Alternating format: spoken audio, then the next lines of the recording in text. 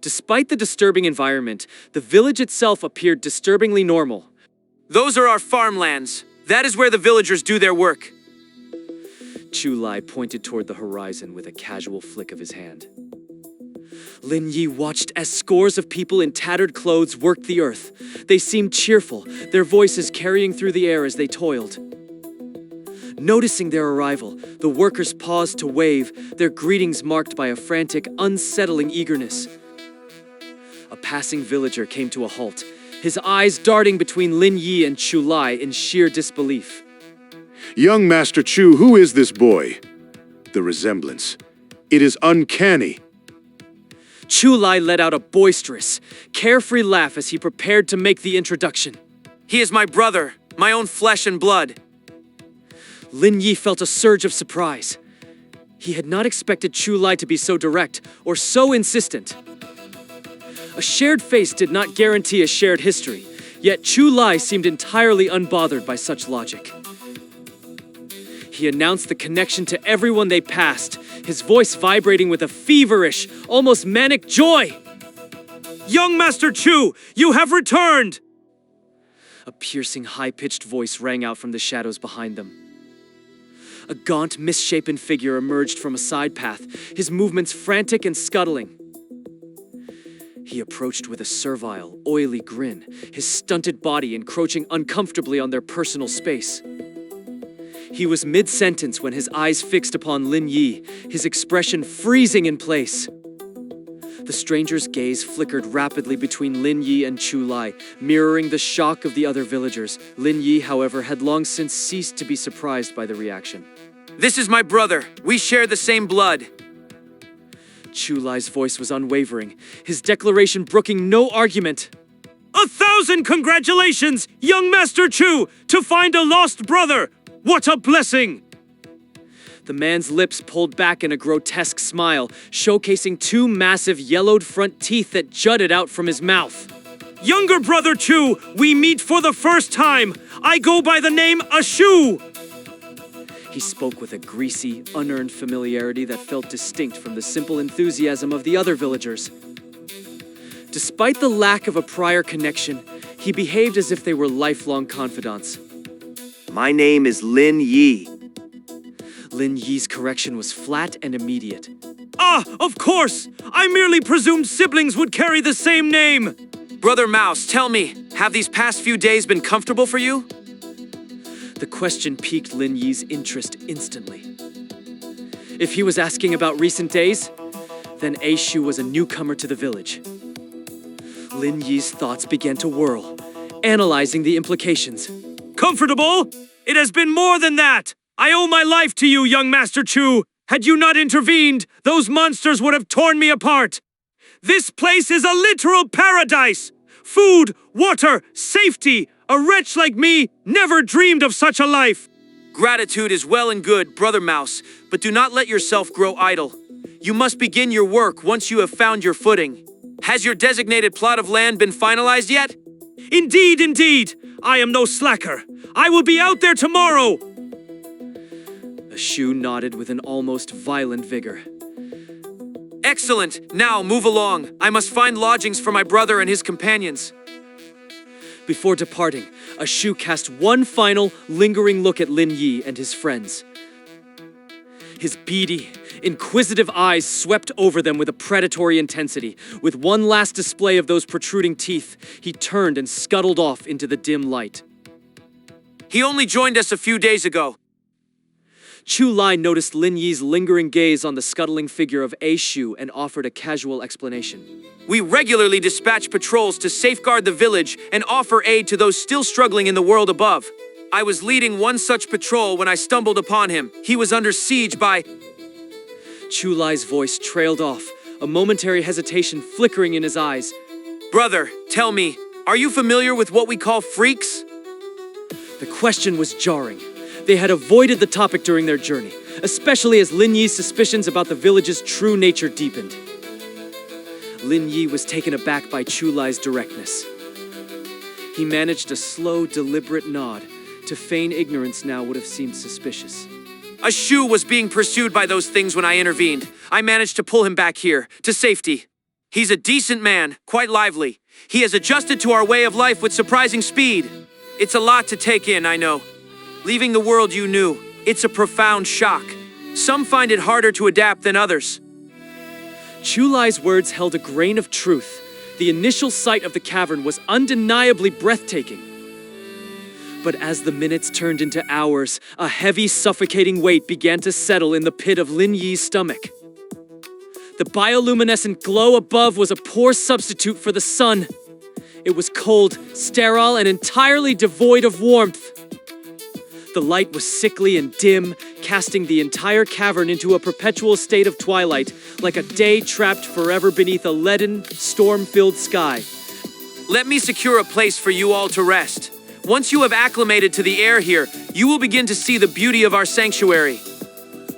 Chu Lai's smile was thin, almost practiced. In time, you might find peace in the fields, or perhaps you will feel the call to join our patrols and rescue others from the darkness. The subterranean air was heavy with moisture. To combat the pervasive dampness, the wooden cabins were elevated on high stilts, keeping them clear of the frigid, unyielding ground. This cabin should suffice for now. Chu Lai gestured toward the modest wooden structure as he led them inside. The living quarters were Spartan, furnished only with a basic table and a handful of beds. In this subterranean existence, the luxuries of the surface were nothing more than a distant memory. Take some time to recover. I need to consult with Mother. Chu Lai turned to depart, his movements brisk. I will arrange for a meal to be brought to you shortly. In the meantime, I must insist that you remain here. Brother, allow me to accompany you. Lin Yi was driven by a gnawing curiosity about this mother figure Chu Lai spoke of so frequently. He needed to verify for himself whether she too was one of the monsters. The suggestion caused an immediate and violent shift in Chu Lai's demeanor. A dark cloud seemed to pass over his features, his gaze hardening with a sharp, undeniable flicker of anger. Lin Yi didn't miss the change. He pivoted instantly, his voice smooth and conciliatory. On second thought, perhaps it is best if I stay. The journey has taken quite a toll on me. I feel the need for sleep. At the mention of exhaustion, the darkness vanished as quickly as it had appeared, replaced once more by Chu Lai's easy, practiced smile. A wise decision, brother. Sleep well. I shall return before you have even noticed I am gone. Observing the sheer speed of Chu Lai's emotional reversals, Lin Yi felt a chilling certainty take root in his mind. Beneath the veneer of hospitality, something about this man was profoundly broken. Troubling as Lin Yi's thoughts were, they paled in comparison to the terrifying truth Chu Kai had unearthed. With Chu Lai finally absent, the two children huddled together on the rough bed, their initial vigilance eventually yielding to the heavy weight of exhaustion. They slumped into a restless, uneasy slumber. Chu Kai's eyes darted around the sparse room before he signaled for Lin Yi and Zhang Cheng to gather near. The cavernous space amplified every sound, making their whispers feel dangerously loud. Stealth was their only currency here. Lin Yi's mastery of his enhanced senses was still developing, far from the precision Chu Kai possessed. To ensure they weren't caught off guard later, they had taken turns maintaining their vigilance. As a result, only Chu Kai's senses were fully engaged during their brief encounter with the man named Ashu. Think back to that man, Ashu. Chu Kai's whisper was so faint it was almost swallowed by the damp air of the cabin. I have been analyzing the pulse of every villager we have encountered so far. Their hearts, they beat just like ours, human. But Ashu, when he stepped out, there was nothing. A void in my perception. Ashu had appeared from the shadows with a suddenness that should have been impossible. Even without sight, the mere sound of his breathing or the friction of his clothes should have betrayed him. To Chu Kai's refined hearing, the idea of someone approaching undetected was a statistical impossibility.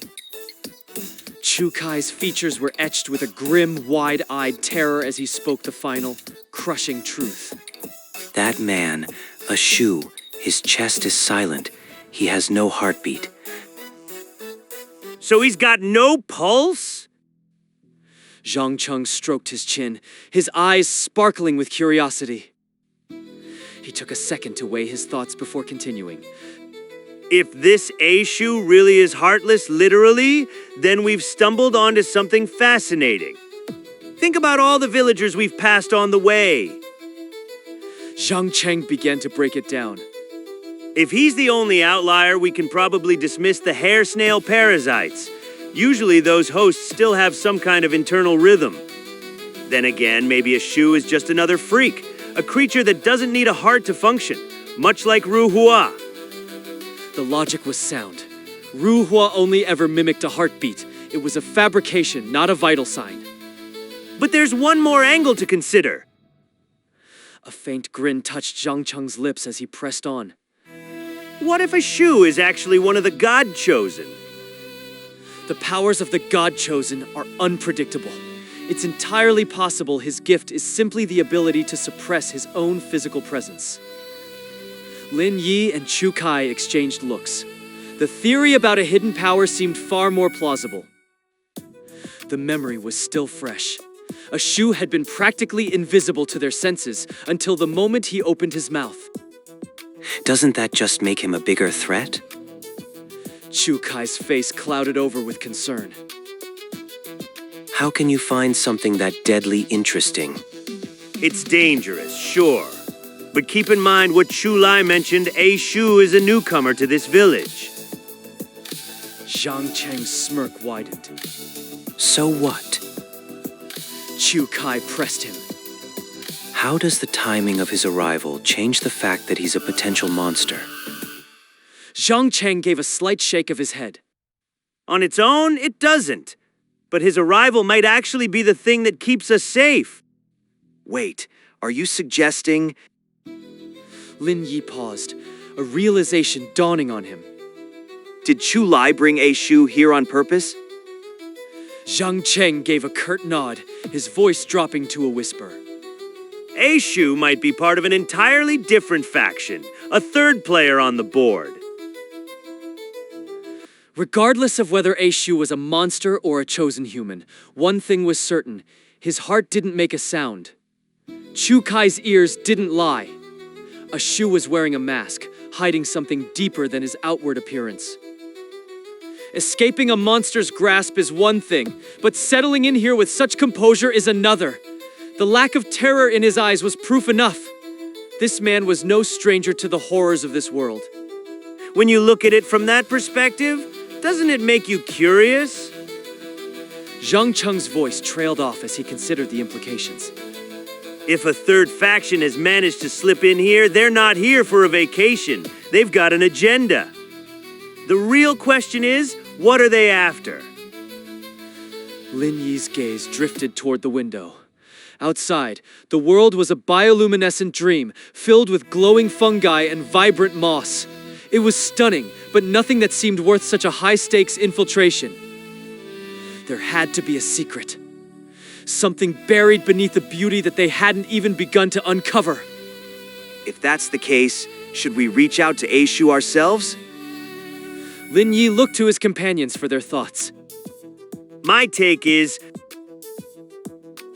Zhang Cheng opened his mouth to reply, but Chu Kai's hand shot out, clamping firmly over his lips. Wait, someone's approaching. Chu Kai's voice was barely a breath, his eyes fixed on the door.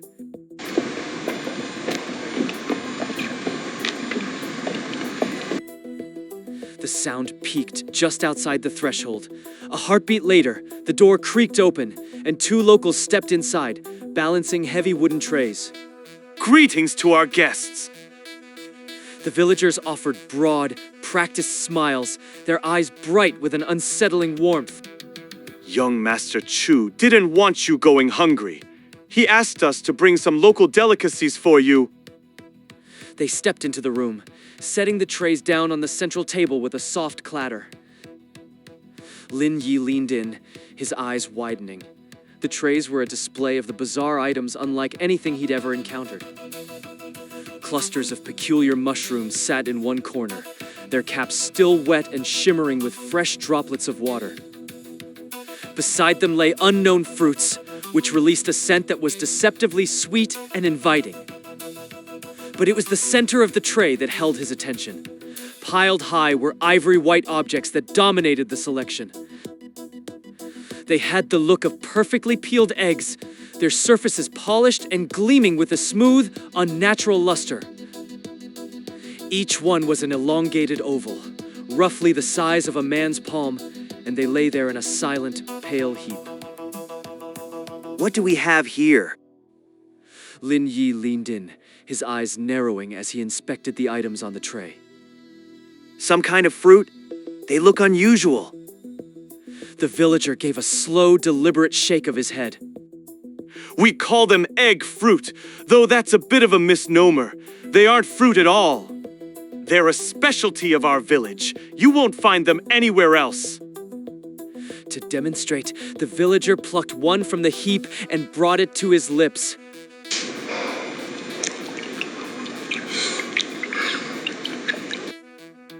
The pale, plump object collapsed instantly, leaving nothing but a thin, shriveled membrane in his fingers.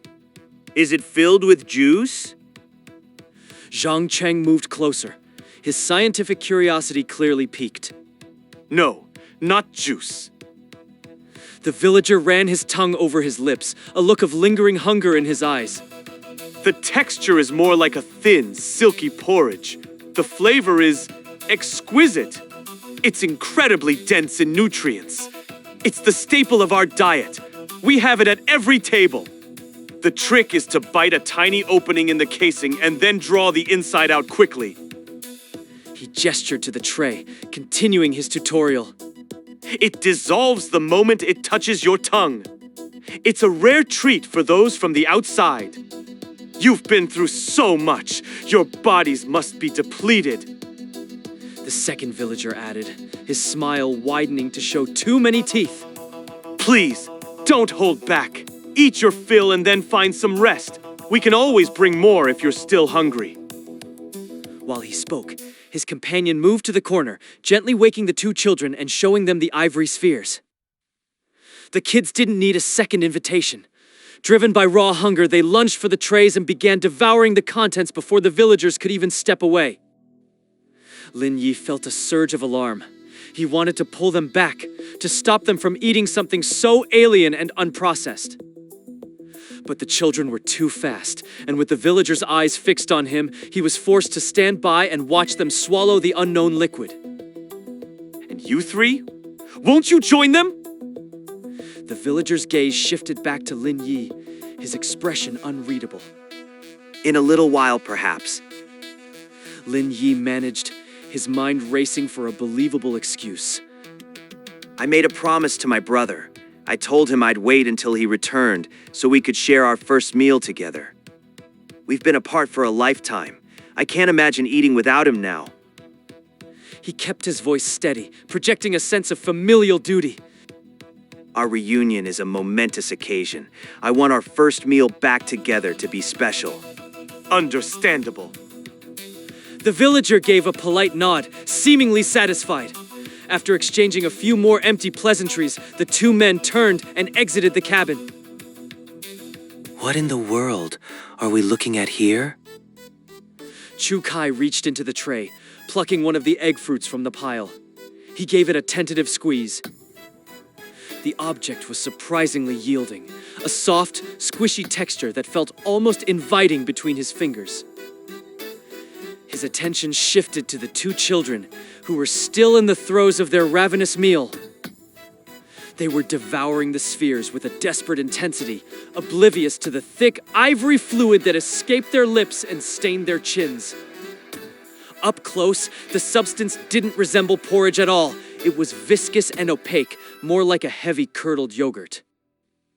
Zhang Cheng remained silent, his eyes locked on the tray as if he were decoding a complex puzzle.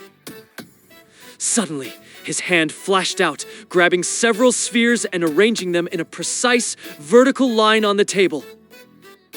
Lin Yi followed the movement, his heart dropping as the pattern became unmistakably clear.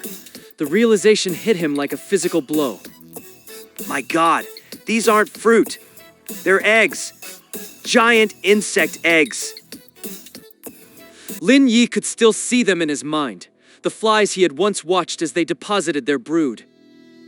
A cluster of pale, elongated shapes looking disturbingly like common grains of rice, yet carrying a far more visceral weight.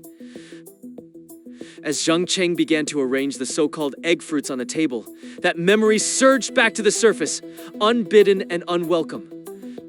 Don't touch that food. Chu Kai looked toward the two children, who were already tearing into the meal with animalistic hunger. He moved to stop them, but Zhang Cheng reached out, catching his arm. Leave them be. Zhang Cheng shook his head, his expression unreadable in the dim light. If these truly are insect eggs, they won't be fatal. It's just protein to them. It was a revolting thought, but perhaps a necessary one in this sunless abyss. Yet Lin Yi was fixated on a different detail, the scale of it. What kind of creature could produce something of this size? We haven't seen any massive insects since we got here, have we? Chu Kai gave a slow, deliberate shake of his head. Nothing. Only the glowing moss, the fungi, and the people themselves. Just their homes and those fields. Zhang Cheng leaned in, his voice dropping to a barely audible whisper as he glanced toward the window. We shouldn't look too closely at any of this. Chu Lai mentioned fields, but how can anything grow down here without a single ray of sunlight? And if they aren't growing crops, then what exactly is being cultivated in that soil? Lin Yi felt a chill run down his spine. He looked back at the egg fruit, imagining the dark earth outside. What if the insects that laid these are buried right beneath our feet? What if the farming is just feeding them so they can produce more eggs? Zhang Cheng nodded, the movement slow and heavy with implication. It's possible. What we call strange is only a matter of perspective. To the people here, this is just their way of life. But more than the food, I wonder how any human can survive in such relentless dampness. Without the sun, the body eventually breaks down. The bioluminescence was a poor substitute for the real thing. In this light, everyone looked like a ghost of their former selves. They were trapped in a world that allowed existence, but perhaps not life. The heavy silence of the cabin was shattered by a jarring, high-pitched voice from just outside the threshold. Well, well, look at you all, enjoying a little feast. They turned as one, their faces darkening. Standing in the doorway was a Shu, his presence as unwelcome as a sudden cold draft. Chu Kai narrowed his eyes, his senses straining. Once again, there was nothing, no heartbeat, no rhythm of breath, not even the scuff of a boot against the floor. The man moved with a silence that defied the laws of nature. I arrived at just the right moment, didn't I? A Shu was a different man than the one who had stood beside Chu Lai. The thin veneer of civility was gone, replaced by the swaggering arrogance of a common street thug. He strode into the room, his eyes fixed on the table. Without a word of warning, he reached out and slapped the fruit right out of the young boy's hand.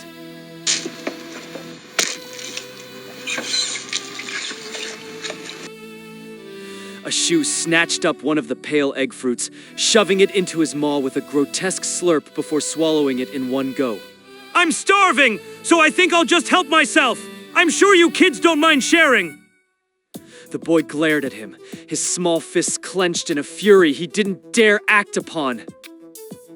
Beside him, the timid girl simply vanished into thin air as A Shu leaned into her personal space.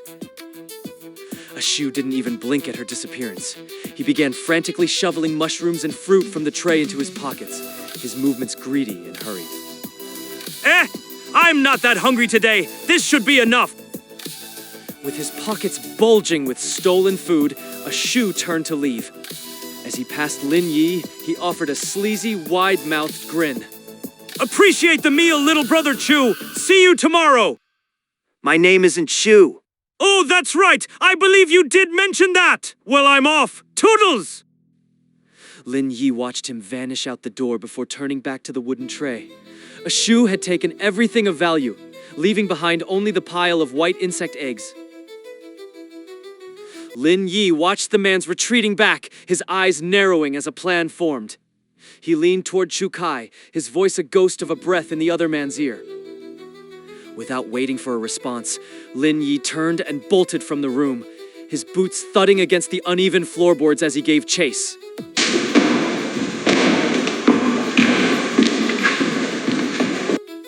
Hold on, wait up. Lin Yi closed the distance, coming to a halt just a few paces behind the thief. Something on your mind? Or are you just having second thoughts about letting me walk off with your dinner? It's not about the food. I just wanted to know, how long has it been since you first arrived here? Half a month, give or take. To be honest, I've lost track. Who has the energy to count days in a place like this? Not me, that's for sure.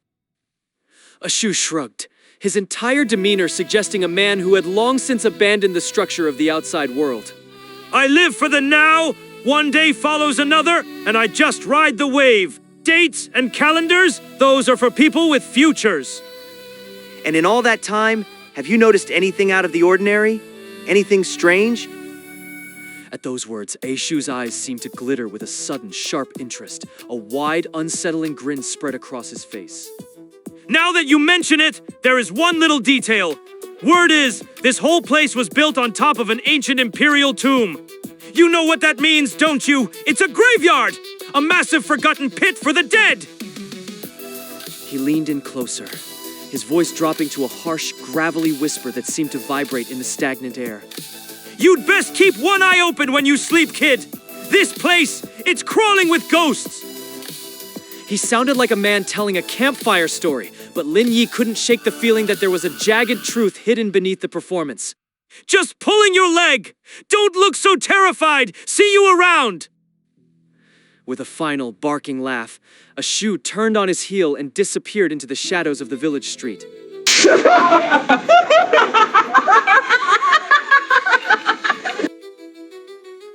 Lin Yi stepped back into the relative safety of the cabin, his gaze immediately finding Chu Kai. Well, what did you hear? Chu Kai gave a slow, frustrated shake of his head. Nothing. Not a single vibration. It was like you both just ceased to exist for a moment. Lin Yi had intentionally closed the distance to verify if Ashu truly lacked a heartbeat, but the result was even more extreme than they expected. Chu Kai explained that the moment Lin Yi got close to the man, even Lin Yi's own heartbeat had vanished from his perception. They had been encased in a void of silence.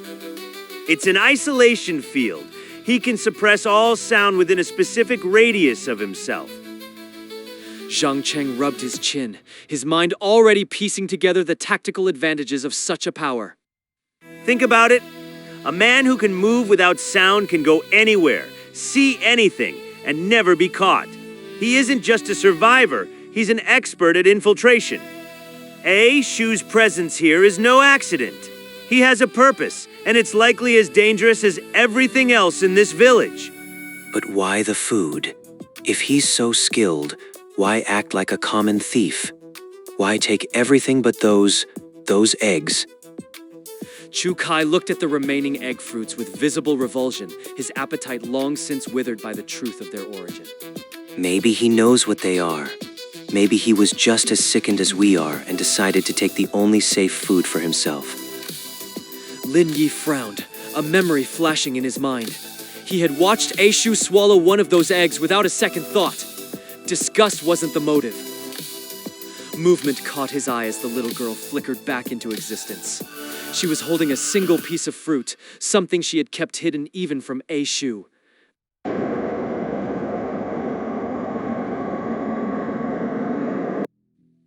Lin Yi stared at the fruit, then at the empty tray where the safe food had been.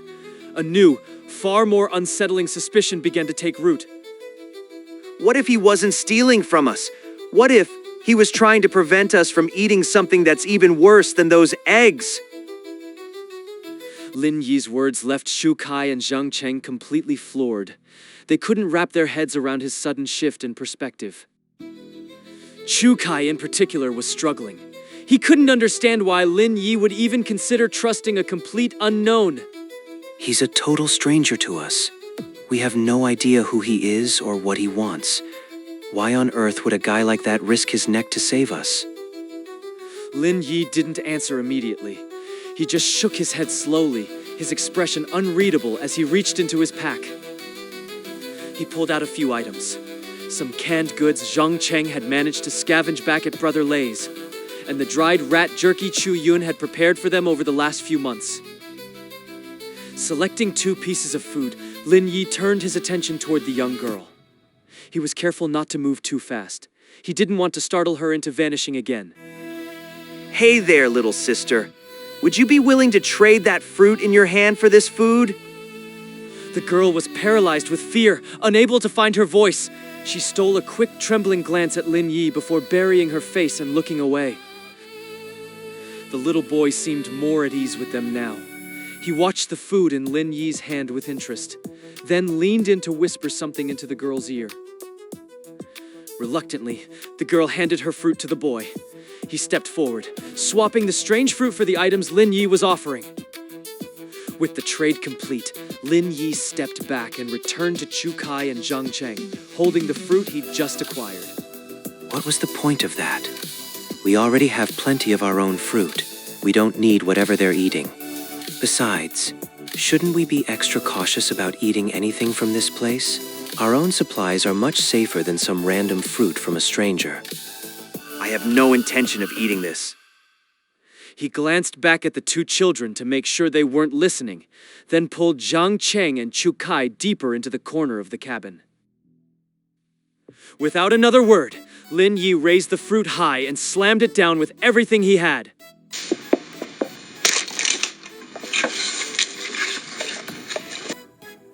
A wave of cloying, floral sweetness filled the air, but the scent was immediately overshadowed by movement. Tiny black shapes, no bigger than sesame seeds, began to scramble out from the ruins of the fruit. Chu Kai didn't hesitate. His foot came down like a hammer, crushing the scurrying specks before they could reach the shadows. Lin Yi followed suit, his boots stomping rhythmically. Zhang Cheng, however, froze as he realized what those tiny dots actually were. He let out a strangled gasp and scrambled backward, his back hitting the timber wall. Spiders? Zhang Cheng hissed, his voice trembling with a visceral primal dread. Even when they were being hunted by the skin-wearing monsters, he had never looked this broken. This wasn't tactical concern. This was a deep-seated phobia. They're just bugs, Zhang Cheng. What's the big deal? They're tiny. What the hell do you know? Spiders are the single most terrifying thing on this entire godforsaken planet. Lin Yi paused, caught off guard by the sheer intensity of Zhang Cheng's reaction. The fearless genius was actually petrified of a few tiny spiders. Despite the situation, a small chuckle escaped him. Don't you dare laugh! Just kill them! Kill every last one of them! Thank the gods we didn't eat those. Can you imagine? Taking a bite and feeling 100 of those things, crawling around in your mouth, sliding down your throat? The horrific image seemed to play out behind his eyes, leaving him looking physically ill as he watched the floor for any remaining survivors. So there were some bugs in the fruit. It's not exactly a monster attack. We just won't eat that kind next time. Despite his casual tone, Chu Kai was internally rattled. He knew how close those things had come to escaping into the corners of the room. If he hadn't spent the last 2 months honing his reflexes and supernatural vision, they would have vanished in a heartbeat. But still, finding 1 or 2 is normal. This was a whole swarm. That's because you've never seen an egg sac. 1 sac can hold hundreds of those little nightmares. They all hatch at once. Just the thought of it is enough to make my skin crawl for a lifetime. Think about A. Shu. He took the fruit and the mushrooms from our tray the moment he got here. Do you think he was trying to stop us from eating these spiders? Wait, you mean all the food they're serving us is infested with these things? Maybe not everything, but definitely those. And probably not these. He gestured toward the egg fruits, the strange, translucent spheres they had initially found so repulsive. Ironically, the items that looked the most like massive insect eggs seemed to be the only ones that were actually clean. The more Lin Yi thought about it, the more Ashu's actions stood out as bizarre. If the man had been truly starving, he could have just asked any of the hospitable villagers for a meal. Instead, He had specifically targeted the food given to Lin Yi's group, but he didn't take everything. He had been very selective. He had left the egg fruits behind, the very things that looked the most like literal insect eggs. If he found them disgusting, he wouldn't have eaten one right in front of them earlier. It was as if he were sending a message. Only the unsettling spheres were safe. Everything else, the normal-looking fruit, the mushrooms, was tainted. Lin Yi remembered Ashu's warning that this place was haunted. Was that just another cryptic way of saying the entire environment was infested? So what? You're saying Ashu is actually some kind of guardian angel? Not necessarily. Don't mistake a warning for altruism. He might just want us gone because our presence is a variable he can't control. Let's not forget, that guy's reasons for being in this village are far from pure. He's looking for something or someone. We're just in the way. There was no longer any room for doubt. Between the lack of heartbeats and the spiders in the fruit, Lin Yi and his friends were certain that this sanctuary was anything but safe. The conversation inevitably turned to their next move. Should they pack their things and leave immediately, or stay and risk whatever this village was hiding? I say we get out now. Every minute we stay here is another minute we're vulnerable. I'd rather take my chances in the forest than wait for these people to feed us more parasites. And go where? The world outside is still crawling with monsters? We're trapped between a rock and a hard place, Chukai. If we're going to be in danger either way, we might as well stay and gather some actual intelligence. Knowing what we're up against here might be the only thing that saves us when we face whatever's coming next. Lin Yi had initially sided with Zhang Cheng's logic, but a seed of doubt had taken root in his mind. He found himself hesitating, his gaze fixed on the shattered remains of the fruit on the floor. It wasn't that he lacked the will to continue. It was the sheer, insidious nature of those spiders. They were so small, no bigger than sesame seeds. A person could swallow a dozen in a single bite and never even realize it. If Ashu hadn't intervened, they would have followed their instincts, avoided the bizarre egg fruits, and gorged themselves on the normal food. By now, those parasites would already be inside them. He looked at the villagers outside the cabin. They had lived here for years, eating this food every day. Their bodies were likely crawling with them, living, breathing incubators for whatever these things were.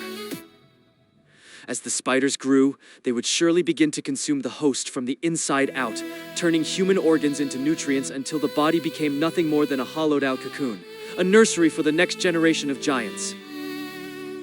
Lin Yi's gaze drifted back to the tray. The egg fruits. Were these actually the eggs laid by the mature spiders? If the creatures grew to be human-sized, a palm-sized egg wasn't just possible, it was logical. But why were they empty? Were they just in an early stage of development? Or was the nutritional liquid inside meant to nourish the host before the parasites took over? The more he thought about it, the more the cabin felt like a trap. If they stayed, how long would it be before they were forced to eat? How long before they too became part of the life cycle? Lin Yi opened his mouth to share his disturbing theory with the others, his expression grave. Before he could utter a word, Chukai's head snapped toward the small cabin window, his brow furrowed in a deep, concentrated frown. Quiet. Chu Lai is coming. Chu Lai's abrupt return sent a jolt of alarm through the group. None of them had expected him back this quickly. How on earth did he make it back so fast? Lin Yi peered out toward the distance. Chu Lai was approaching with heavy, deliberate strides, his expression frozen in a mask of cold displeasure. I thought he was off to visit his mother? Zhang Cheng's voice was hushed, filled with suspicion. He wondered if Chu Lai had some supernatural link to the spiders they just killed. Did he feel it the moment they were crushed? Quick, get this mess off the floor. Lin Yi scrambled to gather the mangled fruit. If Chu Lai discovered they'd rejected the offering or found the vermin hidden inside, their situation would spiral out of control. Chu Kai didn't want to touch the remains. Instead, he ground the crushed spiders into the floorboards with his heel, twisting his foot until the evidence was nearly invisible. Look at that face! He's definitely not here for a social call. Zhang Cheng whispered as Chu Lai reached the cabin. When he stepped through the door, the warmth he'd shown earlier had vanished entirely. His gaze swept over them, finally locking onto Lin Yi. Lin Yi tensed. An oppressive weight radiated from the man, heavy enough that even the two children in the corner seemed to shrink back. In Chu Lai's eyes, there was something worse than anger. Pure hostility. Brother, you're back sooner than I thought. Lin Yi tried to break the silence. He gestured vaguely toward the table. The villagers brought some food. I wanted to wait for you, but I was so hungry I couldn't help but start without you. Chu Lai barely glanced at the tray. He didn't seem to care about the food at all. His voice was low, vibrating with a strange intensity. Come with me. He ground his teeth together, forcing the next words out as if they were a burden. Mother wants to see you. A cold wave of dread washed over Lin Yi. On the surface, the request seemed normal, an adopted son introducing his long-lost brother to his mother. But Mother wasn't human. He remembered Chu Lai's possessiveness. She's my mother. The territorial claim had been clear from the start. This meeting was obviously against Chu Lai's wishes, fueling his barely suppressed rage. She wants to see me? May I ask why, brother? There is no why. This is Mother's will. You will do it, or Mother will be unhappy. Lin Yi maintained a neutral mask, but internally he was reeling. The man's blind devotion was unsettling. Had Mother cast some kind of spell on him, or was he just that far gone? We're guests here. It's only polite to pay our respects. Zhang Cheng spoke up, his curiosity overriding his caution. He wanted to see this mysterious woman for himself, the source of all the village's oddities. You stay here. Mother only asked for Lin Yi. Lin Yi's heart sank. If Chu Kai couldn't come, he'd be stripped of his borrowed abilities. He was heading into the lion's den alone. Despite the risk, he knew he couldn't refuse. They needed information, and souring their relationship with Chu Lai now would be fatal. He thought back to his training with Ru Hua. He had to be ready for anything. As Lin Yi prepared to leave, Zhang Cheng discreetly slipped 2 wooden vials into his bag. One held dried vine powder from Ru Hua, the other water infused with potent stainers. Insurance, just in case. Lin Yi stepped out with Chu Lai, leaving his companions behind. But as soon as they were gone, Chu Kai activated his senses and signaled Zhang Cheng to follow from the shadows. I suspect your mother just wants to meet someone who shares her child's face, brother. Lin Yi kept his voice calm as he spoke to Chu Lai's broad back, carefully choosing his words. It's a testament to how deeply she cares for you. Lin Yi was navigating a minefield. He didn't know if Chu Lai was a god-chosen or what kind of monstrosities lurked in this village. If Chu Lai's insecurities got in the way of their escape, they were doomed. He had to make it clear he wasn't a threat to the man's position. Seeing you so settled and happy after all these years puts my mind at ease. I'm doing well too, in my own way. I have loyal companions who look out for me. Having them by my side is enough for me. Chu Lai's frame visibly stiffened at the words. He stopped in his tracks, turning slowly. The hostility that had clouded his eyes began to dissipate, replaced by a confused sort of wonder. You don't want a mother? Lin Yi gave a firm shake of his head. The very word mother brought back chilling memories of the freaks who had raised him. He had zero interest in bestowing that title upon a total stranger. Even if they were blood, he wouldn't want it. I see. A thin smile touched Chu Lai's lips, though it lacked the genuine warmth from before. He seemed relieved by Lin Yi's rejection, but a flicker of doubt remained. He wasn't sure if his mother felt the same way. Lin Yi watched the shifts in the other man's expression with growing distaste. The guy was clearly unstable. His psychological attachment to his mother was beyond unsettling. It was pathological. Worse still was the face. Seeing his own features twisted into those strange, needy expressions made Lin Yi's skin crawl. It felt like watching a hulking brute squeezed into a child's sailor suit, winking and blowing kisses in a high-pitched, mocking voice. He had assumed the woman lived in one of the wooden shacks like the rest of the villagers, but as they walked, the path began to lead away from the cluster of houses. To Lin Yi's surprise, Chu Lai didn't lead him to another cabin. Instead, they arrived at the dark, yawning entrance of a tunnel. As they ventured deeper into the stone passage, the evidence of Ashu's theory became undeniable. The architecture, the sheer scale of the carvings, this place was surely an ancient imperial tomb. But the historical weight of the tomb was instantly eclipsed by the figure waiting at the end of the hall. Lin Yi's breath hitched in his throat. Standing there, shrouded in shadow, was Chu Lai's mother. As we emerged from the suffocating narrowness of the tunnel, the cavern opened up into a space that defied belief. A massive palace stood before us, its grand silhouette looming like a silent titan in the gloom. A sickly, pale light emanated from patches of glowing moss that clung to the damp walls, casting distorted shadows across the intricate stonework. The atmosphere was thick with a heavy funeral silence, a cold, gloomy weight that felt as though it were pressing against my chest. Ashu was right. This wasn't just some hidden chamber. This was an imperial mausoleum, a vast city of the dead buried deep beneath the surface. But something felt off. Despite the chilling appearance of the place, the air didn't carry the bite of the tunnels outside. It felt strangely warm, as if the heart of this tomb was still beating with a faint, unnatural heat. This way! Don't fall behind! Chu Lai led the way toward a side chamber. As he pushed the heavy doors aside, a thick, humid mist billowed out to meet us, carrying a wave of warmth and a cloying, sweet fragrance that caught me off guard. The lighting here was different. The sickly glow of the moss had been replaced by rows of magnificent palace lanterns, bathing the room in a rich, artificial amber. As we stepped inside, a sharp, foul odor pierced through the perfume, a stench of something fishy and long dead. But before I could truly register the smell of rot, the heavy scent of incense surged back, masking the decay. Long, blood-red silks hung from the high ceiling beams, trailing all the way to the floor. I reached out and brushed my fingers against the fabric. The texture was smooth, cold, and unmistakably high-quality silk. Mother, he's here! I've brought him to you! The moment we stepped into the mist, Chu Lai's entire demeanor shifted. His voice lost its rugged confidence, becoming obedient and whiny, a pampered, needy tone that made my skin crawl. Seeing my own face twisted into such a desperate expression was deeply unsettling.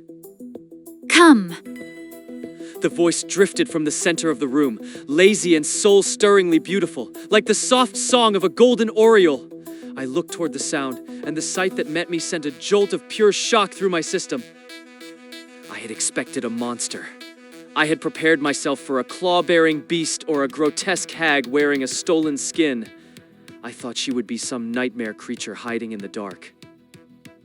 But instead, I found a fair-skinned beauty. In the center of the chamber, a massive hot spring pool steamed, its surface covered in fragrant petals. Soaking in the water was a woman who looked incredibly young, a teenage girl radiating a fresh, youthful energy. You are Lin Yi. Those eyes, they didn't belong to a teenage girl. They held an unutterable, ancient depth that made me feel like an insect being pinned to a board. I couldn't look for long. I awkwardly shifted my gaze away, my heart hammering in my chest. I was at a complete loss. She was naked in the pool, and the sheer visual impact combined with the suffocating mist and the intoxicating perfume made my face flush with an uncontrollable heat. I've never seen anything like this before. Fortunately, she remained in the water, her upper body leaning lazily against the steps. I kept my head turned, staring intently at the red fabrics hanging from the ceiling, trying to find anything else to focus on. Your appearance. It really is identical to Leia's. Quite remarkable. An indescribable nobility radiated from her. Even with her pitch-black hair draped casually over her shoulders and her lazy demeanor, her charm was undeniable. It was a magnetic, dangerous beauty that made it difficult to look away. I tried to focus on the strange murals sketched onto the chamber walls, peering through the gaps in the red silks. But before I could make sense of the drawings, she spoke again. The way you blush. You're even more like Liar than he is himself. Seeing you is like seeing how Liar looked a few years ago. Mother, I'm the same as I was then. Liar will always be Mother's child, only me. Chulai's voice gave me another wave of goosebumps. That sweet, needy tone coming from a face identical to mine was the most unsettling thing I'd ever heard. Was this normal? Not in any world I wanted to live in.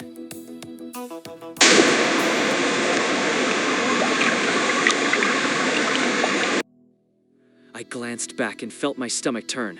At some point, Chulai had stripped off his clothes and jumped into the pool. He was now standing behind the woman, massaging her shoulders with an intimacy that made my skin crawl. Even if this woman wasn't his biological mother, the level of familiarity between them was hard to accept. It felt fundamentally wrong, a perversion of a family bond that I couldn't bear to watch. Don't be shy. Come here. She slowly beckoned me over, her eyes playful. But Chulai didn't play along. His eyes flickered with a sharp, lethal hostility as he glared at me, his territorial instincts flaring up like a cornered animal. I'd better stay right here. I'm afraid of water. If I see too much of it, I feel like I'm suffocating. I might even die right on the spot. You probably won't believe me, but it's a condition. I'll literally die if I'm around too much water. It's very serious. The woman was stunned for a moment. Then she let out a delighted giggle that echoed through the chamber. As she laughed, the hostility in Chulai's eyes only deepened, his gaze becoming truly murderous. I felt a wave of profound helplessness. I had wanted to understand Chulai's past, but it was clear that he had been raised by this creature since he was a child. His upbringing was warped beyond repair. He would never leave her, and he would never be the brother I hoped for. Let's get straight to the point. Why did you call me here? I wanted to leave. I didn't want to stay in this stifling, perfumed place for another second. God knew what other disturbing sights were waiting for me. It was better to get out now before I actually vomited. It's nothing important. I just heard from Liar that he'd found his long-lost younger brother, so I wanted to take a look for myself. This consort is quite satisfied with you. If you wish, you can join Liar and become my child as well. This consort? I froze. Using a term like that to refer to oneself wasn't exactly common in this day and age. It felt ancient, out of time. Combined with the nobility she radiated, a dark suspicion began to form in my mind. This woman was definitely a freak. I was certain of it now. She was something ancient and powerful, hiding behind a mask of youthful beauty. My mind was racing, trying to piece together the timeline of this nightmare. The surface cities were ruins, destroyed long ago, yet this woman had found her way to this subterranean world and carved out a life for herself. She had found Chulai and raised him as her own. By any logical calculation, she had to be at least in her 40s, yet she looked incredibly young, like a teenage girl radiating a fresh, youthful energy that defied every rule of biology I knew. She was an impossibility soaking in a hot spring. I thought of Hua. She had lived for hundreds of years, yet she looked like a teenager. The woman in front of me had to be like her, or perhaps even older. Maybe she had lived through the ancient dynasties we only read about in history books. Maybe this entire underground palace wasn't a tomb. Maybe it had been built for her from the very beginning. We were taught that the ancient freaks were still sleeping, but what if one or two had never closed their eyes? Those awakened freaks would have encountered the people of those times. The low-intelligence ones would have attacked, becoming the demons and ghosts of our folklore. But the high-intelligence ones, they would have made contact. They would have influenced the world in ways we've only ever called myth. They would have spawned entirely different stories. Stories of seductive power and ancient nobility. Stories like Sudaji. The legends of Sudaji and King Zhou. They weren't just stories. They were a grim parallel to the reality unfolding before me. My gaze drifted away from the immediate scene, settling on the ancient mural that adorned the side chamber's cold stone wall. The artwork depicted a group of Taoist priests, their robes billowing as they brandished ritual artifacts against an unseen, terrifying foe. I wondered If the myths of immortals were actually accounts of the God-chosen, perhaps the sages of old were no different from the powerful beings we face today. They had suppressed this freak, but for some reason, perhaps an emperor's misplaced affection or a forgotten pact, this palace was built to preserve her slumber. Centuries bled into millennia. As more anomalies stirred, the silent war between humanity and these creatures reignited. The modern farms were built, and by some cruel twist of fate, one was erected directly above this hidden tomb. When the hair snail parasites were deemed failures and purged, the chaos of the city's fall must have reached down into the depths, waking the sleeping woman. She hadn't saved the citizens out of mercy.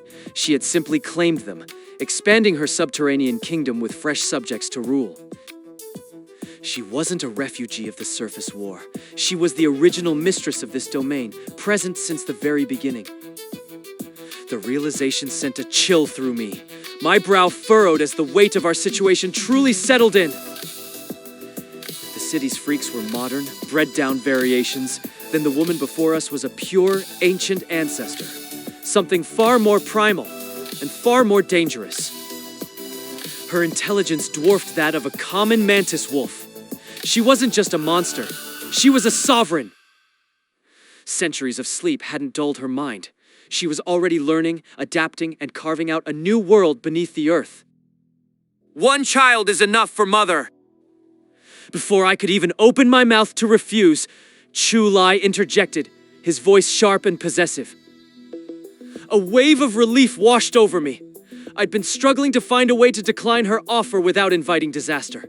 If Chu Lai's petty jealousy could sway her, I was all for it. But as the silence stretched, the air in the chamber grew heavy. The woman didn't respond. I couldn't help it. I stole a quick glance at her. Her expression was cold, devoid of any warmth or even the phantom of a smile. Chu Lai must have felt the shift in the atmosphere too. He scrambled out of the pool, the water splashing loudly against the stone, and dropped to his knees. His entire frame was shaking. It wasn't just fear of a monster. It was the desperate, pathetic terror of a child who had displeased a god. Mother, I was wrong. Please, forgive me. This consort is tired. You may leave.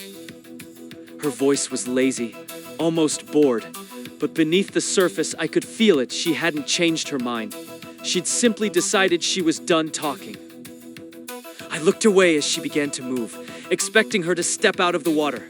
Instead, after a few rhythmic splashes, she simply rolled over and drifted deeper into the pool. I felt a flicker of revulsion. Soaking for that long, how could her skin not be sloughing off? Then again, she was anything but human. Chu Lai didn't even bother to dry himself. He threw on his clothes with frantic, clumsy movements. Move! Mother needs her rest, now! His voice was laced with pure, unadulterated hostility. I let out a quiet sigh, following him out of the chamber's suffocating warmth. Leaving the opulent palace behind, we descended back into the damp, narrow tunnels of the subterranean world. My mind was racing, weighing a dangerous possibility. Should I tell Chu Lai we planned to leave? The logic was simple. Chu Lai was clearly jealous. He wanted his mother all to himself. If I offered to disappear, he might not just let us go, he might practically carry us to the exit. But as I watched his stiff, dripping wet back ahead of me, I hesitated. The plan was too risky. Chu Lai's jealousy was real, but his devotion to that woman was absolute. Her happiness was his only true North Star. Until she made a final decision about me, Chu Lai wouldn't dare let me out of his sight. Disobeying her was a fate he feared more than death.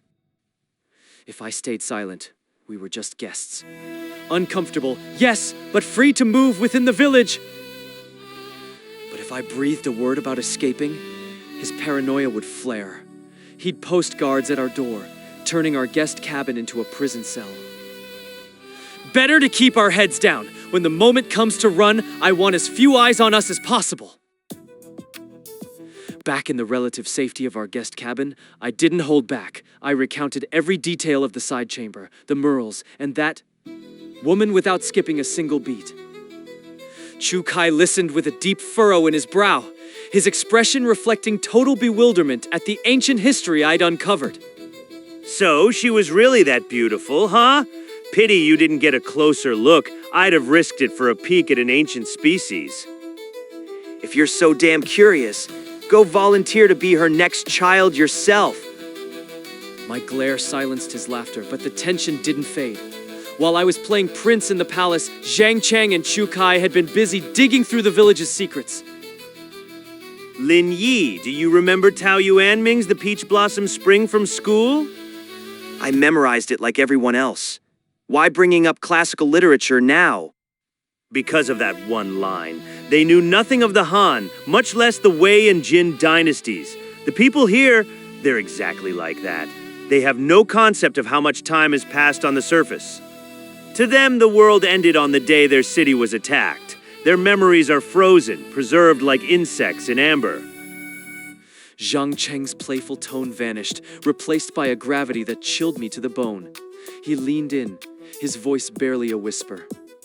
They track time using an era we've never heard of. They call it the New Earth Era, year 417. New Earth? Era? Exactly. Our theories were right, Lin Yi. We aren't living in the present. We're living in a future that has already forgotten its own past. And there's more. The villagers we spoke to, none of them are surface refugees. They were all born right here, in this hole. Only Chu Lai's guard squad ever sees the sky. They bring back people who run into trouble like a Shu. But where are the others? Aside from a Shu, we haven't seen a single new face from the outside. If they're being saved, where are they being kept? We have enough clues to know we're in over our heads. The only way to get more answers is through that woman, and I'm not keen on a second meeting. The thought of her, soaking in that stagnant, opulent pool, gave me a pounding headache. Safety was a fantasy here. Pack whatever you can. We're leaving now. I had just finished my sentence when I noticed Chu Kai's expression shift. He wasn't looking at me. His attention was fixed on the cabin walls. Do you feel it? The light. It's fading. Everything is getting darker. Zhang Cheng stood up and crossed the creaking floorboards to the small window.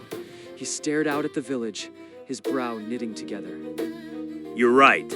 Look at the moss on the cavern walls. The bioluminescence, it's dying out. It's darkening. In a heartbeat, the sickly green glow vanished completely. The cabin and the entire world outside was plunged into an absolute, suffocating pitch black. This wasn't an accident. This was the natural cycle of the depths. The subterranean world was welcoming the night, and with it, whatever terrors only hunted in the dark. I never imagined this subterranean world would have a night cycle too. It is quite peculiar. Beyond the small cabin window, the world had been swallowed by an absolute pitch-black darkness. To Zhang Cheng, however, this environmental shift was more of a fascinating data point than a cause for concern. A series of dry, rustling sounds broke the heavy silence of the room, followed by the sharp, rhythmic pull of a zipper being opened in the gloom.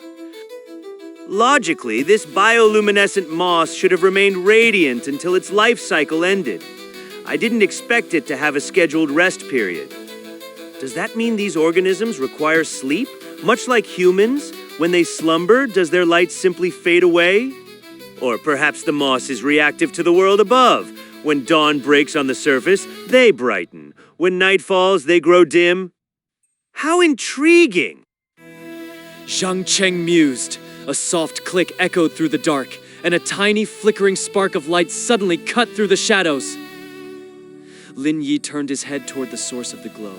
He saw a small wooden container filled with the moss samples Zhang Cheng had collected from the tunnel walls earlier that day. That's strange. Why is this specific batch still glowing? Lin Yi frowned, his gaze fixed on the faint, pulsing light within the wooden flask. A sense of unease began to gnaw at him as he realized the inconsistency. Is it just because you scraped it off the wall? Chu Kai spoke without looking up. his lack of interest in the botanical mystery plane in his voice.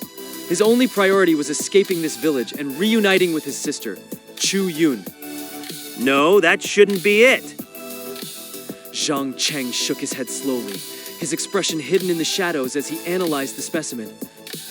If the luminosity of this moss followed a strict environmental pattern, then its location, whether on the wall or in a bottle, wouldn't matter. It should be dimming right now regardless. In other words, these samples should be fading alongside their counterparts outside. Unless... Zhang Cheng stopped abruptly, his voice trailing off into a heavy silence. Unless what? Can't you just finish a thought for once? Zhang Cheng carefully capped the wooden bottle and stowed it back in his bag before continuing, his movements deliberate. I'm still processing it, but it suggests that their glow isn't triggered by time, but by some other external factor entirely. What exactly are you suggesting? Chu Kai's question cut through Zhang Cheng's speculative silence like a blade. Think of it like the way plants cycle through flowering and bearing fruit. The process isn't random. It requires a specific trigger pollination. Without it, the cycle breaks. Zhang Cheng began to pace the small room, his hands gesturing as he warmed up to his explanation, seemingly oblivious to the tension. I believe this moss operates on a similar principle. There must be an external stimulus that dictates when they radiate light and when they go dark. Time is just a secondary factor, or perhaps not a factor at all. Whatever it is, it acts much like a pollinator does for a flower. He paused, his eyes narrowing in the dim light as he considered the possibilities. For instance, it could be something as simple as a sudden change in humidity or moisture levels in the air. Stimuli, pollination, none of that matters to us right now. Chu Kai waved the explanation away with a sharp gesture, his patience clearly at its end. Our only priority is getting out of here. Every second we waste is another second those villagers have to find us. This darkness is a blessing. If we move now, we can slip past them undetected. Outside, the gloom was so absolute it felt physical, like a thick shroud draped over the village. It was the perfect cover for a quiet escape. Chu Kai was confident. Even in total darkness, his enhanced senses allowed him to navigate with ease, tracing the familiar path back to the tunnel they had entered through. He had spent long enough in the dark during his time at the orphanage to know that sight was often a secondary requirement for those who knew how to listen and feel.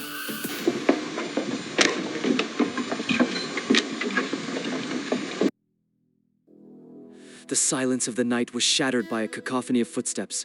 It sounded as though the entire village had suddenly been roused, their movements chaotic and unsettling.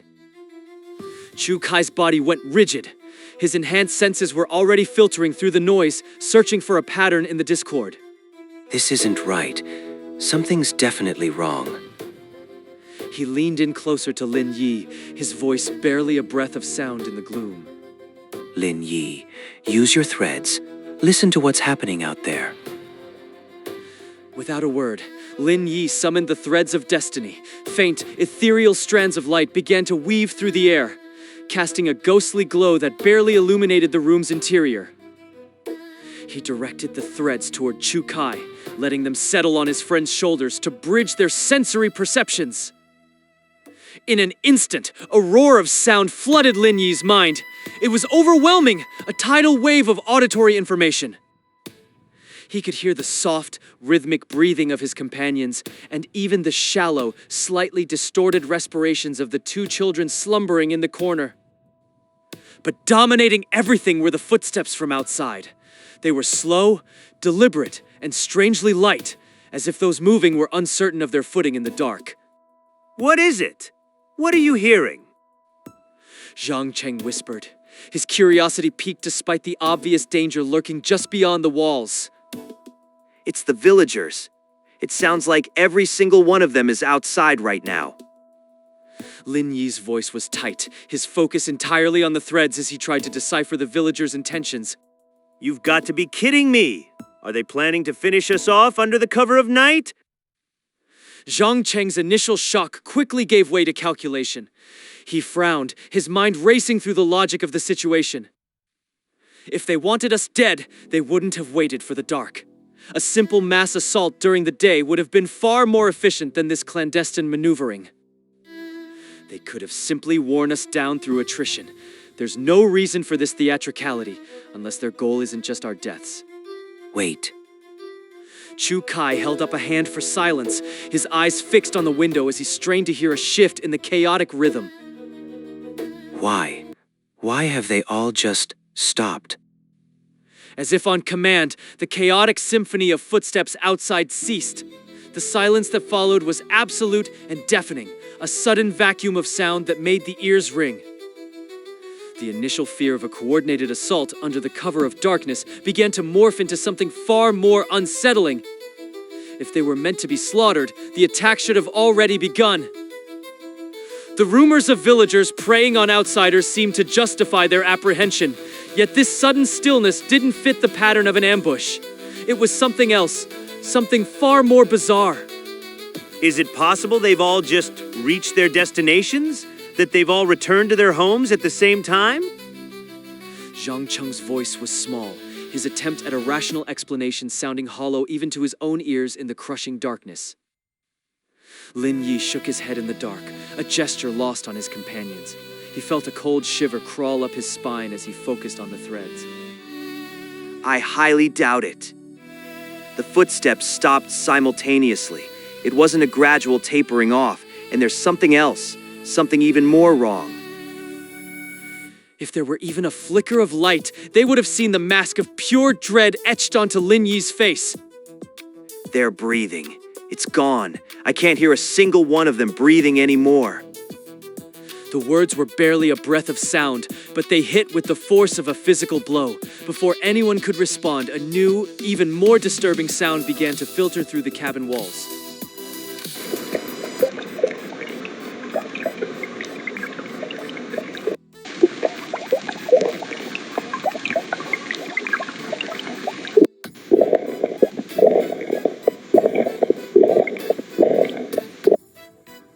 The sound multiplied into a rhythmic and grotesque chorus of wet, heavy swallowing that seemed to emanate from every corner of the village.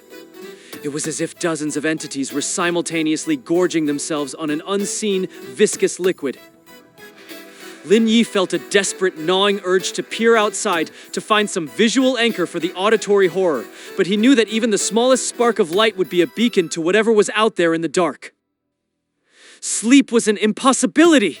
The three of them sat in the suffocating dark, their nerves frayed and their minds racing with every wet, gulping sound that echoed through the thin wooden walls. Lin Yi and Chu Kai took turns pushing their senses to the limit, maintaining a relentless vigil against the unseen. Every rustle of their own clothing felt like a potential death knell in the oppressive silence. The horrific sounds of consumption continued for what felt like hours before they finally began to taper off, fading into the oppressive silence once more. Then came the footsteps again. Slow, sluggish, and heavy, the sound of a populace moving with a new, bloated weight back to their dwellings. As the sounds of movement finally died away, a faint, sickly radiance began to bleed through the cabin walls, signaling the arrival of a new, equally uncertain day. The bioluminescent moss gradually regained its radiance, bathing the subterranean cavern in a soft, verdant light. Dawn had arrived in this strange, hidden world. Lin Yi moved to the window as soon as the light allowed, his eyes scanning the village for any sign of the previous night's horrors. Despite his sharpened focus, everything appeared unnervingly mundane. It looks like they've all gone back to their normal routines.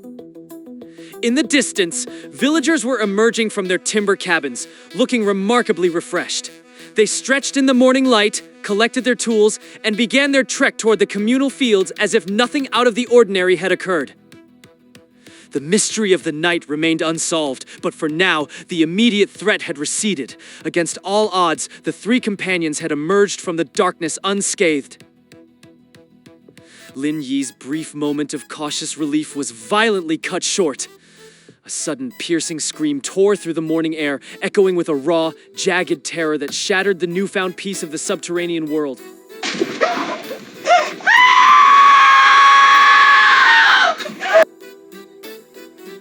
two children were lost in a deep, undisturbed sleep, their faces finally free from the shadows of their past torment.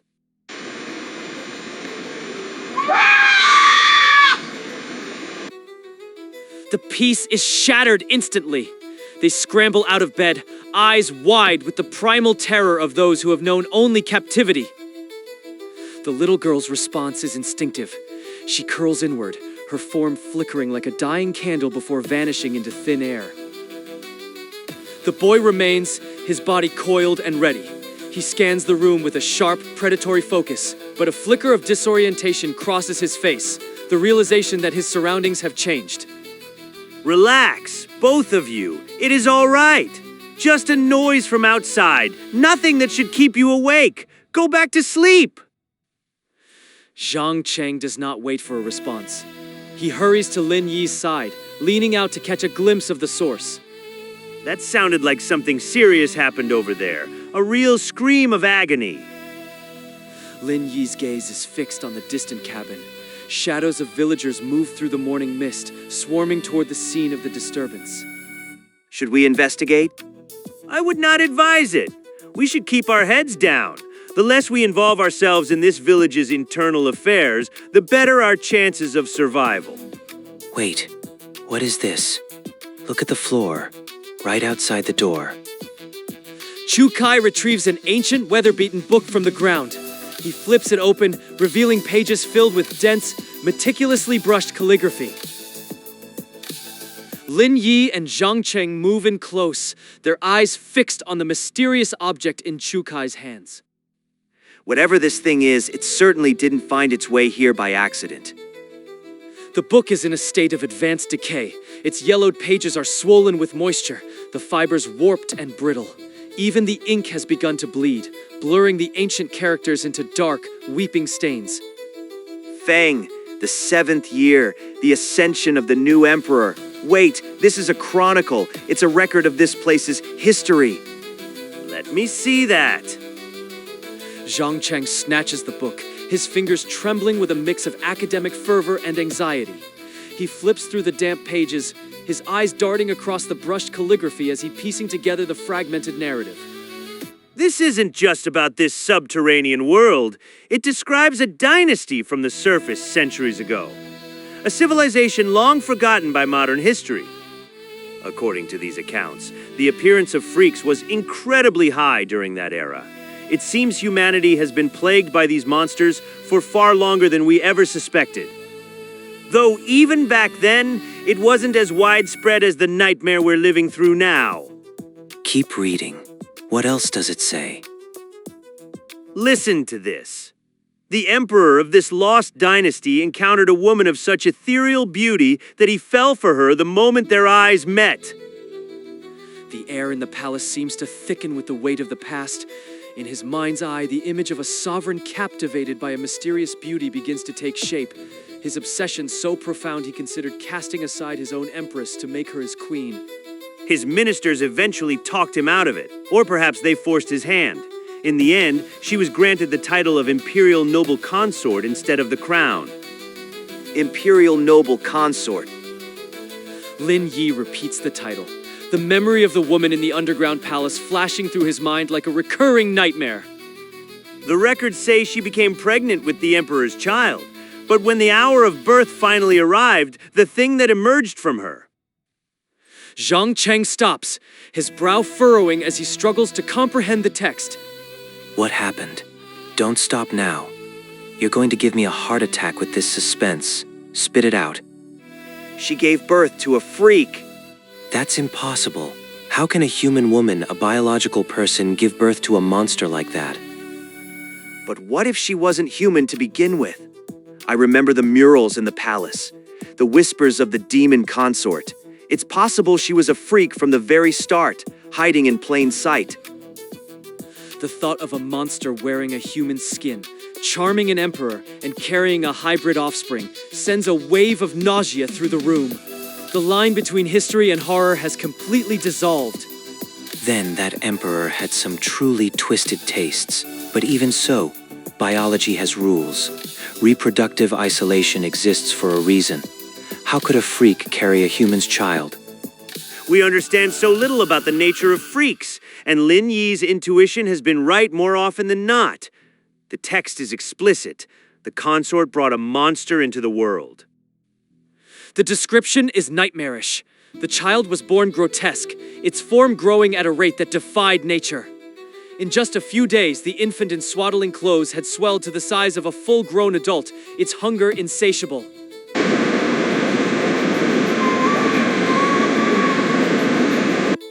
It says the child was born with divine strength.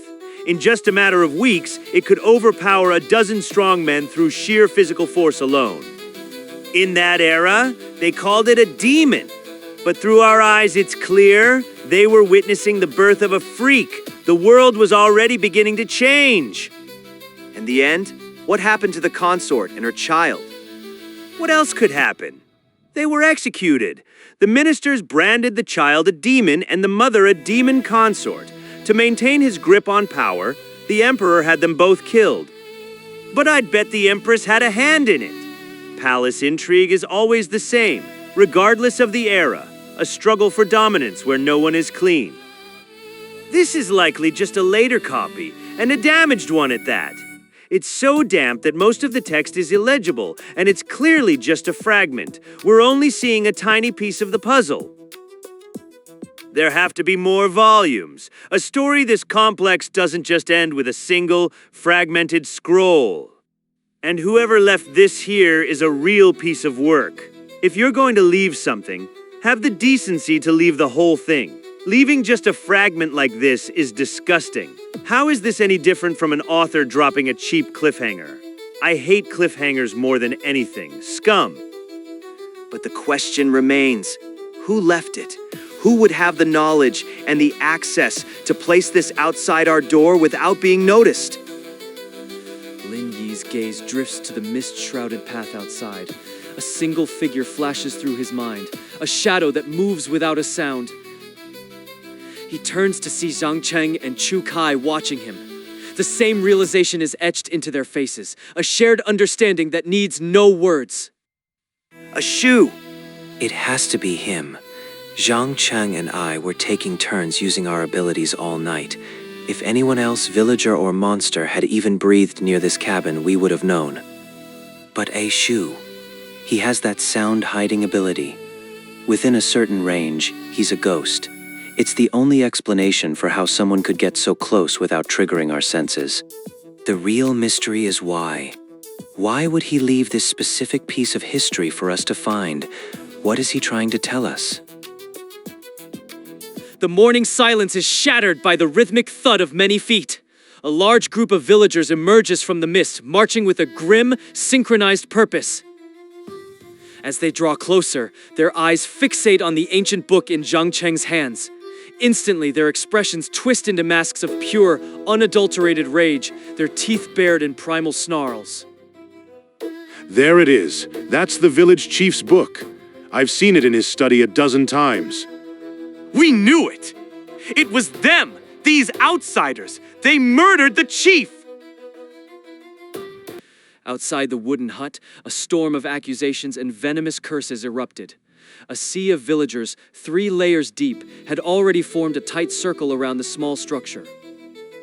Their hands gripped rusted farming tools, knuckles white with rage.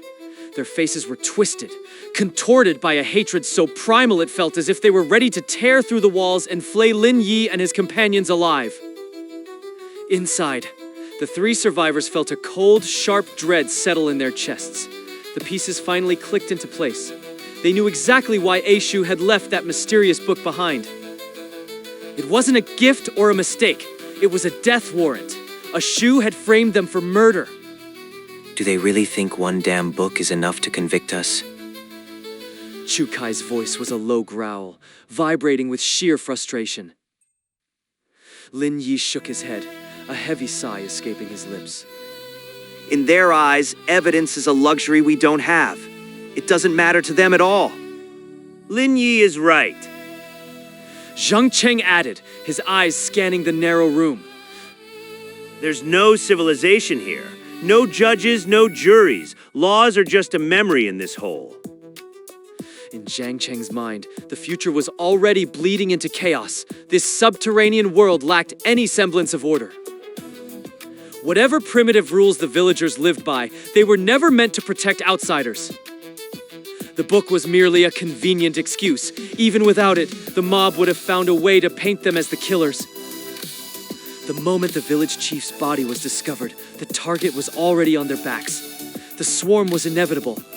You filthy outsiders! We opened our homes to you, fed you, and you repay our kindness by slaughtering our chief. The roar of the mob outside was deafening. As the villagers pressed closer, Lin Yi and the others retreated deeper into the hut, heaving a heavy wooden table against the door to brace it. Chu Kai glanced at Lin Yi, his hand drifting toward his weapon. What's the call? Do we carve a path out of here? We were planning on leaving anyway. Lin Yi replied, his expression hardening. For Lin Yi and Chu Kai, the mob was a nuisance, not a death sentence. With their abilities, they could break through the encirclement if they had to. But Zhang Cheng was the variable. He wasn't a fighter. In a full-scale brawl, keeping him safe would be a desperate gamble. Lin Yi wasn't sure he could win. Lin Yi, open the door. A familiar, commanding voice cut through the noise. It was Chu Lai. His arrival brought no relief.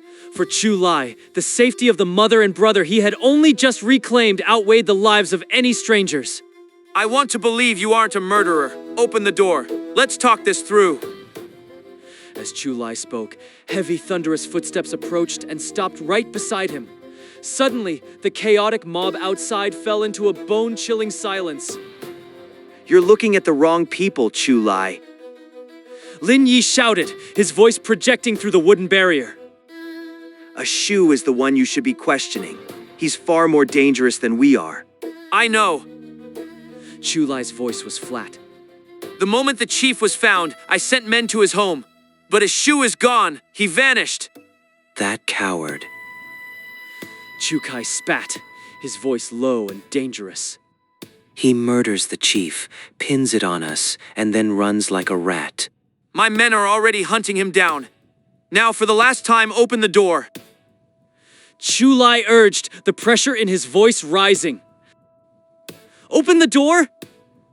Lin Yi wasn't that naive. The bizarre predatory behavior he'd sensed from the villagers the previous night had already eroded any trust he might have had. Those heavy footsteps he'd heard in the dark. He was certain the people outside were no longer human, or at least they weren't sane. They were always going to turn on them. A shoe's frame-up was just the spark that lit the fuse. The sudden escalation had caught them off balance. They hadn't finalized an escape plan yet. Chu Kai reached into his pack and gripped a crossbow, then hesitated. The reload time was a death sentence in a tight room. He shoved it back and drew a long knife, his knuckles turning white as he gripped the hilt.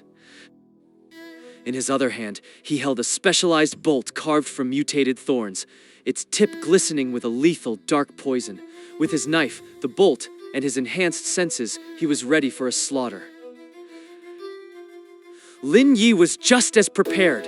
Glowing threads of fate were already snaking toward Chu Kai, his hands poised to strike at the first sign of a breach. The moment that door splintered, they would unleash everything they had. Zhang Cheng, stay close. Lin Yi whispered, his eyes never leaving the door. Hold on, don't rush out yet.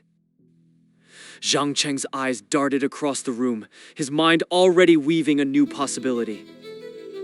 He glanced toward a corner of the hut that appeared completely empty, but his gaze was sharp, focused.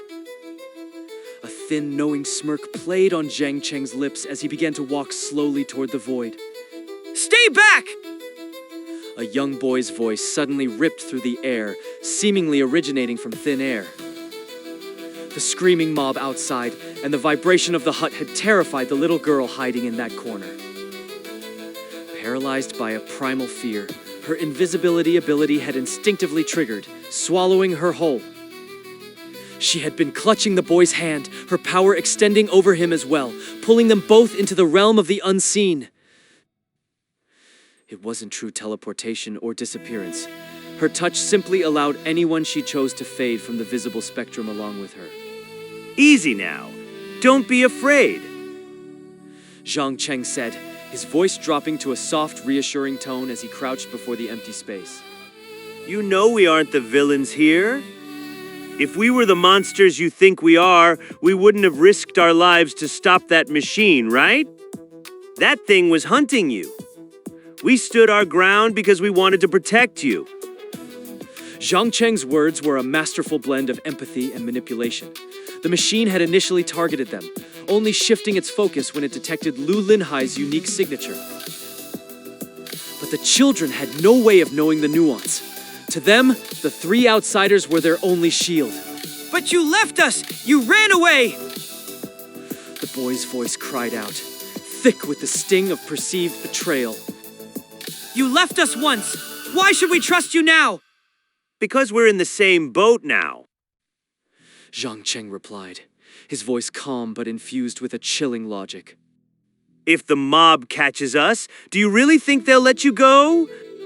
Even if we keep your secret, do you even know how to find the exit in this maze? Remember the food we shared? We're survivors. We should be looking out for each other. Helping us is the only way any of us are getting out of this village alive. Threats wrapped in inducements, Zhang Cheng was playing the boy like an instrument. Despite the gentle, almost fatherly smile on his face, his words were cold and calculated. Look at those people outside. They aren't exactly saints, are they? So, what's it going to be? Do you want to escape with us? Or do you want to see what that mob does when they find you? Outside the hut, Chu Lai stood like a statue, his expression grim and unreadable. His face was a mask of dark, imposing authority, but his eyes, they lacked the raw, animalistic fury that consumed the other villagers. For a fleeting second, there was almost a hint of a satisfied smile dancing in his gaze. Chulai, move! Get out of the way!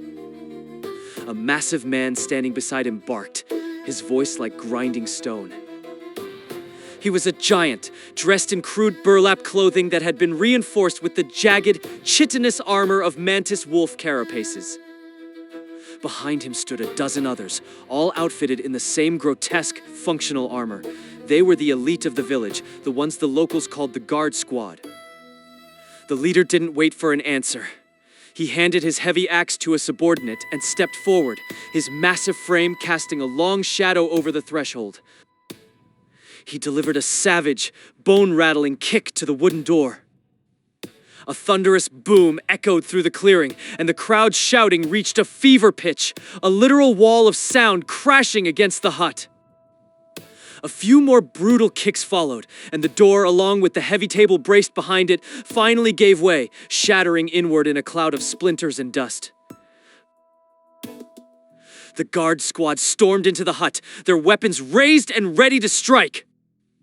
But as the dust from the shattered door settled, the room was met with a deafening, dead silence. The cabin was empty. Not a single soul remained in the dim, humid room. It was as if Lin Yi and his companions had vanished into the very air itself.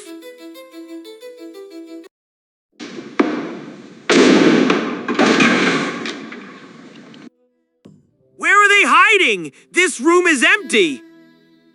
The massive man storms into the cabin, his eyes darting across every corner. Enraged, he delivers a brutal kick to a stone table, sending it tumbling. Did they manage to slip away? A voice drifts in from the group gathered at the doorway. No way! We have this place locked down. Not even a bird could fly out without being spotted. Another guard shakes his head, dismissing the possibility of escape. Tear the place apart! Search every inch! Following the order, the guards swarm into the small cabin, ransacking the modest furniture. The cabin is so cramped that there are few places to hide. Every secret corner is laid bare in seconds. Near the entrance, Chu Lai remains motionless. His gaze is detached, yet his eyes subtly track the movement within the room. Chu Lai, you brought them here! Where have they gone? The burly man turns his wrath toward the captain, his voice booming with suspicion. Chu Dezhuang, watch your tongue. Chu Lai's brow furrows as he steps forward, his authority clear. I am the captain of the guard. You would do well to remember your place before speaking to me like that. You think that title makes you special? If it wasn't for... He rolls up his sleeves, snatching an axe from a subordinate. He moves to strike, but his comrades quickly intervene, holding him back. Drop it! We can't afford a fight right now. If that thing wakes up because of your temper, we're all dead. His companions mutter warnings into his ear, their voices laced with fear. Besides, he's a favorite of Consort Yi. Don't go looking for trouble with her. The burly man scowls, his face twisted in a silent snarl as he glares at Chu Lai one last time. Keep searching. Scour the entire village. I want them found, no matter what. With a final venomous look, he stomps out of the cabin, purposely slamming his shoulder into Chu Lai as he passes. The rest of the guards file out behind him, their heavy boots thumping against the floorboards. Outside, the curious crowd of villagers begins to scatter as the guards' orders ripple through the air. Silence returns to the cabin, leaving Chu Lai as the lone figure standing in the room. He doesn't move immediately. His eyes continue to scan the interior, as if searching for something they missed. After a long moment of stillness, he reaches down and picks up the fallen wooden door. He carefully leans it back against the frame before turning to walk away. The heavy silence of the cabin is broken as the air seems to shimmer. One by one, the figures of Lin Yi and his companions bleed back into reality, their translucent forms solidifying. Are we in the clear? Did they finally leave? Zhang Cheng leans closer to Chu Kai, his voice barely a breath. Chu Kai offers a brief, solemn nod, signaling that the danger has passed for now. A heavy sigh of relief escapes Zhang Cheng's lips. The weight on his chest finally begins to lift. Before the guards had stormed in, Zhang Cheng had managed to convince the young boy to aid them in their desperate ruse. The girl with him was a god-chosen, possessing a rare and potent gift. Her ability wasn't simple invisibility. She could manipulate and absorb light itself to render those near her undetectable. However, the trick had a cost. To remain hidden, one had to stay in direct physical contact with her at all times. Zhang Cheng marveled at the utility of such a power. As a small token of gratitude, he pulled a couple of fresh fruits from his pack and handed them to the children. We got lucky that only the guards came inside. Chu Kai speaks softly, his eyes reflecting the lingering tension of the search. If that mob of villagers had flooded the room, our invisibility wouldn't have mattered. They would have bumped right into us in this tight space. They had planned for this, sticking close to the entrance and avoiding the furniture. It was a gamble that kept them from being brushed by the searching guards. Being near the exit also meant they could have bolted the second things turned south. Perhaps we weren't as hidden as we thought. Lin Yi's brow furrows as he revisits the scene in his mind, his voice carrying a sudden, chilling weight. What do you mean by that? Chu Kai's breath hitches, his eyes widening as he looks at Lin Yi. I suspect the same thing. Zhang Cheng nods, his expression darkening as he follows Lin Yi's line of thought. Chu Lai was the one who found us initially. There's no way he's ignorant of the boy's abilities. But if he knew, why did he stay silent? Lin Yi struggles to find a reason. Chu Lai had every reason to expose them, given their history. Instead, the captain had not only kept quiet, but even went as far as to prop the door back up, shielding the room from prying eyes outside. Could it be some shred of kinship? They had barely known each other for 2 days. It felt unlikely. Lin Yi, it seems your brother's influence in this village isn't as absolute as it appears. Zhang Cheng recalls the warm welcomes Chu Lai received when they first arrived. That respect, however, seemed hollow now. It was more likely that the villagers' deference was aimed at the woman in the palace rather than the man himself. Consort Yi? In the ancient texts, The title was given to the imperial noble consort who birthed a nightmare. The group now faces several grim certainties. The woman in the palace is undeniably a freak, one that has endured for a millennium. If a few centuries could make the flower so formidable, a 1,000-year-old monster would be an incomprehensible threat. Furthermore, Chulai's own safety in this village is clearly more precarious than they had assumed. Then, there is a Shu.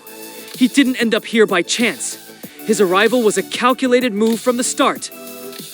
He had murdered the village chief to get his hands on the historical records, books that surely held the keys to the truth of this world. A Shu had used Lin Yi's group as a distraction, leaving a worthless book behind to occupy the villagers while he made his own escape. But one thing above all else gnaws at Lin Yi, the guard's frantic mention of that thing. What could they possibly be so afraid of waking? Is it another freak? Or something hidden even deeper? Something that outshines even the terror in the palace? We can't dwell on this now. We have to leave immediately. Chu Kai's voice is thick with concern as he looks toward the door. Chulai knows we're here. If he decides to talk, the guards will go after Chu Yun and the others next. Don't worry about them. Uncle Ann is with them. Zhang Cheng's voice is steady, offering a rare moment of confidence. We have the gorilla with them too, and little Yun isn't helpless anymore. They won't go down without a fight. Without their numbers, the village guards would find in Chengdao a difficult target to pin down. Before they had split up, Zhang Cheng had left them with a simple, brutal instruction: trust no one and strike first if approached. Chu Kai understood the logic, yet his protective instincts for his sister remained impossible to quiet. Stop worrying about Uncle Ann and focus on our own escape plan. With things as they are, getting out of here isn't going to be a walk in the park. Their initial descent into this subterranean realm had left Lin Yi and his companions breathless, the sheer scale of the underworld overwhelming their senses. Now, as they crept toward the narrow passage with bated breath, a strange sensation crept up from their feet. The very earth beneath them felt disturbingly yielding. It wasn't the shifting instability of loose dirt. Rather, the foundation of this hidden world felt unnaturally elastic, as if they were walking upon something living. Perhaps the perpetual humidity and the absolute lack of solar warmth had rendered the ground into this swampy, pliable state. Enveloped by the strange girl's shielding aura, the group navigated the gloom until they arrived at the spot where their journey into this darkness had begun. But as they raised their eyes, they were met with a wall of solid rock. The gaping mouth of the tunnel that had swallowed them earlier was gone, replaced by a seamless, unyielding surface. Zhang Cheng, are you absolutely positive about the coordinates? Could we have taken a wrong turn in the dark? Chu Kai whispered, his eyes darting across the blank wall. Listen closely. Zhang Cheng replied, his voice heavy with an unnatural calm. You can insult my personality or my lineage if you like, but my recall is flawless. There was only one route, even if the heavens themselves conspired to hide it. I know I'm not mistaken. The cave entrance was right here, in this exact spot. But there's nothing, just solid rock. Chu Kai muttered, his hand reaching out to touch the cold, flat stone. He didn't want to doubt his friend, but the evidence was undeniable. Is it possible the villagers moved with impossible speed to seal it off? Lin Yi suggested, his mind racing through the logistics of such a feat. Impossible. Zhang Cheng stated firmly, shaking his head. To fill a gap that large so quickly, they would have needed a massive amount of earth from the immediate vicinity. And look around. There are no excavations, no piles of dirt, no sign that anything has been disturbed. Then what are we looking at? Doors don't just erase themselves from existence. Chu Kai hissed, a scowl deepening on his face. Before their debate could escalate, the rhythmic thud of heavy boots against the yielding earth cut through the silence. Quiet. Someone's approaching. Chu Kai hissed, his hand raised in a sharp gesture for silence. They turned into statues, held in place by the strange girl's invisible veil. The shroud hid them from sight, but it could not dampen the sound of a stray movement or a heavy breath. They stood as if carved from the very cavern walls, hearts hammering in their chests as the footsteps grew louder. Filthy, arrogant brat! A gravelly voice spat from the shadows nearby, the words dripping with unrestrained vitriol. Lin Yi recognized the voice instantly. It was the same mountain of a man who had shattered their sanctuary just hours ago, Chu Dazhuang. The burly guard emerged from the gloom, leading a contingent of armed men. His face was a mask of simmering rage as he led the patrol. That cur, Chu Lai! He acts like he owns this place! If Consort Yi hadn't taken an interest in him, I'd have fed his remains to the earth by now! He punctuated his words with a curse, his bitterness palpable in the damp air. He's nothing but an outsider! A stray! By what right does he command the guard squad over one of our own blood? I'll never understand the wisdom of the elders. When they rounded up the sacrifices back then, why did they spare that dog, Chu Lai? He should have been the first on the altar. Sacrifices! The word hit Lin Yi like a physical blow. The missing outsiders, the empty village, the horrifying truth finally clicked into place. No one ever left this underground world. They weren't guests or prisoners. They were offerings. But to whom? To the silent woman in the palace, or to some deeper, hungrier horror lurking in the dark? Zhuangge, the tunnel mouth has completely vanished. The exit is sealed. One of the guards reported, his voice tinged with unease. I have eyes, you idiot! I don't need a play-by-play of what's right in front of me! Chu Dazhuang barked, his face flushing with irritation. Closed or not, we stay sharp. Those rats are still scurrying around somewhere in this maze. Double the watch on the locals. They're the only ones who know the secrets of the passage. If those outsiders have half a brain, they'll try to snatch one to use as a key. The rest of you, sweep every corridor. I want them found before the next bell. Don't leave a single stone unturned. And what about our illustrious captain? What's Chu Lai's current position? He turned to the guard at his side, his eyes narrowing. He's sequestered himself in his quarters, sir. He hasn't made a move to join the search. It's like he's forgotten the outsiders even exist. Typical. Let him rot in there. Word has it one of the intruders is his spitting image, some long-lost twin according to the gossip mills. Blood or not, an outsider is a parasite. Keep a blade at his throat, metaphorically speaking. I won't have that dog sabotaging us to save his brother. Chu Dazhuang's voice faded into a string of muttered insults as the patrol moved deeper into the tunnels. His hatred for Chu Lai was a living thing, dark and jagged as the rocks surrounding them. That mountain of meat has more between his ears than I gave him credit for? Zhang Cheng noted, his gaze lingering on the path the patrol had taken. I'd actually toyed with the idea of borrowing one of the locals, a bit of leverage to guide us through the maze. But he's already anticipated that move. The window for a quiet kidnapping has slammed shut. With the guard squad hovering over the villagers like vultures, a disappearance would be flagged within minutes. Once the alarm sounded, they'd collapse their perimeter around the only known exit. They wouldn't even need to hunt. They'd just wait for starvation to drive the outsiders into the open. Then we're down to one option. Chu Kai muttered, his expression hardening. We carve a path through them. We kill our way to the surface. A suicide mission. Lin Yi countered, his mind replaying Chu Dazhuang's venomous words. There's a fissure in their ranks, a crack we can exploit. We aren't going to the exit. We're going to find Chu Lai. Have you lost your mind? Chu Kai recoiled, his eyes wide with disbelief. Seeking out the captain of the guards? You might as well hand yourself over for sacrifice. Lin Yi, get a grip. That man is an enigma, not a savior. Even if there's a genetic link between you, there's no warmth, no loyalty. Do you truly believe he'll risk everything for a stranger who happens to share his face? I don't expect sentimentality from him. I know exactly how much a brother is worth to a man like that, but I also know he's an outsider in a village that hates him. We aren't asking for a favor. We're offering a partnership. A partnership? Chukai repeated, the words sounding alien in the oppressive silence of the tunnel.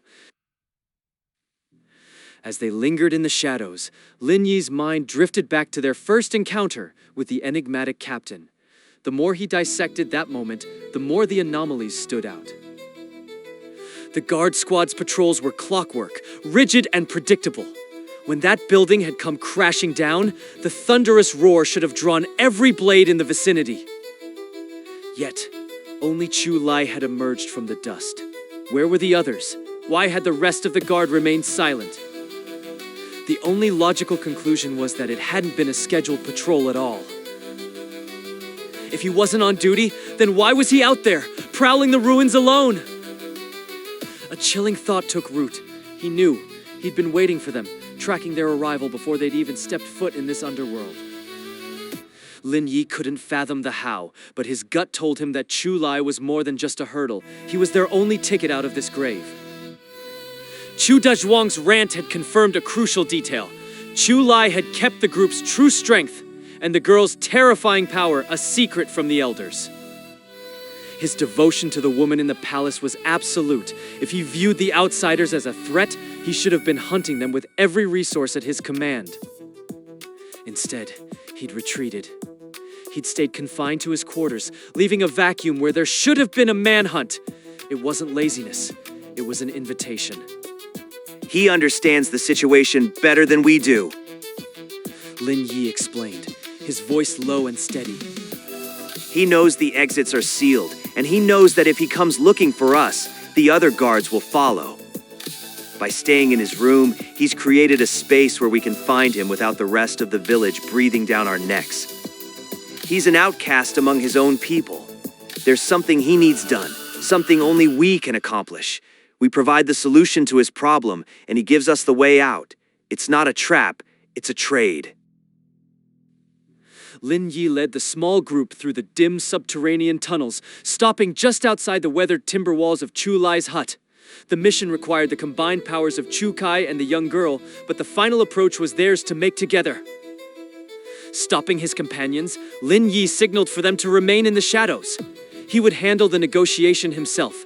If things turned violent, a lone survivor had a much better chance of slipping through the cracks of this lightless village than a group. He crept toward the perimeter, eyes darting through the gloom. Figures lurked in the distance, Chu Dazhuang's men, no doubt.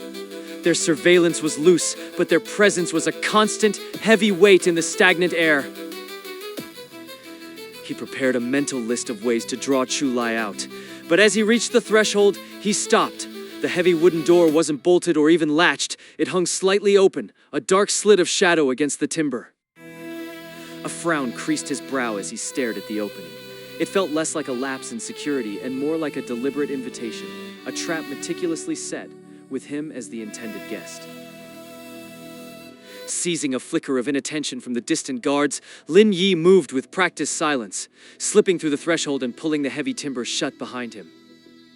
He turned, his gaze instantly locking onto the solitary figure seated in the center of the Spartan room. Chu Lai was waiting. The air shimmered as Lin Yi's form solidified, his invisibility bleeding away into the dim amber light.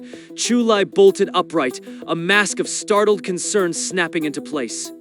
Little brother, what in the world are you doing here? It's a relief beyond words to see you unharmed. You have no concept of the sleepless nights I've spent worrying over your safety. Lin Yi's brow furrowed, his expression hardening into a mask of cold skepticism. The man's performance felt staged, every gesture and inflection vibrating with a practiced, artificial sincerity.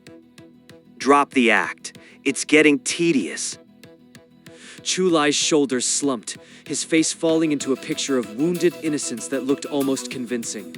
Brother, how can you be so cruel? My concern is genuine. He took 2 measured steps forward, leaning in until his voice was nothing more than a ghost of a whisper, heavy with forced emotion. I truly am worried. We share the same blood after all. If anything were to happen to you, it would leave a hole in my heart that could never be filled. Lin Yi didn't pull away. Instead, he studied the man with a clinical detachment, his eyes finally coming to rest on Chu Lai's right hand. A short, sharp scoff of pure disdain escaped his lips. You know, I'm starting to believe we actually are related. It's not just the facial structure, even our subconscious tics are identical.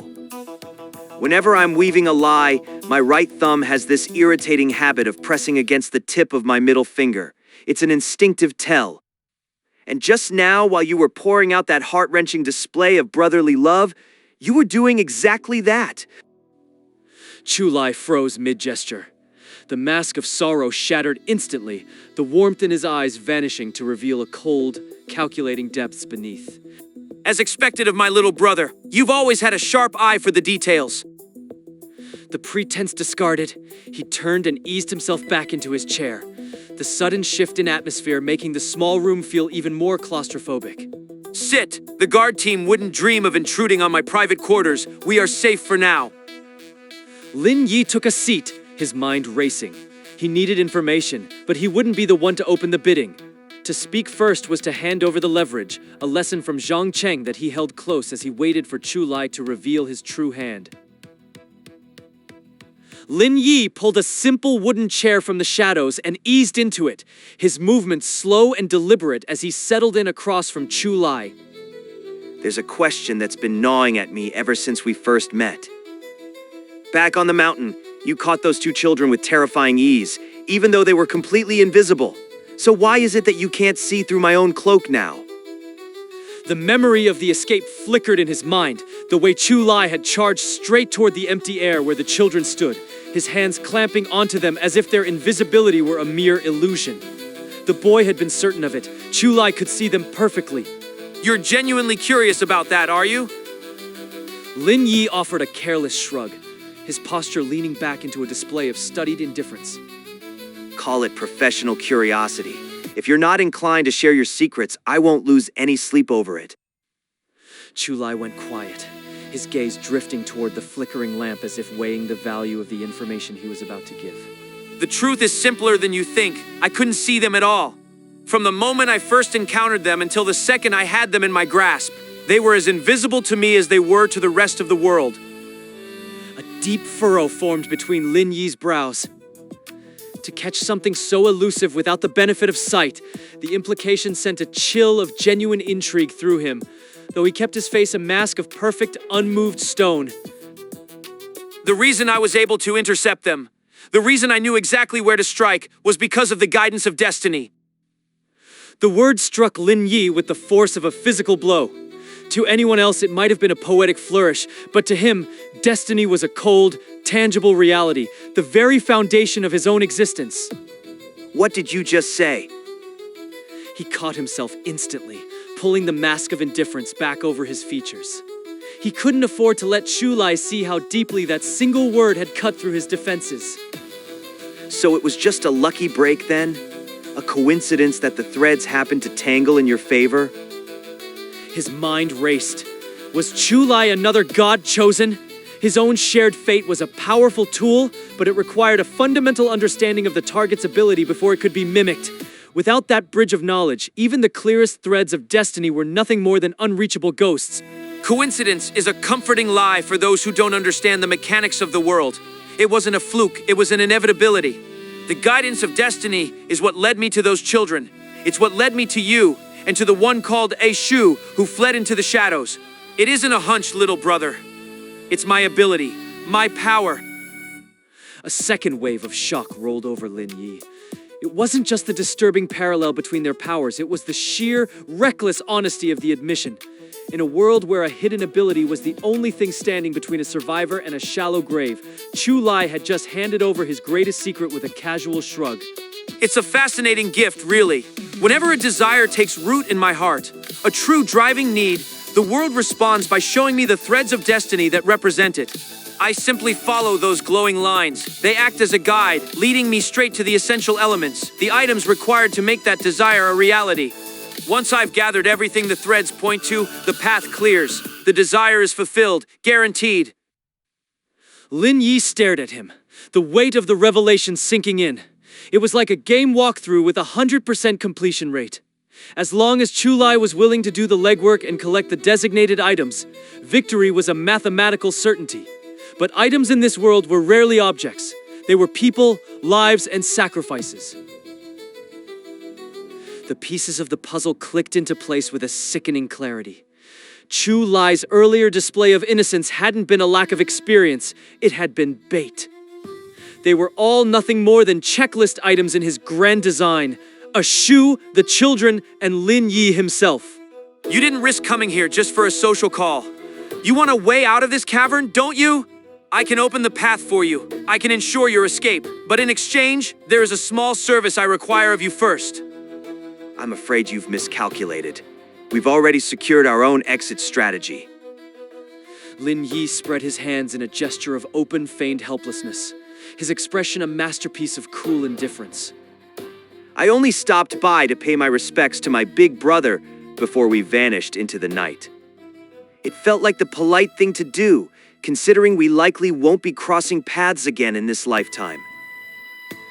As the words left his lips, his right middle finger began to curl inward, an instinctive, traitorous reaction to the lie he was spinning. He felt the movement instantly and forced the finger straight, his self-control as rigid as a steel trap. In that moment, the cycle was complete. Two men, identical in face and flaw, sat across from each other in the dim light, both weaving webs of deception with the same practiced ease. Chu Lai said nothing, his eyes locked onto Lin Yi with a stillness that felt heavy. He seemed to be staring directly at Lin Yi, yet his focus repeatedly slipped toward the younger man's right hand. Lin Yi's finger remained perfectly still, but Chu Lai remained skeptical. Such a deep-seated habit could be hidden if one tried hard enough. There was no rush to explain his demands. Chu Lai was simply waiting for Lin Yi to break the silence and beg for answers. If Lin Yi was the first to speak, it would confirm their desperation, proof they hadn't found an exit.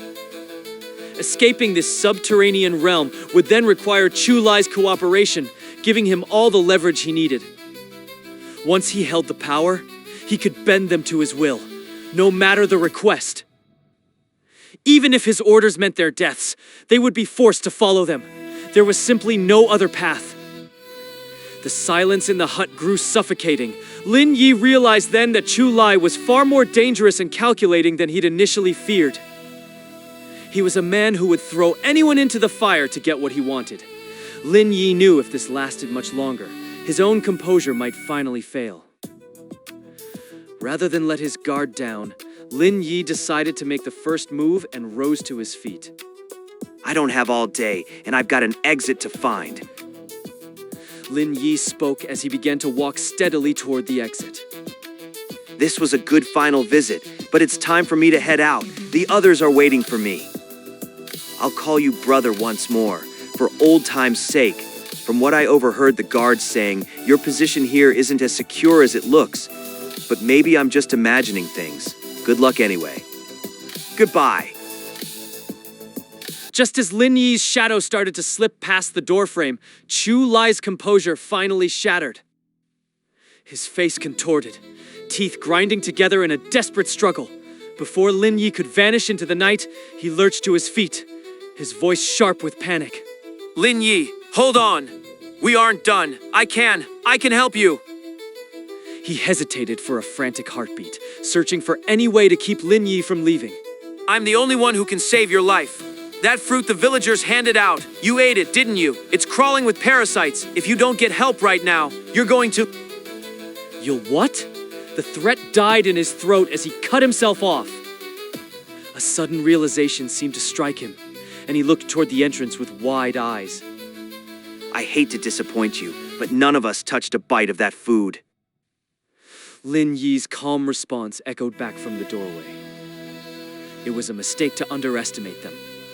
Since the second they arrived, they hadn't let their guard down once. They weren't foolish enough to trust anyone here, not even family.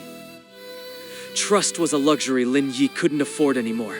He'd already paid for that mistake with his life in countless cycles of death. With his friends.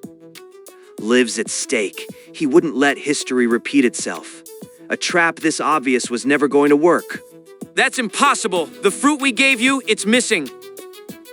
Chu-Lai shook his head, his voice filled with disbelief. A shoe was the one who took it. Lin Yi answered with simple, flat honesty. A shoe? Why would he take it? Chu-Lai's question was barely a whisper. That's a question for him, not me. There was a trace of pity in Lin Yi's voice. He could hear the desperation of a man whose last card had just been played and lost. It all clicked. Had they actually consumed the larvae, Chu-Lai would have had them exactly where he wanted them. Whatever those creatures were, their purpose was clear: control. They were a biological leash designed to bind any outsiders to the village's will. Are we done here? Lin Yi's voice was as cold as ice. My friends are waiting for me to return. Goodbye.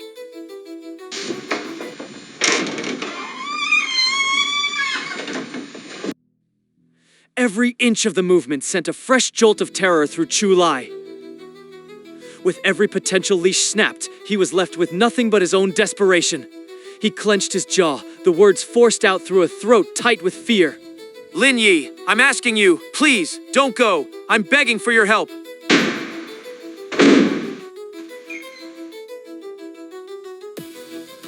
A heavy, hollow silence rushed into the vacuum Lin Yi had left behind. To all appearances, he was gone.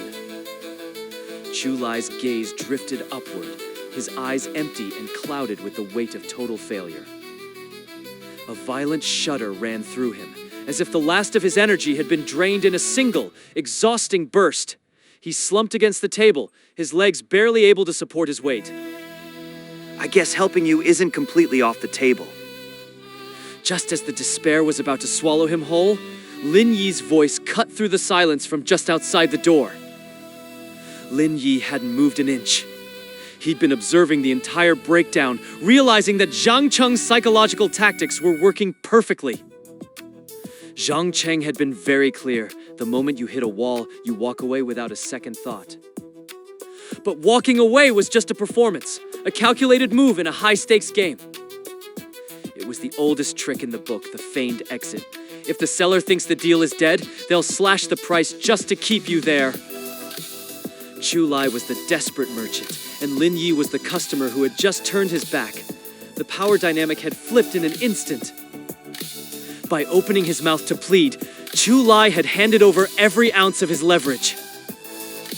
Now, with the upper hand firmly in his grasp, Lin Yi could finally dictate the terms of their agreement.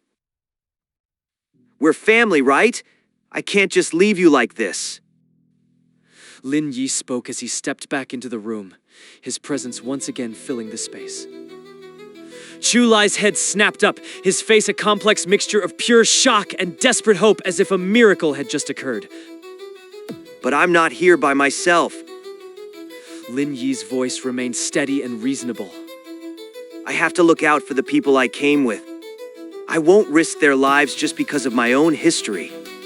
So, he let the word hang in the air, creating a deliberate silence.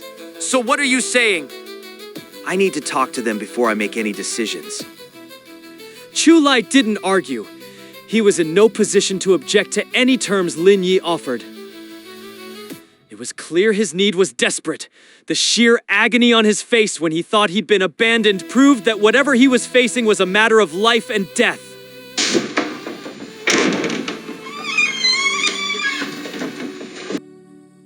This time, Lin Yi wasn't alone.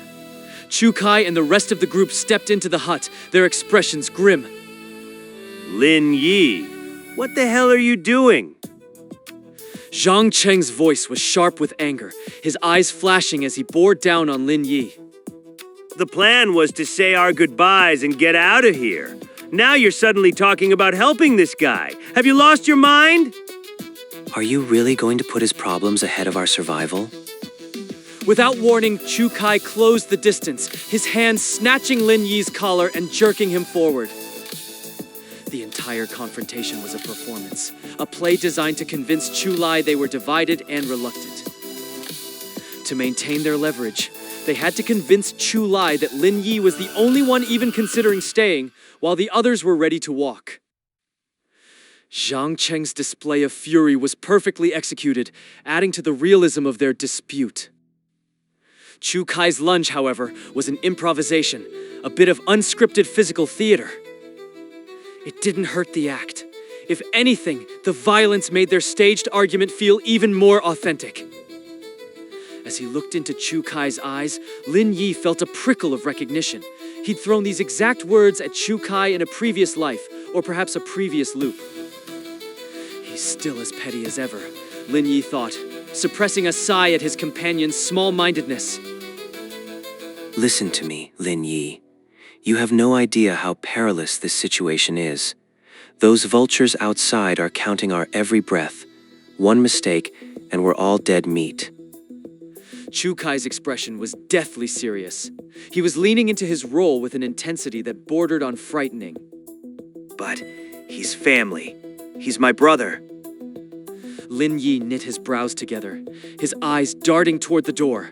He desperately wanted to tell Chu Kai to lower his voice before the watchers outside caught wind of their conversation. Your brother? Zhang Cheng let out a sharp, mocking snort. Oh, sure. He's related to you. That must be why he just stood there and watched like it was a theater performance while we were being set up. And let's not forget those lovely parasites in the fruit you mentioned. Did your brother say a word? Not a single peep. Zhang Cheng's fury seemed to mount with every syllable. Lin Yi watched him, unable to discern if this was still part of the plan or if genuine resentment was boiling over. Regardless of the truth, it was clear that both Chu Kai and Zhang Cheng were far more accomplished actors than Lin Yi could ever hope to be. It was a grim necessity. Unlike Lin Yi, they had been living in the shadow of the freaks for years, forced to maintain a mask of normalcy just to stay alive. The performance they were giving now wasn't just a tactic, it was a survival skill they had honed to perfection. If we had actually touched that food, do you think we'd be standing here having this conversation? Zhang Cheng leaned in, his gaze boring into Chu Lai with predatory intensity. Do you honestly believe he would have stepped in to save you because of some blood bond at the moment of truth? Chu Lai remained silent, his head hanging low as he stood off to the side, a shadow of his former self. Don't blame him for this. Lin Yi followed the script they'd rehearsed, playing the part of the devoted sibling to the hilt. He needed to make Chu Lai feel the weight of his guilt. He's only just met us. It's only natural that he'd be on his guard. There's being guarded, and then there's whatever this is. Chu Kai's grip on Lin Yi didn't loosen. If anything, he raised his voice even further, his tone dripping with artificial outrage. Lin Yi narrowed his eyes, shooting a warning look at Chu Kai that went completely ignored. The other man pressed on without a pause. We were cautious too. That's the only reason we didn't end up poisoned. But we never intended to hurt him. Exactly. Zhang Cheng closed the distance between them, his presence looming and suffocating. Caution is a tool for survival. But what he did, that was an attempt on our lives. Lin Yi, you can call him brother all you want, but the man wants you in a grave. I didn't. Chu Lai looked up, his voice cracking with what sounded like genuine regret. He trailed off, perhaps realizing that any explanation would fall on deaf ears. Apologizing was the only path left to him. I am sorry. The damage is done. You can keep your apologies to yourself. Zhang Cheng waved him off with a look of pure disgust. Hearing those words come from you makes my skin crawl. I'm asking you just this one time for me. Please help him. If your anger needs a target, then just take it out on me. Don't think I won't. Chu Kai seemed almost eager. The words had barely left Lin Yi's mouth before he was pulling back a heavy, clenched fist. Enough! Stop! Chu Lai threw himself forward, intercepting Chu Kai before the blow could land. He stood between them, shielding Lin Yi with his own body. This is on me. Lin Yi has done nothing wrong. I'm the one who failed you. If you need blood, then take mine. Beat me, stab me, do whatever it takes to satisfy your rage. As long as you agree to help us, I'll endure anything. Chu Lai ground his teeth together, a fierce, desperate light igniting in his eyes. He looked like a man with nothing left to lose. Take my life if you must. It's a small price to pay. What use would I have for your life? Dead men don't offer much utility. But you've piqued my interest. What could possibly be so vital that you'd offer up your own head on a platter? Zhang Cheng was finally closing in on the core of the matter, his tone shifting from mockery to a cold, clinical inquiry. Lin Yi glanced up, shooting another sharp look at Chu Kai. The latter couldn't help but let out a quiet, satisfied snicker before finally lowering his guard and stepping back. I have to get my mother out of this place. I want to rescue her. His mother? The image of that woman in the subterranean palace flashed through Lin Yi's mind. The one the villagers spoke of with such reverence, Consort Yi. Rescue her? The word felt entirely out of place. Was she truly a captive? Lin Yi thought back to their meeting. There had been no chains, no locks on the massive palace doors. She had seemed to exist with a terrifying freedom. And more importantly, wasn't she one of them? A freak? To Lin Yi's eyes, she was clearly an anomaly, an entity that had likely outlived generations. How could a village of simple folk ever hope to imprison someone of her power? As if he could sense the doubt swirling in Lin Yi's mind, Chu Lai turned toward him, his expression heavy with a secret truth. My mother, she isn't like the others. She isn't a freak. She's as human as you or I. Human? Zhang Cheng adjusted his glasses, his eyes gleaming with a sudden intellectual spark. Consort Yi, that title is ringing a bell. It's the designation for an imperial noble consort. If she truly hails from an ancient court, she'd be centuries old. No human biology could sustain that kind of lifespan. She's the genuine article. Chu Lai inhaled sharply, a man struggling to contain the storm of emotions brewing within him. She really is a consort from a dynasty that fell hundreds of years ago. But you just said she was human. Those two statements are mutually exclusive. She is human, but she was granted a terrible gift, longevity, bestowed upon her by a freak. Chu Lai's gaze locked onto Lin Yi's. You saw it, didn't you? That entity that resides at her side? In an instant, the memory of that grotesque skeleton flooded Lin Yi's mind, the 8 spindly limbs, the face that was a sickening mimicry of a spider's visage. You mean that horror? Her name is Huan Huan. Chu Lai's voice softened, almost becoming tender. To you, she is a monster. To my mother, she is a companion, a guardian. Our village records tell a story from centuries past. A consort and her child were purged from the imperial palace when the world first began to warp. Hunted by their kin, they fled into the dark places of the earth until they stumbled into this very cavern. And there, in the silence, they encountered Huan Huan. Huan Huan was unlike the others. She didn't view them as prey. She chose to shield them from the shadows. But protection came with a price. My mother had to surrender her freedom. She was bound to this place forever. Huan Huan's power granted her eternal youth, a life without end. But in exchange, my mother became a host. A host? An icy finger of dread traced its way down Lin Yi's spine. He remembered the sight of those tiny, skittering spiders swarming over the woman's pale skin. The realization hit him with sickening force. She wasn't just a host. She was a living nest. For hundreds of years, she has withered in that palace, neither aging nor finding the release of death. Chu Lai's eyes were clouded with an ancient, inherited pain. But don't mistake her survival for happiness. She lives in a state of unending agony. Every second of every day, she feels those parasites moving beneath her skin. She yearns for the end, but Huan Huan denies her that mercy. Huan Huan needs her to persist. She is the anchor that keeps that entity tied to this world. I've tried to free her. I've tried more times than I can count, but I'm too weak. I can't even fight my way past the guard squad, let alone face Huan Huan. Chu turned his gaze toward Lin Yi, his eyes raw with a desperate, naked hope. But you are different. Those silver threads of yours, they have the power I lack. You're strong enough to do what I can't. Please, you have to help me. Lin Yi didn't offer an immediate response. Silence stretched between them, heavy and expectant. In the quiet, he was meticulously weighing the variables. Every choice had a cost, and the price for assisting Chu was likely to be measured in blood.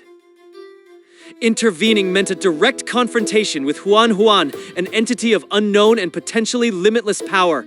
Yet, the reward was equally significant. The keys to the mysteries of his own fractured history. If I agree to this, what's my compensation? What makes this risk worth the potential for my own extinction? Everything I possess. I will give you every scrap of intelligence I have on this sanctuary, the nature of the freaks, and most importantly, the truth about who you really are. Chu reached deep into a hidden pocket, his fingers emerging with a small, weathered fragment of fabric. Observe this. Lin Yi took the cloth from him. It was a tattered, ancient thing, faded by time and the damp air of the cavern, but a distinct pattern was still visible upon its surface. Lin Yi's breath hitched, his heart hammering against his ribs like a trapped bird. The design was unmistakable. It was the exact same intricate pattern that had been woven into the infant's blanket he was wrapped in when he was first found. Eternal life? Are you saying a freak is capable of granting immortality? Lin Yi and Chu Kai exchanged looks of disbelief, their minds reeling from Chu Lai's revelation. A cold sneer twisted Zhang Cheng's features as he looked at the others. You two can't seriously be buying into this nonsense, can you? Zhang Cheng was well aware of the ancient obsession with living forever, but his logic remained sharp. If freaks preceded humanity on this planet, it made no biological sense for one to evolve specifically for human longevity. Though their knowledge of these entities was limited, his skepticism served a dual purpose, a strategic bluff to keep Chu on the defensive. By feigning indifference, he hoped to strip Chu of his leverage, making him believe they weren't desperate for his secrets. Every word is the truth, I swear it. Chu hissed, his tone desperate and low. He leaned in, his eyes wide as he described the anomaly. It's an ancient thing, shaped like a man but white as rendered fat. They call it the Huan. Chu recounted the legends found in the village chief's archives, describing a creature with horrifying regenerative powers. You could slice the meat right from its bones and it would regrow in the blink of an eye. His voice dropped to a reverent whisper as he detailed the supposed benefits of the creature's flesh and scent. The texts say the scent alone can turn back time on a man's face. Eat its flesh and your life spans centuries. Stay beside it forever and death will never find you. Wait, that description? Zhang Cheng's brow knit together in deep concentration, his mind racing to connect the dots. The details Chu provided felt hauntingly familiar, as if he'd read them in a dusty volume long ago. As he mentally reconstructed the creature, a name suddenly surfaced from the depths of his memory. The Tai Sui? Is that what you're talking about? Chu Kai blinked, looking completely lost. The Tai Sui? You mean those weird blobs people find in the woods? The ones that usually turn out to be old lumps of industrial silicone? Zhang Cheng shot him a look of pure exasperation. Where do you even get your news? That's sensationalist garbage. He straightened up, his voice taking on an academic weight. The Tai Sui is a matter of historical record. It's called Gazing Flesh in the Classic of Mountains and Seas, and it's even cataloged in the Compendium of Materia Medica. He rubbed his chin thoughtfully, his skepticism momentarily eclipsed by genuine curiosity. The details might differ slightly, but the core properties are identical: immense vitality and the promise of longevity. His eyes narrowed again as he regained his usual composure. Not that I actually buy into the idea of someone living forever. That's just fairy tales. You're not wrong. True immortality, that's just a legend. Lin Yi was taken aback by Chu Lai's sudden concession, the man's gaze drifting toward the village's edge. But what the Huan offers is the next best thing. It doesn't stop time, but it slows it to a crawl. It grants life far beyond the natural limit. Chu Lai's expression grew grim as he spoke of the villagers who had walked the earth for over 100 years, their longevity bought with blood. The people of this valley have guarded that secret for centuries. Their hostility isn't just tradition, it's survival. He lowered his voice, the words heavy with a sickening truth. A single scrap of the Huan's flesh consumed every few years. That's all it takes to keep the Reaper at bay. The man's eyes flickered with a dark light as he reached the most horrific part of the arrangement. But the creature requires sustenance to grow. The hospitality this village offers is a snare, a way to lure travelers into the main hall. The image of the friendly villagers dragging their guests to a slaughterhouse filled the room with a palpable dread. They butcher the outsiders and feed them to the thing beneath the palace. Life for life. That's the price of their longevity. Are the villagers truly powerful enough to control a freak like that? The question was more than just curiosity. If these people could subdue such an entity, they were far more dangerous than they appeared. Chu Lai let out a weary sigh, shaking his head slowly. Control isn't the right word. The Huan is driven by an insatiable hunger. The more it's fed, the more monstrous it becomes. He described a creature whose life force was so overwhelming that a mere fragment could regrow into a terrifying whole. You can't kill it with blades or fire. The only way to end a thing like that is to withhold every scrap of food until it simply withers away. Chu Lai recounted the dark history of the imperial court, how the queen's elite warriors, the god chosen, had mutilated the creature under the guise of an exorcism. They had severed its limbs and head, using forgotten techniques to prevent their regeneration, intending to leave the trunk to rot in a forgotten cell. But the imperial concubine had been clever. Even in exile, she had secured the creature, smuggling it into the depths of the earth. It remains there even now, a prisoner in the main hall of the subterranean palace. So the goal is to disrupt the next sacrifice. That's why you need our help. Chu Lai nodded, his expression hardening as he confirmed the gruesome details. Precisely. The Huan is immobile, trapped. It's entirely dependent on the villagers for its monthly feast of human remains. He explained the delicate balance the villagers maintained, feeding the beast just enough to keep it alive, then forcing it into a forced sleep. Once the meal is done, they use a specific substance to put the creature into a deep, unconscious slumber. Without it, the thing would grow uncontrollably.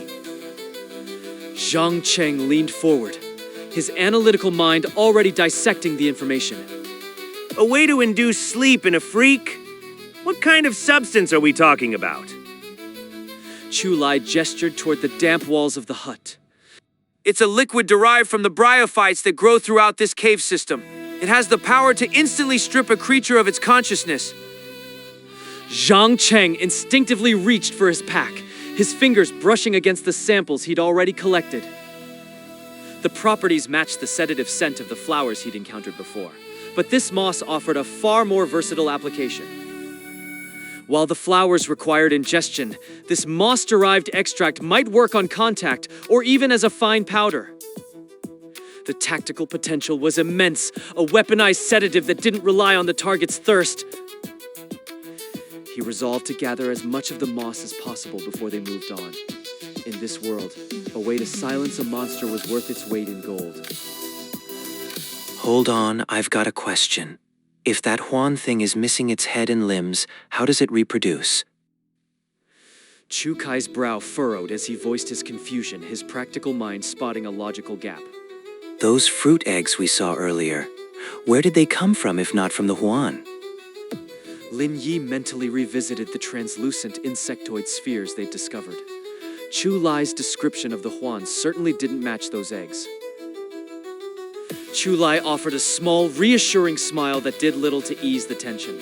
You're right. Those eggs belong to a different entity entirely, a species that once thrived in the city above. He leaned back, his voice dropping as he named the creature. We call it the Di-Lu, and unlike most of its kind, it's remarkably passive.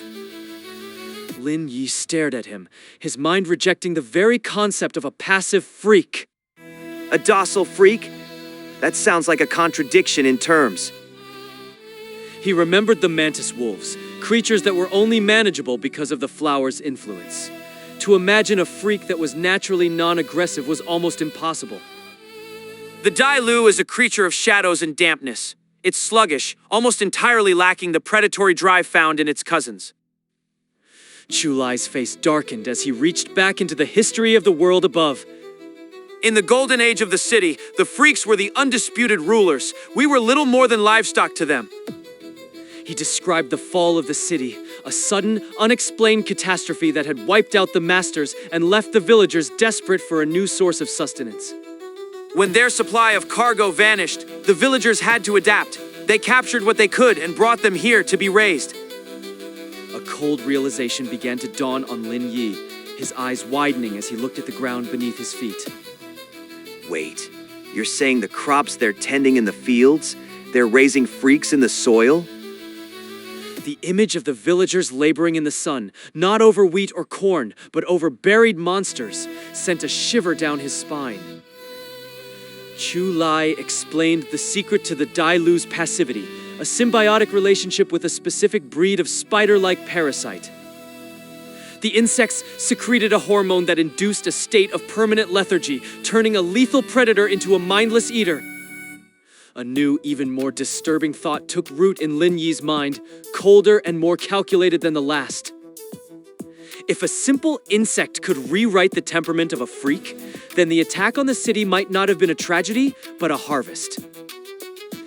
He imagined a specialized serum distilled from these very parasites, a tool to force-feed the monsters and tame them into submission. The concept of domesticated freaks was a horror far greater than any wild beast. It was the ultimate betrayal of nature itself. Lin Yi's pulse quickened as a cold wave of suspicion washed over him. He didn't have the luxury of time to unravel the mystery now, so he pushed the nagging doubt into the back of his mind for another day. Chulai leaned in, his voice dropping as he continued his explanation about the creature's strange bond. Even though Huan is an anomaly, it seems to have imprinted on Mother as if she were its own flesh and blood. It is entirely reliant on her for its stability. If Mother is taken away, Huan will descend into an emotional spiral. It will become hollow and weak, eventually losing even the will to survive. Once I rescue her, Huan will no longer be under the village's control. And when that happens, everyone in this underground world will be buried right here alongside it. An anomaly dependent on a human? Zhang Cheng's eyes narrowed as he scrutinized Chulai. The scent of a lie hung heavy in the air. This man was clearly keeping something buried. Chulai's voice took on a polished, almost too perfect layer of sincerity as he made his request. I'm asking for your help to sabotage the upcoming sacrifice. It's the only way.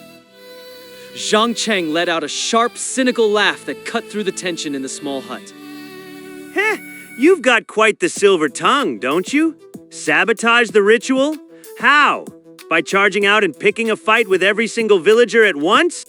You certainly have a high opinion of us. If we could flatten this place on our own, do you think we'd be standing here listening to you talk? Zhang Cheng glanced toward the window. Outside, the villagers moved in an unsettling, rhythmic pattern. A head-on assault would be a messy disaster, exactly the kind of risk he refused to take. Chulai interjected quickly, his voice tightening as he tried to keep them on board.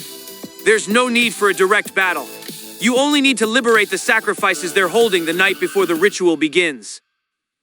Zhang Cheng's voice was hard as he sought clarification. Sacrifices? You mean the people you've been dragging back here? Chulai gave a stiff, jerky nod, his expression grim. Yes, the guard units bring back anything with warm blood anomalies, humans, even animals.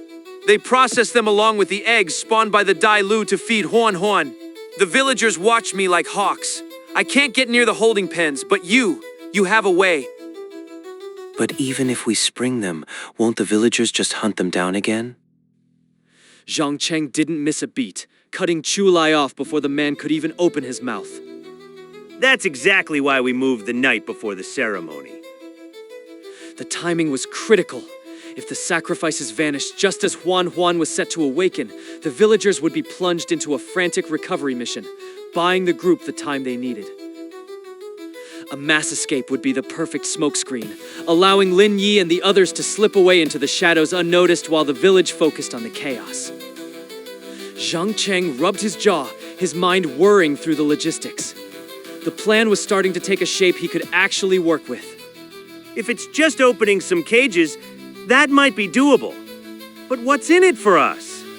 We're burning valuable time helping you when we could be halfway out of this hole. We aren't doing this for the charity of it. Chulai didn't hesitate, his response quick and firm. I can get you out. I know you've already made your own plans, but my route is guaranteed. It's safer, more secure. Zhang Cheng's words were a rapid-fire assault, giving Chulai no room to breathe as he intentionally crowded the man's thoughts. Talk is cheap. What happens if we let those people go and you just bolt? Where does that leave us? The village will be on high alert. Trying to escape then will be suicide if you aren't there to guide us. Chulai's breath hitched slightly, his expression one of desperate sincerity. I won't leave you behind. I give you my word. Look, you all can wait at the cave entrance. If you're that worried about me, send Lin Yi to accompany me. The plan seemed straightforward. Lin Yi would ghost through the village under the cover of night, liberating the livestock to create a diversion. The villagers would inevitably scramble, pouring their resources into recapturing the escapees, leaving the path clear for Chulai to retrieve his mother. By having Lin Yi along, Chulai offered a guarantee. Any attempt at a double cross would be met with immediate resistance from Lin Yi. But a gaping hole in this plan made Zhang Cheng's skin crawl. He saw the flaw that Chulai was either ignoring or intentionally exploiting. Lin Yi couldn't trigger the little girl's power alone. Without her presence, his invisibility was non-existent, making him an easy target for the villagers. If the little girl went with Lin Yi, Zhang Cheng and the others would be left exposed. Without her protection, they were vulnerable to any sudden threat. Zhang Cheng shot a sharp look at Chulai. He suspected the man had deduced the mechanics of Lin Yi's ability and was playing them. Too many variables, too much risk. Zhang Cheng never gambled with his own survival, and he wasn't about to start now. We'll help, but we're not doing it your way. Chulai's brow furrowed in confusion, his eyes searching Zhang Cheng's face for an explanation. You still don't trust me. It's not about trust. It's about your plan being complete garbage. Lin Yi caught the underlying meaning immediately. He knew the death trap Chulai had laid out and saw that Zhang Cheng had already found a way to flip the board. Lin Yi stepped forward, his voice steady as he backed Zhang Cheng's play, using Chulai's own logic against him. Brother, Zhang Cheng has a better way. If you want our trust, you need to show us yours as well. Mutual trust is the only way your mother leaves this place alive. Isn't that right? Chulai conceded with a slow, reluctant nod, his options narrowing. Fine, tell me your plan. If it's better, we'll do it your way. It's simple. Whether we're opening cages or raiding the underground palace, you are staying with us the entire time. No exceptions. But the villagers are watching me. If I'm seen with you.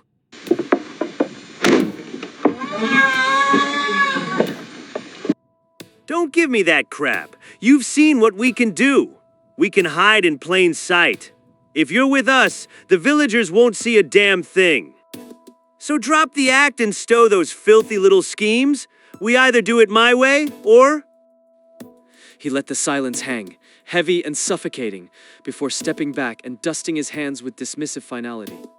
Or you can just say goodbye to us right now. The depth of this subterranean labyrinth far exceeded Chulai's rudimentary warnings.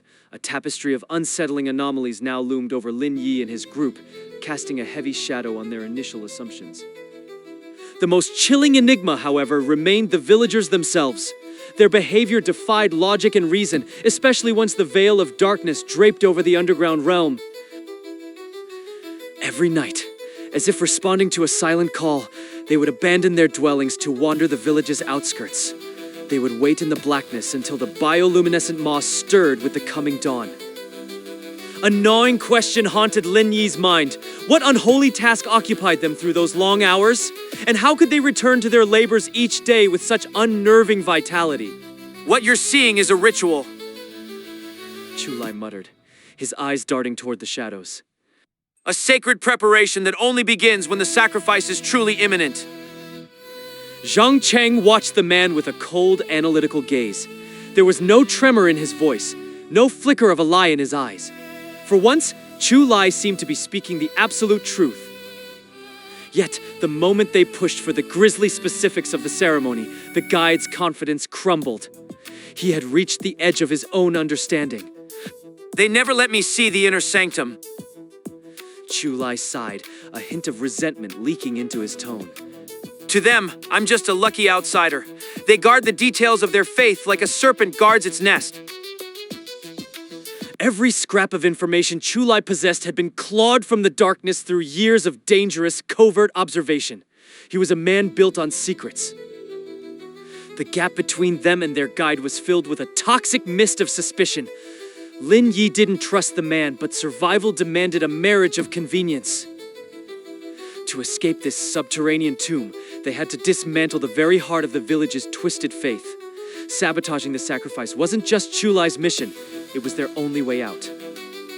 Lin Yi and his companions huddled together, their voices dropping to a barely audible murmur. They played their parts well, feigning a deep, deliberative hesitation that masked their underlying resolve. After a calculated silence, Lin Yi finally nodded. The deal was struck, though the terms were written in the blood of their shared desperation. The deadline loomed like a physical weight. The day after tomorrow, when the moss on the walls flared with a renewed, sickly light, the ritual would commence. Their window of opportunity was narrow, the night before the slaughter. They had to liberate the captives and sever the village's lifeline before the first rays of the bioluminescent dawn. 2 nights. 48 hours in this airless world, where every shadow could be a predator and every breath felt like a borrowed privilege. You'll stay here with me tonight. Chu-Lai said, his voice flat and devoid of any real hospitality. The villagers, they shun my home. Even if curiosity brings them to the door, they never venture inside. You'll be safer here than anywhere else in this God's forsaken pit. Lin Yi offered a silent nod. He had already planned to stay, regardless of the guide's permission. Leaving would have been an invitation to disaster. The mandate was clear: never let Chu-Lai out of their sight. Vigilance was the only currency that could buy them a moment's peace in this nest of vipers. Before they could even settle, the darkness returned, a heavy, airless blanket that smothered the subterranean world once again. To preserve what little strength remained, Lin Yi and Chu Kai resumed their exhausting dance of rotating shifts. Their bodies screamed for the oblivion of sleep. They had pushed their limits the night before, and the toll was now being collected. Rest was no longer a choice, it was a desperate biological imperative.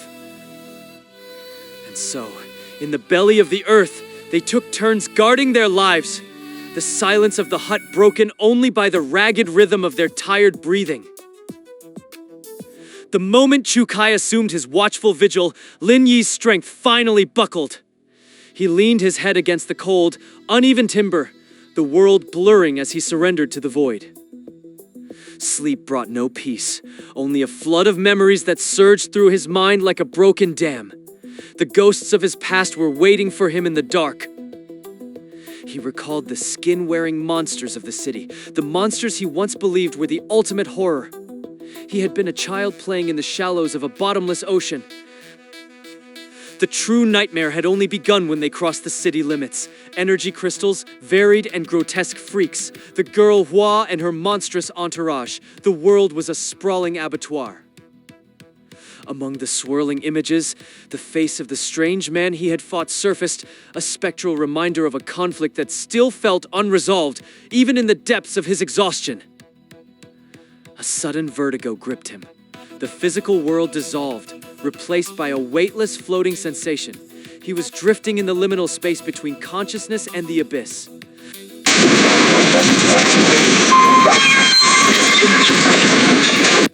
Cast them into the depths. Throw them down! The brutal command was instantly drowned by a wave of desperate pleas and the raw, unadulterated screams of the doomed. The darkness shattered.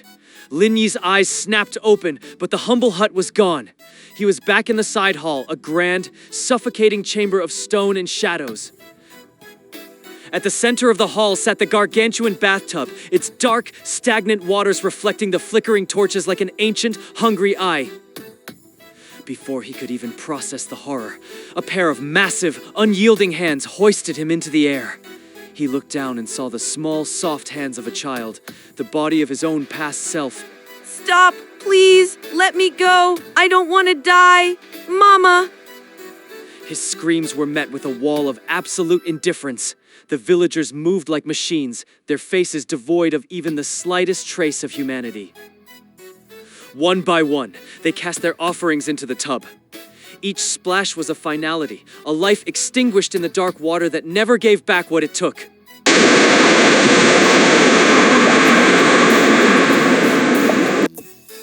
Lin Yi clawed at the surface, but the depths were alive. Cold, spectral fingers from those already drowned gripped his legs, pulling him down into their watery grave. The warmth of the water was a cruel irony as it flooded his lungs. His vision blurred, the flickering torches fading into a merciful, eternal blackness. Cast the offering into the deep! Throw them down! The reality reset with a jarring, psychic snap. Lin Yi found himself back at the threshold of the bath, the same faces and the same words haunting the air. The sequence was immutable. He was lifted, cast out, and swallowed by the dark water, only to find himself standing before the villagers once more a heartbeat later. He willed his muscles to move, to rebel against the script, but his body was a foreign land. He was a mere passenger behind the eyes of his helpless younger self. Death was no longer an end, but a transition. Drowning, rebirth, drowning, the cycle repeated with a sickening mechanical precision. This was the mirror image of his own power. But instead of a tool for change, it had become an instrument of eternal torment. The child fought back with a feral, doomed intensity. He bit into the callous skin of his captors, his small frame trembling with a desperate, hopeless rage. He looked at his hands, tiny, fragile, the hands of a 7-year-old boy who was never meant to survive this slaughterhouse. The agony of water filling his lungs became a familiar rhythm. Resist! Die! Rise! Each iteration chipped away at his sanity. Until finally, something in the eternal loop shifted. A new variable entered the equation. Wait! Why does this one look so blighted? A villager muttered, eyeing the child with a mixture of confusion and disgust. He was vibrant enough when I first took hold of him. It's a strange transformation. Another replied, his voice a low, gravelly rasp. His skin has gone gray as ash in the span of a few heartbeats. Lin Yi understood the grim reality. This was the backlash, the physiological toll of twisting his own timeline too many times. His younger self was paying the price for the man's survival. The weight of his own mortality settled over him. If the water took him this time, there would be no loop to save him. This was the end of the line. It matters not, sickly or whole, the sacrifice demands its due. Cast him in. The world tilted once more as the boy was carried toward the yawning mouth of the tub. The torches flickered, their light dying in the stagnant depths below. Mama! The child wheezed, his lungs burning with the effort. Save me, please!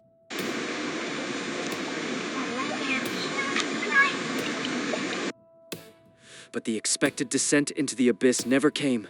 Instead, a pair of strong, graceful arms surged through the water, catching him with a desperate protective force.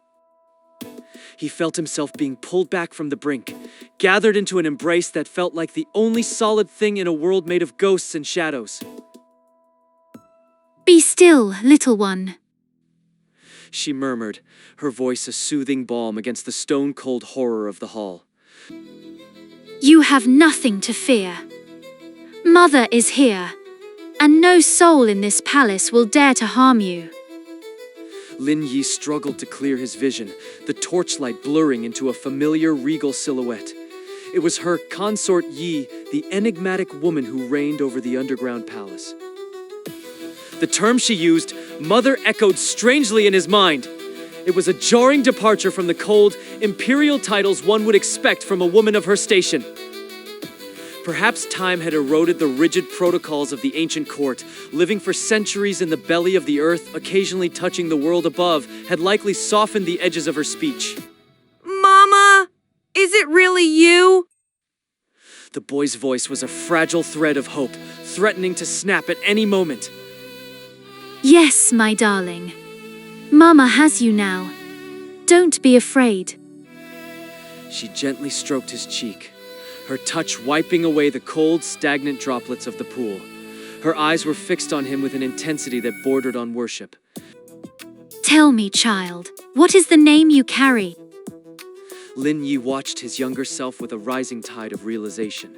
He knew what was coming, yet the truth still felt like a physical blow. My name is Lin Yi. Lin Yi. The name echoed in his mind, jarring and impossible. How could that be his name too? He was supposed to be Chu Lai, the boy he had been watching, the one who seemed so different yet so familiar. That name, it is not pleasant to hear. Forget it. From this day forward, your name shall be Chu Lai. Lai. You are mother's Lai. You are Chu Lai. Chu! Lai! Lin Yi's intuition had been correct. This boy was Chu Lai. But Chu Lai was just a label given by that woman. His true name, the one he had once spoken with his own lips, was Lin Yi. Thinking back to their first meeting, Chu Lai hadn't even reacted to the name. He must have forgotten his own past completely. It wasn't hard to understand. Dying repeatedly in a cycle of endless despair, then a sliver of light appeared. For Chu Lai, that light was the woman in the underground palace. She had saved him. That was why he relied on her so desperately. She was his entire world. Over time, the past had been erased. All that remained was the woman and the name she had bestowed upon him. A sickening wave of vertigo washed over him, and the world snapped back into focus. Lin Yi's eyes fluttered open. The dark timber ceiling of the hut loomed above him. Zhang Cheng and Chu Kai were leaning over him, their faces etched with a tension that hadn't quite dissipated. Finally, you're awake. Zhang Cheng let out a ragged breath, his shoulders finally slumping from their defensive hunch. Lin Yi, what happened? You were out cold. We couldn't shake you awake no matter what we did. Weak, filtered light seeped through the cracks in the walls. Another day had begun in this sunless tomb. Lin Yi shifted his gaze. Chu Lai stood a few paces away, silent and watchful, like a shadow afraid of the light. What is your name? Your real one. The question hung in the air, sudden and sharp. Me! Chu Lai blinked, his expression flickering with a momentary, genuine confusion. I am Chu Lai. Who else would I be? I'm asking about before Chu Lai. What did they call you then? I've always been Chu Lai. Lin Yi, are you all right? You're acting strange. He spoke with such conviction, as if the name were his soul itself. It was the only thing he had left of her. Or maybe the past wasn't just hidden, it was gone, buried under layers of trauma and devotion. If he didn't remember, how had Lin Yi seen it? The weightlessness, the intrusion, it was familiar. He had felt this once before. The stranger's ability, the one that let him step into the minds of others. But that man was dead. How could his power still linger in Lin Yi's veins? Was it a gift or a curse? Or was last night simply a fever dream born of exhaustion? He needed to be sure. He reached out with his mind, weaving the threads of fate toward the boy. The glowing strands hummed as they connected. Chu Lai didn't flinch. He saw nothing. Lin Yi tried to tap into the boy's power, to borrow the guidance of destiny, but he met a cold, impenetrable wall. Was it because their abilities were too similar? Like two identical magnetic poles they refused to align? Lin Yi, you're staring again. Are you sure you're okay? Chu Lai's concern felt hollow. He wasn't worried about Lin Yi's health. He was worried about the mission. I'm fine. Don't worry. As long as your information holds, everything will go according to plan. I haven't lied. I swear it on our blood. I would never betray you. Chu Kai and Zhang Cheng watched the exchange in silence, their eyes darting between the two. They knew Lin Yi had found something important. But as long as it didn't break the plan, they would follow his lead. They pulled Lin Yi away from Chu Lai, their voices dropping to a conspiratorial whisper. Lin Yi hesitated, the words heavy and awkward on his tongue. How could he explain the unexplainable, that he had seen himself in the other boy? He finally recounted the vision, describing the child named Lin Yi in the woman's care. Coincidence? Or something worse? Chu Kai shrugged, his face a mask of pragmatic indifference. It's just a name, Lin Yi, a common one. In a world where we're treated like cattle, maybe they just ran out of unique labels.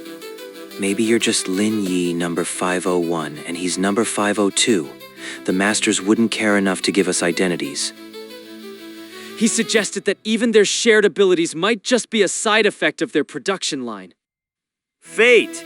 Now that is fascinating. Zhang Cheng's eyes sparkled with a dark intellectual curiosity. He rubbed his chin, lost in thought. The threads that bind us, a variable we haven't fully calculated. It's a hard one to call, Lin Yi. The discussion led nowhere. The mysteries were too deep, the time too short. They forced themselves to set the existential dread aside. Survival took precedence over self-discovery. Listen carefully. The village never truly sleeps. Chu Lai leaned in, the dim light making his features look jagged and hollow. Any stray light will bring the villagers down on us. We have to reach the sacrifice hut before the bryophytes lose their potency. There is a heavy lock on the door. One wrong move, one loud snap, and it is over. Don't worry about the lock. Leave the precision work to me. Chu Kai's voice was low and steady, his confidence a cold comfort in the dark. The moment the sun sets, we strike. We release the sacrifices immediately. He traced a path on the dusty table, his eyes fixed on the imaginary map. The noise will be spectacular. The escaping prisoners will scatter, and the villagers will be too busy hunting them to notice us. That is our window. In the chaos, we rescue Mother. With the blueprint of their betrayal finalized, they settled into a suffocating silence, waiting for the shadows to stretch. Every second felt like an eternity. Outside, the villagers moved like clockwork, their invisible eyes always watching. They couldn't move too soon. A single premature step would alert the monitors and tighten the noose around the entire village. The sun finally dipped below the horizon, plunging the subterranean world into a deeper, more lethal dark. The time had come. Lin Yi closed his eyes, his mind reaching out through the ether.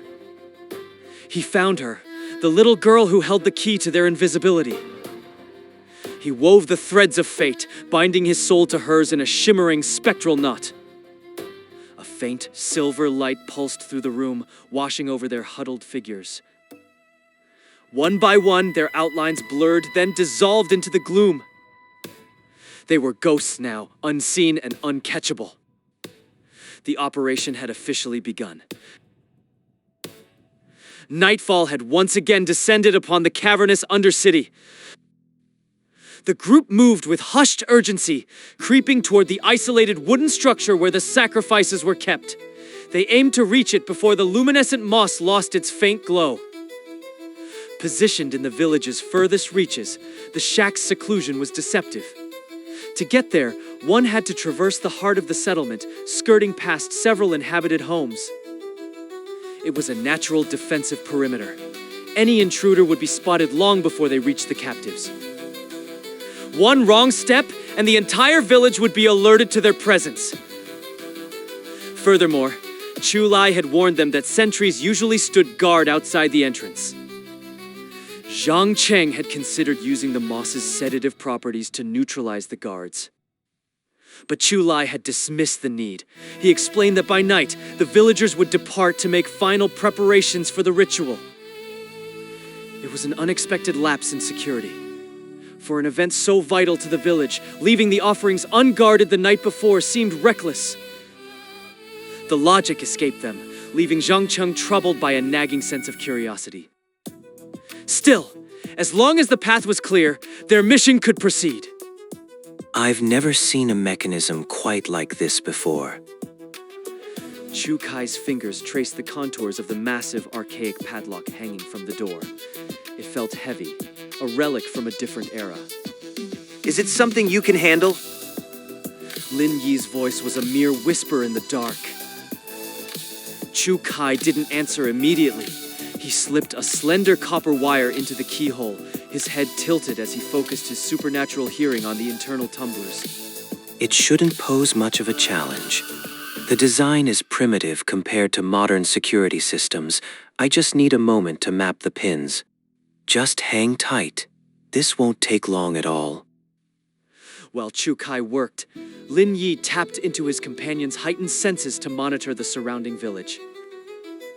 The villagers were emerging from their homes just as they had during previous rituals. They moved with a sluggish, synchronized gait, eventually coming to a dead halt in the middle of the paths. Their catatonic state remained a mystery. How did standing motionless serve as preparation for a sacrifice? Standing in the open air, Lin Yi began to pick up on a new, unsettling layer of sound. It was a faint, skittering noise, like a multitude of tiny legs churning through the soil, burrowing deep into the earth.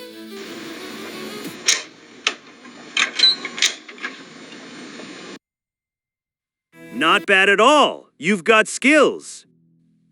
Zhang Cheng reached out to give Chu Kai a congratulatory pat on the shoulder, but in the absolute darkness his hand went wide, accidentally smacking Lin Yi across the face instead.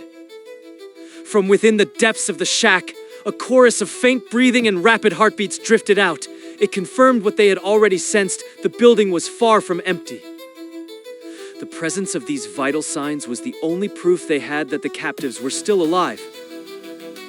Yet, even as the door swung wide, the figures inside remained eerily still. It was possible they hadn't even realized their cage had been opened. Hurry, get out of here. You're free. Lin Yi's urgent whisper was met only by the same rhythmic, heavy breathing. Not a single person stirred.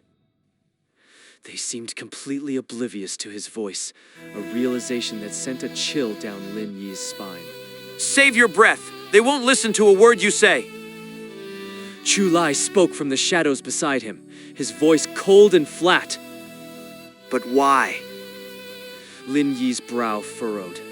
He wondered if the villagers had somehow incapacitated them, perhaps through some poison that had left them deaf and mute. Is it the work of those parasites? Zhang Cheng asked softly, his tone suggesting he already knew the grim answer. Lin Yi's heart sank as the truth clicked into place. These people had been fed the fruit of the village, and now those same parasites were thriving within their throats. It wasn't that they couldn't hear. They simply no longer cared about anything beyond their own internal chemical haze. The parasite secretions had rendered them lethargic, trapping them in a state of living death. They were content to simply exist, motionless in the dark. Exactly. So, they're beyond saving then? Zhang Cheng's question hung in the air. There was no known way to extract the parasites. In a world overrun by freaks, seeking medical aid would mean walking into a slaughterhouse. For these people, the path had already reached its end. Death was the only inevitable outcome. Chu Lai offered no verbal reply. His silence was the only confirmation they needed. So what's the plan for getting them out? Chu Kai was indifferent to their plight. His only concern was the success of their operation and returning safely to his sister, Chu Yun. Don't sweat it. I've already made the necessary preparations. Chu Lai had come armed with a wooden basket packed to the brim with egg fruits.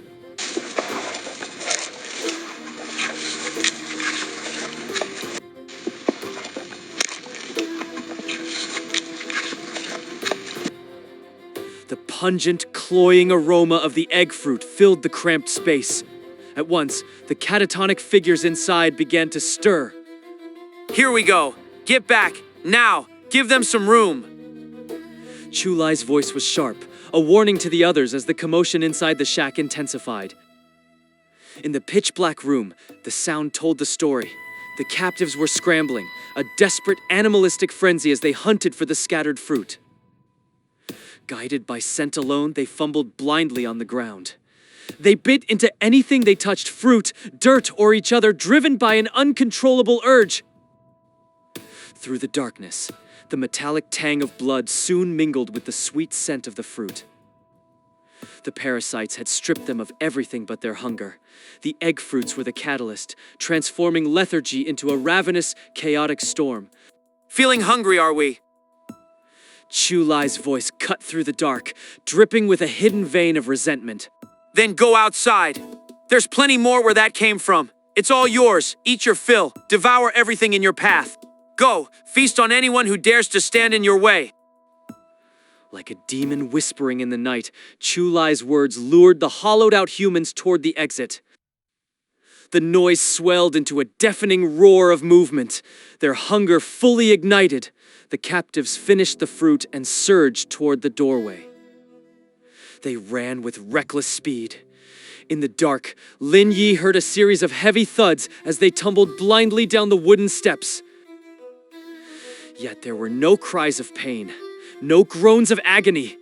The parasites had silenced their suffering, leaving only a singular, driving impulse. At this moment, they were no longer human. They were nothing more than a living embodiment of hunger. The sudden eruption of noise didn't go unnoticed. The once motionless villagers began to stir, their synchronized stillness breaking as they turned toward the source of the chaos. Flickering orange light began to dance across the cavern walls. Torches were lit in the distance as the villagers realized the sacrifices were fleeing. A cry rang out, cutting through the night. Something's wrong. The offerings. They've escaped the shack. The alarm spread like wildfire. The village's security forces mobilized instantly, a disciplined squad of guards rushing toward the site of the breach. Our diversion is complete. It's time to make for the underground palace. Chu Lai turned his gaze toward their ultimate objective. A familiar, iron-willed determination burned in his eyes, the look of a man about to alter the course of the world. As they made their way toward the subterranean palace, Lin Yi caught sight of a jarring anomaly. Up until now, the village inhabitants they'd encountered were mostly middle-aged, none appearing older than 40 or 50. A truly elderly face had been a missing piece in this twisted community. It seemed the freak's illusions had frozen them in time, eternal life granted at the moment they consumed that cursed meat. But with his vision sharpened, Lin Yi now saw the truth. The village was crawling with the aged. Hunched figures moved with a sluggish, desperate urgency, their clouded eyes fixed on the fleeing sacrifices. They clawed at the runners, only to be shoved aside and trampled into the dirt. One sacrifice suddenly turned, pouncing on an old man and tearing into him with primal hunger. As the man collapsed, a blur of motion vanished into the earth beneath him. Could that be the burrowing freak Chu Lai warned us about? Lin Yi wondered. Eyes forward. We need to keep moving.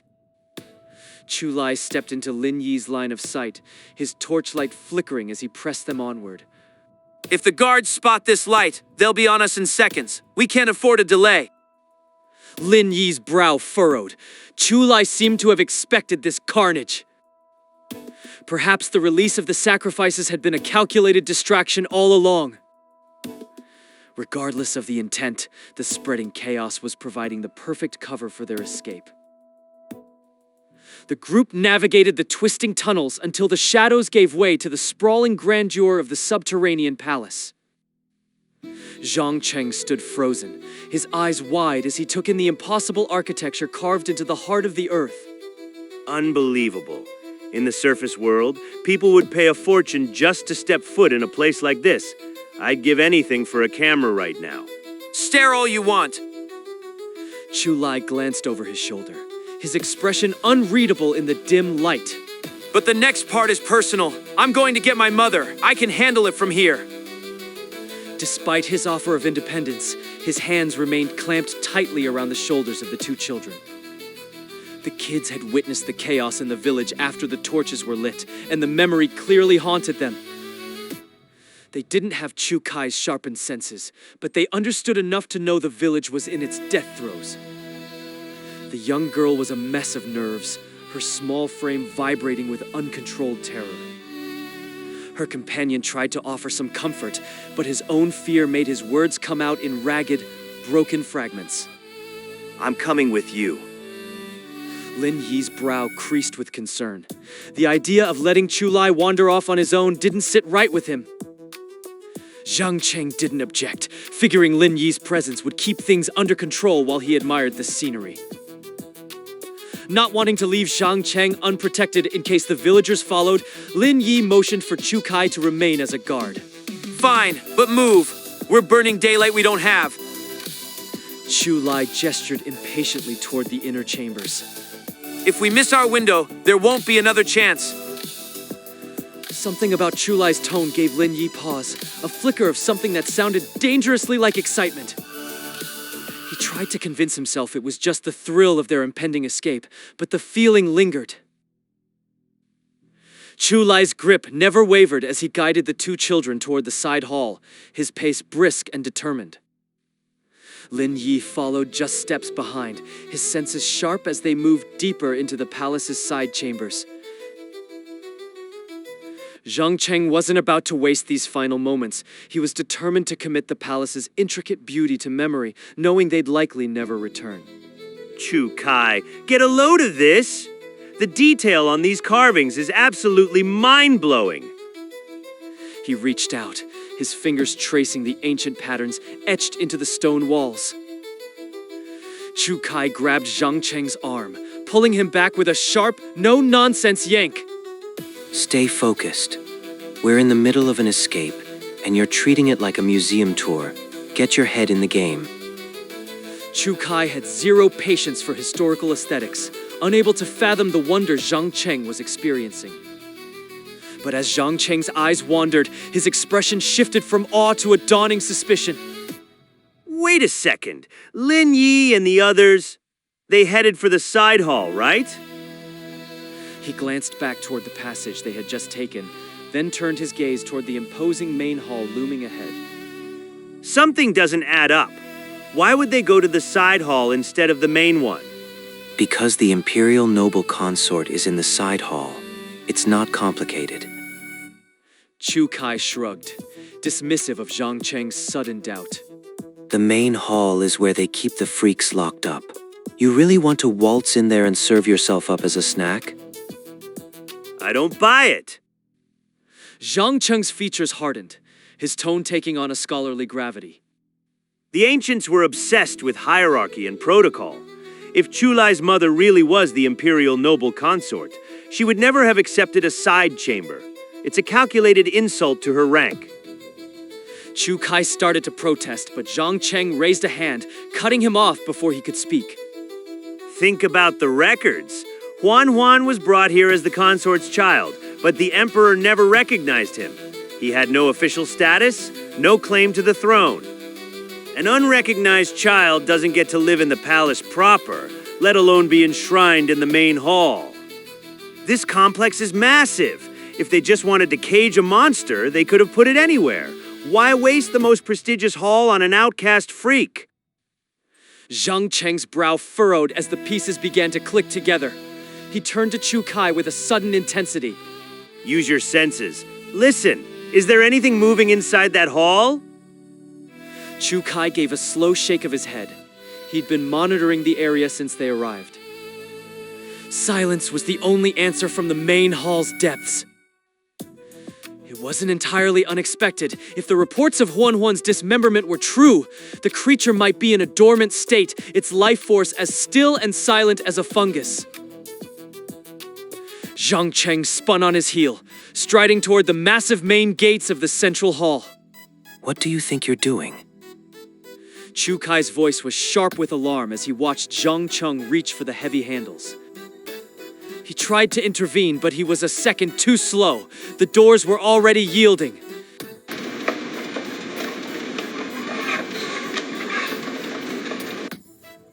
The gates groaned with the weight of ages, a sound that clearly signaled they hadn't been disturbed in a very long time. Zhang Cheng's suspicion was confirmed. If this was a place of monthly sacrifice, these hinges would be silent. Beyond the threshold lay a void of absolute darkness, swallowing the light of their torches. Chu Kai pushed past, his enhanced vision cutting through the gloom to reveal the hall's interior.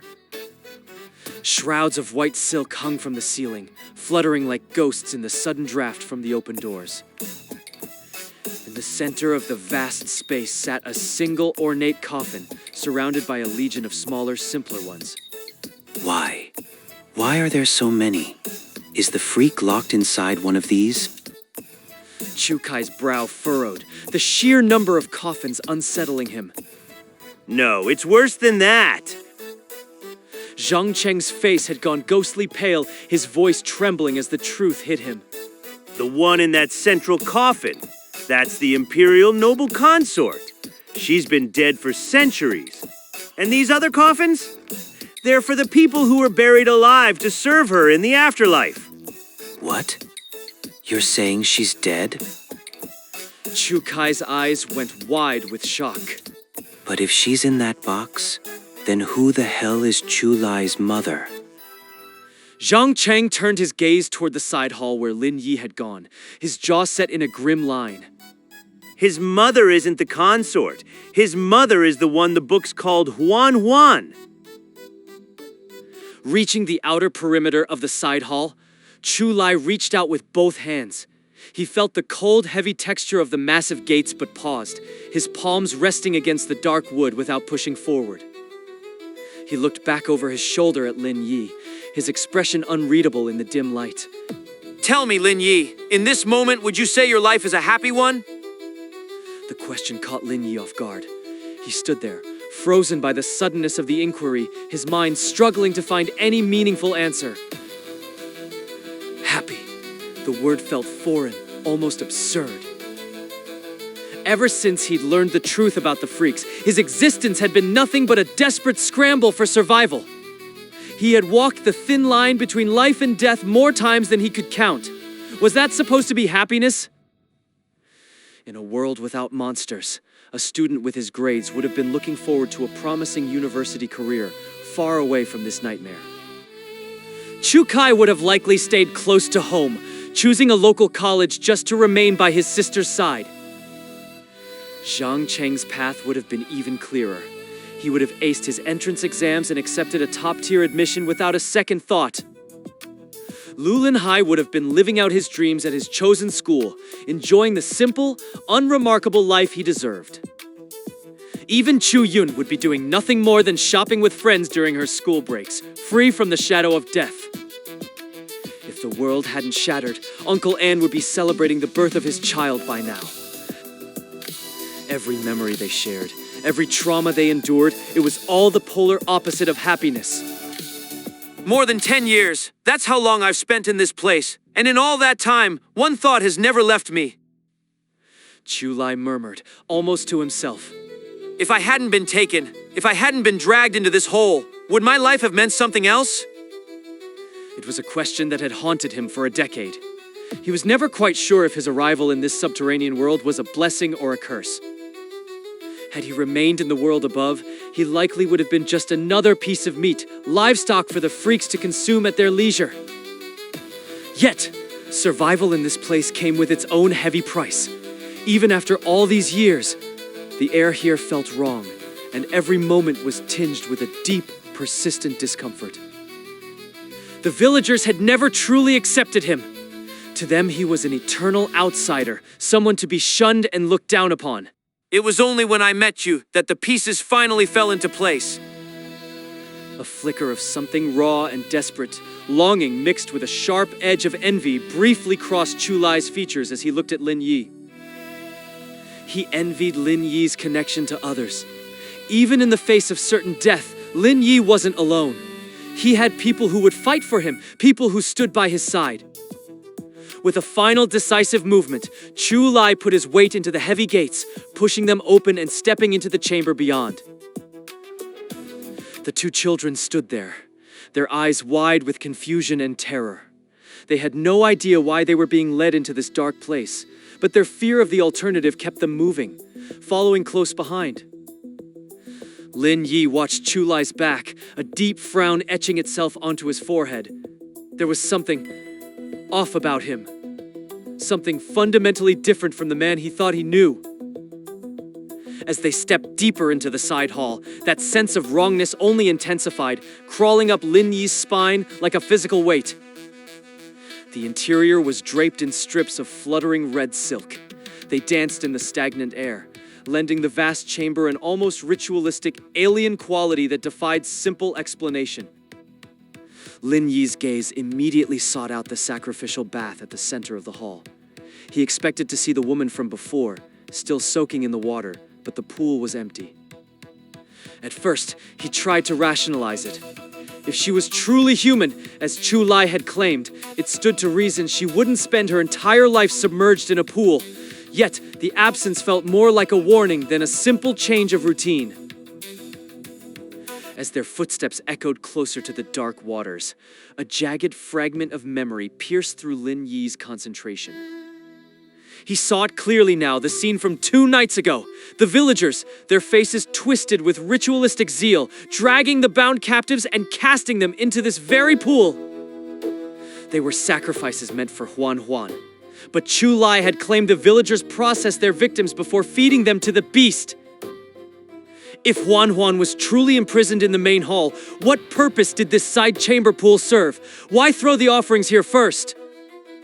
The contradiction slammed into him like a physical blow. The logic didn't hold. The pieces didn't fit. In that heartbeat of clarity, the truth laid itself bare. Chu Lai had been weaving a web of deception from the very start. It wasn't a total fabrication. They had reached the underground palace just as he said they would. The framework of the plan was real. The poison was in the destination. Chu Lai's ultimate objective was something entirely different from the one he'd presented. Pure lies were fragile things, easily shattered by a single slip of the tongue or a crack in the performance. But a half-truth, a story built on a foundation of reality but twisted toward a hidden end. That was the most dangerous weapon of all, and Lin Yi had walked straight into its edge.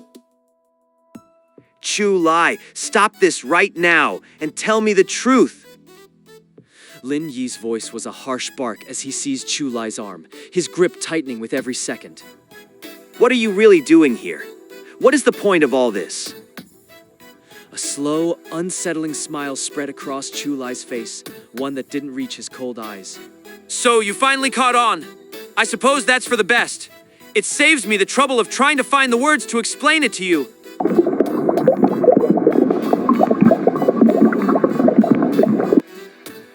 A disturbance rippled outward from the center of the dark water. Then, with a slow, deliberate movement, the woman emerged, her head breaking the surface like a pale ghost. She was scowling, her features twisted into a mask of restless irritability, her eyes searching the hall with a frantic, hungry energy. Food! I need the food! Where have you hidden it? Bring it to me this instant. My precious Lai is starving. Lai! The name hung in the heavy air, a question Lin Yi couldn't ignore. He looked back at Chu Lai, seeking some kind of explanation. Chu Lai met his gaze, his expression shifting into a bitter, hollow smile. Do you see? To her, I was never a person. I was just a placeholder, a substitute for the one she lost. The name wasn't his. It was a title bestowed upon him by a woman whose mind had shattered under the weight of her grief, a label she applied to any vessel that could temporarily fill the void left by her child. He was a toy, a living doll being treated with the same delusional affection a broken mother might give to a piece of wood. If he died, the name would simply pass to the next unfortunate soul. He was a disposable commodity in a game of perpetual mourning. The villagers knew the truth. They saw him for what he was, a favored pet whose status was as fragile as the woman's sanity. That was why they never truly accepted him. They knew that when this Chu Lai was gone, another would inevitably take his place. Because the real Chu Lai, the only one who truly mattered to her, had been dead for a very long time. Chu Lai wrenched his arm free from Lin Yi's grasp. Before anyone could react, he lunged forward, hoisting the small boy into the air with a single, powerful hand. Here, mother, the offering you demanded has arrived. With a sudden, violent heave, Chu Lai hurled the boy into the dark, waiting waters of the pool.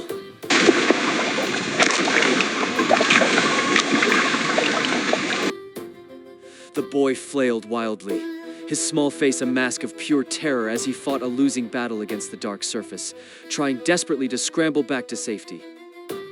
The little girl, ignoring the paralyzing fear that shook her entire frame, raced toward the water's edge. To her, this boy was the only family she had left. She reached out a trembling hand, her fingers straining to catch his. Lin Yi's teeth ground together. He raised his shotgun, the barrel tracking the woman as she began to glide through the water toward her prey. Her speed was unnatural, her movements lacking the fluid grace of a swimmer. Instead, it looked as if she were being propelled by something hidden beneath the surface, a force that pushed her through the water with terrifying efficiency. Lin Yi tightened his finger on the trigger. He wasn't sure if his aim was true, but even a near miss might buy the boy a few more seconds. Don't bother. He's not as fragile as he looks. Chu Lai said, his voice devoid of any concern. Fate led me to these two for a reason. They aren't just children. Is this what you wanted? To turn us all into sacrifices for your twisted game? Lin Yi's voice was a harsh snarl of betrayal. Hardly. Chu Lai shook his head slowly. My true goal is the annihilation of this village and the death of my mother. You want to kill her? The revelation left Lin Yi staggered. He could understand the hatred for the villagers, but the desire to murder the woman who had favored him, the one he supposedly loved, was a shift too sudden to process.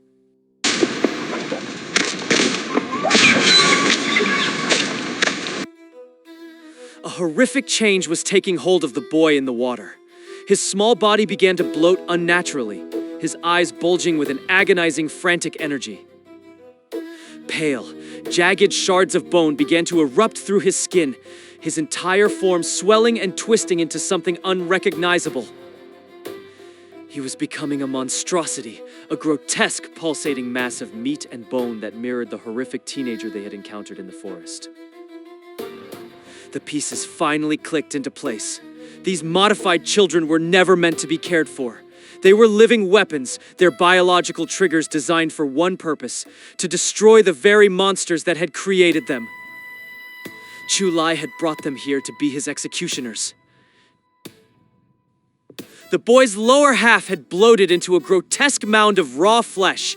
Jagged shards of white bone jutted out from the meat like a suit of armor, protecting the monstrosity within. A tangle of tentacles burst from the fleshy sphere. One slithered out with lightning speed, snaring the girl by the water's edge and yanking her into the pulsating mass. Lin Yi watched in silent horror, the grisly sight triggering memories of the four souls fused into a similar meatball back in the woods. This was the same hellish process of assimilation. As the girl disappeared into the boy's distorted form, his entire body began to shimmer and vanish from sight. Every trace of humanity had evaporated, replaced by a mindless, primal hunger for carnage. But the girl's power was a mere trick of the light invisibility that didn't erase their physical weight or presence. Even as they faded into nothingness, the water betrayed them, churning with ripples and sinking under the invisible weight of their stance. The woman didn't slow down for a second. The nightmare unfolding before her eyes didn't even make her blink. She charged into the empty space where the water dipped, slamming into something unseen. A crazed light filled her eyes as she lunged forward, her teeth sinking deep into a hidden slab of meat. She tore a ragged, blood-soaked chunk away. Without a single chew, she forced the raw flesh down her throat, swallowing it in one violent gulp. That's no human. Is she the Huan? Lin Yi's voice shook with pure terror. No person could act with such savage, inhuman cruelty. No! Chu Lai watched the carnage with a chilling, detached gaze.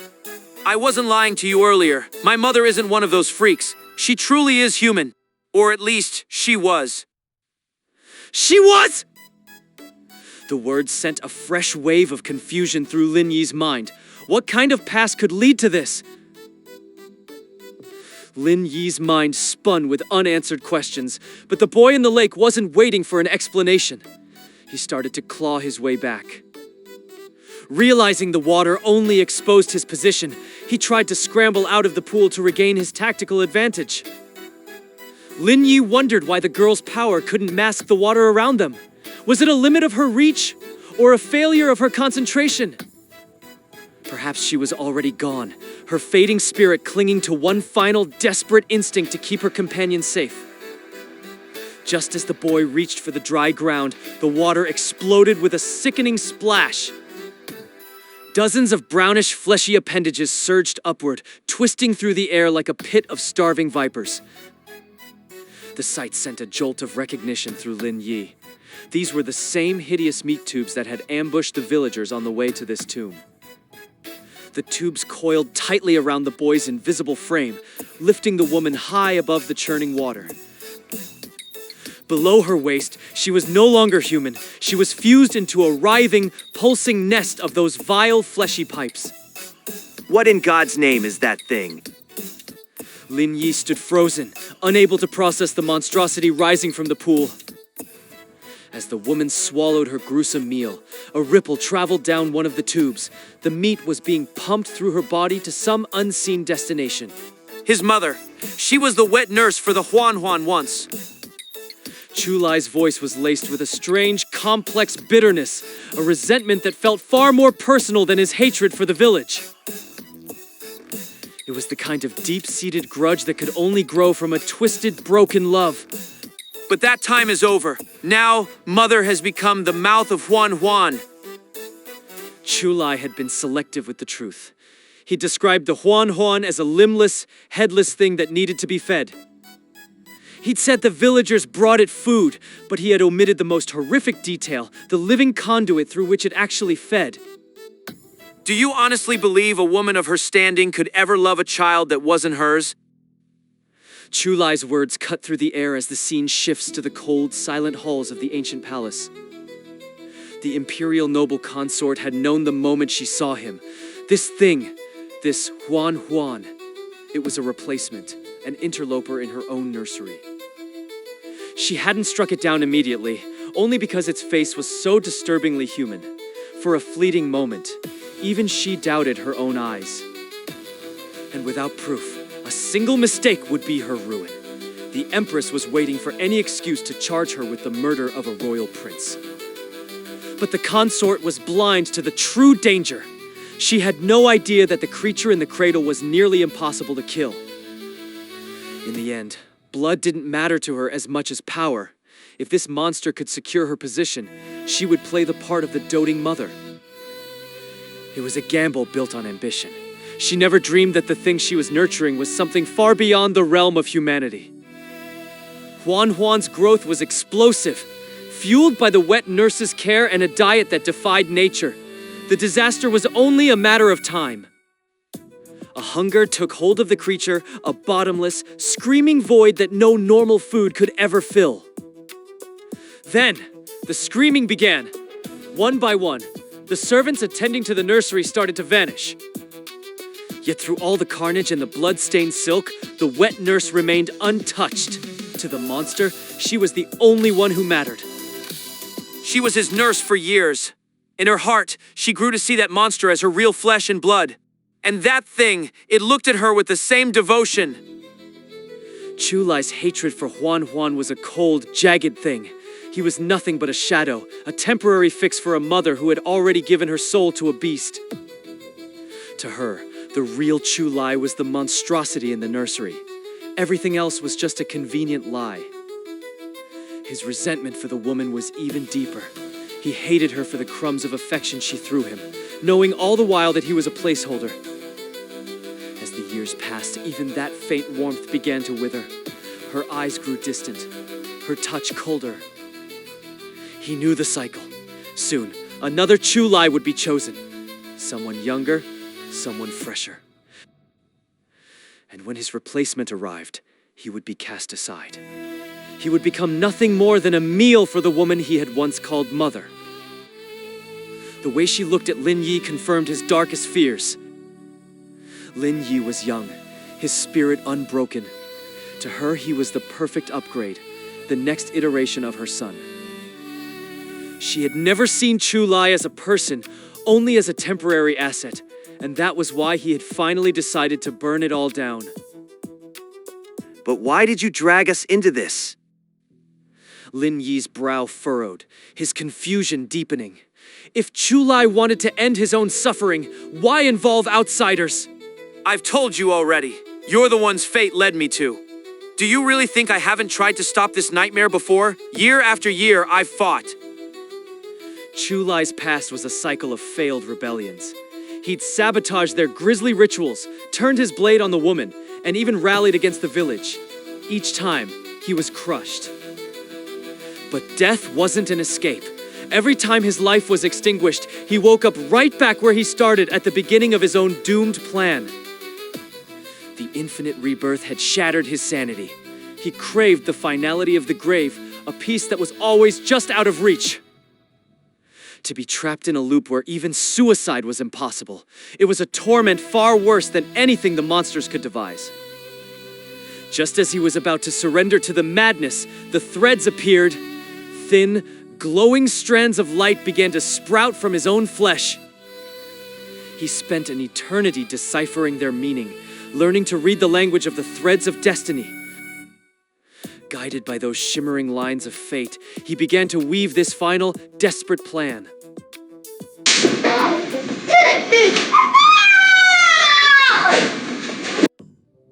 Even in his monster state, he was no match for the nightmare rising from the pool. He wasn't just fighting a monster. He was up against a human conduit fused with the power of an ancient species freak. Lin Yi didn't hesitate. He leveled his weapon, his finger tightening on the trigger. Was it the hours of training, the raw instinct to protect those children, or just a miracle of luck? Even without his enhanced senses, his aim was perfect.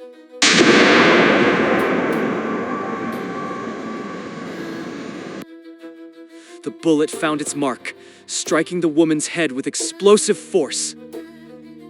Her skull shattered into a spray of bone and gray matter, her body jerking back from the impact. But the victory lasted only a heartbeat. Thick, wet, fleshy sprouts erupted from the ragged wound, knitting bone and skin back together with terrifying speed. Lin Yi's blood ran cold as Chu Lai's warning echoed in his mind. The vitality of a freak like Huan was absolute. You couldn't kill them with bullets, you could only starve the life out of them. Seizing the brief window while the woman recovers, the small boy launches a desperate counterattack. His form flickers and vanishes from sight. Lin Yi can no longer see the boy himself, only the violent evidence of his unseen movements. The thick meat tubes coiled around the boy suddenly constrict, and he lunges toward the woman with ferocious speed.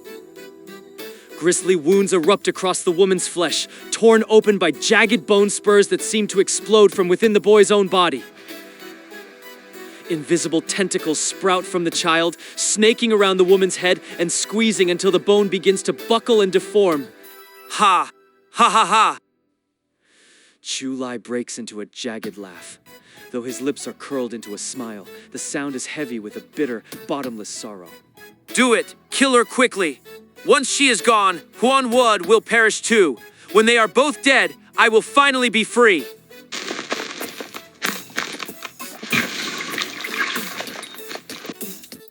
The woman's head is crushed like a piece of overripe fruit under the immense pressure. Blood sprays across the invisible tentacles, painting a grotesque, hovering silhouette of the boy in the air. But a being merged with the ancient entity is not so easily ended. The horror refuses to subside. Disgusting meat sprouts begin to writhe and knit together. Before their eyes, her head begins to reform once more. Unbridled fury distorts the woman's features. Beneath the churning surface of the pool, more meat tubes surge upward, making the water appear to boil with a dark, predatory intent. The tubes find their mark, snaring the jagged bone spurs that protrude from the boy's distorted frame. With a sickening, violent snap, the tubes wrench the bones free from the woman's own body, discarding them as if they were nothing. The severed bone fragments drift to the surface. The tubes do not relent. Instead, they drive deep into the boy's bloated, pulsating flesh like serrated daggers. My child, he is so hungry. He needs to be fed. She looks utterly unhinged, her once regal hair a matted mess. Drenched in a mixture of blood and spray, she resembles a vengeful ghost rising from the blackest abyss. The tips of the meat tubes split open, revealing inner walls lined with razor-sharp hooks. They lunge forward with mechanical precision. The moment they touch the boy, the hooks clamp shut, digging deep into his flesh and anchoring him in place. A massive bulge appears at the end of the tubes, sucking the life force and nutrients from his body and transporting them rapidly toward the bottom of the pool. The woman throws herself at the boy. Even if she cannot see him clearly, the meat tubes provide her with a direct path to her prey. She opens her mouth, gnawing at his flesh with a ravenous, animalistic greed. She swallows the torn, bloody chunks whole, not even pausing to chew as she feeds the entity within her. The meat tubes connected to her lower body pulsate with every mouthful. She is nothing more than a biological conduit for Huan. Despite his regenerative gifts, the boy is no match for the ancient horror. In the end, he is still just a child facing a cosmic predator. Stripped of his reason, the boy relies on feral survival instincts. Without his invisibility, his clumsy brute force attacks would have never stood a chance. How the hell are we supposed to kill this freak? Lin Yi gritted his teeth, his jaw tight with frustration as he turned a burning glare toward Chu Lai.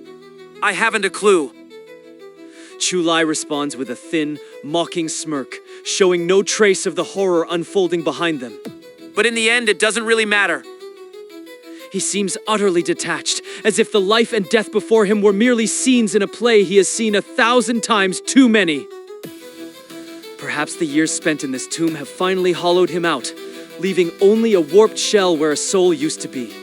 You are the ones fate chose for me to find. As long as I deliver you here, everything will fall into place. So, set your mind at ease. We only need to wait. Destiny will arrange the most fitting conclusion for us all. Wait. Wait for what? Lin Yi's mind reels at the cold-blooded calculation in the man's voice. It was bad enough that these children were experimented on.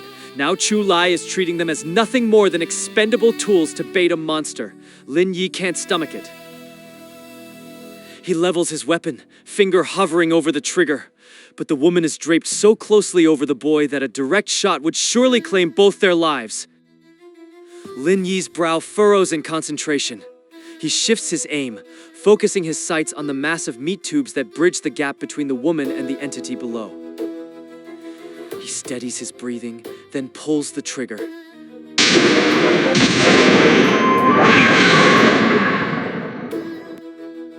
An energy blast rips through the chamber, vaporizing nearly half of the pulsating meat tubes in a flash of searing light. Lin Yi hopes to sever their connection, but the creature's recovery is terrifyingly swift. Fresh meat sprouts erupt from the charred remains, knitting the tubes back together in seconds. Yes, that's it. Do it again. Chu Lai watches from the sidelines, his excitement growing into a fever pitch as he cheers on the violence. You are a child of destiny as well. Strike her. Only through her death can I be released from this torment. Son of a bitch. Lin Yi spits the curse under his breath. If it weren't for the man's temporal loop ability, Lin Yi would have gladly put a bullet in his skull long ago. The woman in the pool snaps her head toward Lin Yi. The energy blast has finally drawn her full, murderous attention. The remaining meat tubes in the water elongate, lashing out at him like whips of raw, hungry flesh. Yet, they are not as fast as he feared. Whether due to the disrupted sacrifice or a limited diet, they lack the sickening speed of the flowery vines he faced before.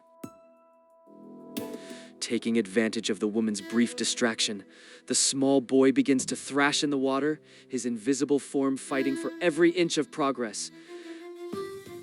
The meat tubes coiled around him tighten their grip, but he ignores the pain, dragging himself with desperate strength toward the edge of the pool.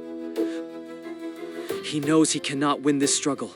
To stay in the water is to embrace certain death. Even with his mind shattered by madness, the primal drive for survival takes hold, forcing him to abandon the futile battle. If he can only reach dry ground, she will lose the ability to track his movements through the ripples in the water. Don't you dare retreat. Keep fighting. Keep going. You are the one fate has delivered to me. You cannot run. Fight. Fight. Shut the hell up! Lin Yi snaps, his patience finally at its limit. He deftly dodges a lashing meat tube and lunges at Chu Lai with explosive speed.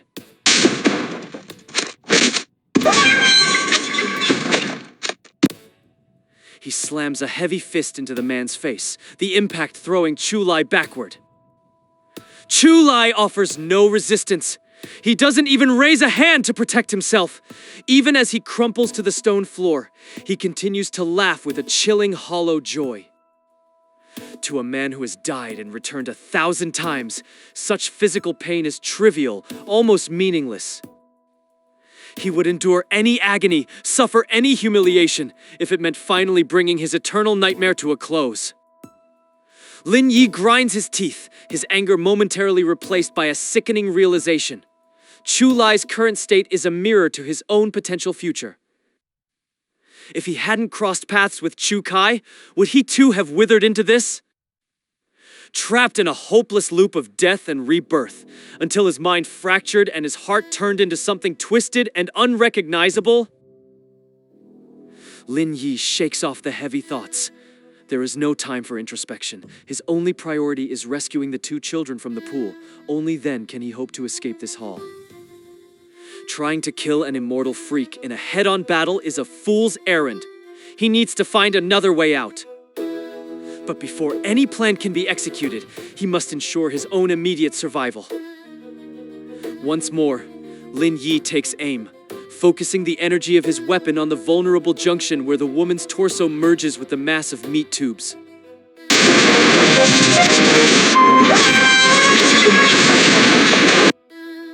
The energy erupts in a blinding flash, tearing through the connection and shredding the meat tubes once again. He reloads with practiced, lightning speed, already preparing to deliver a second, finishing blow. But the horror is relentless! The enemy's regenerative speed is simply too great for him to overcome. As the jagged wound begins its sickening process of knitting back together, a heavy, reverberating thud echoes through the chamber.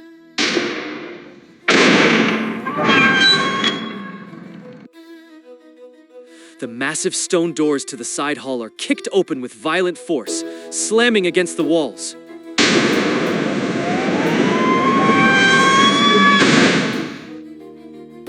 A sharp whistle cuts through the damp air.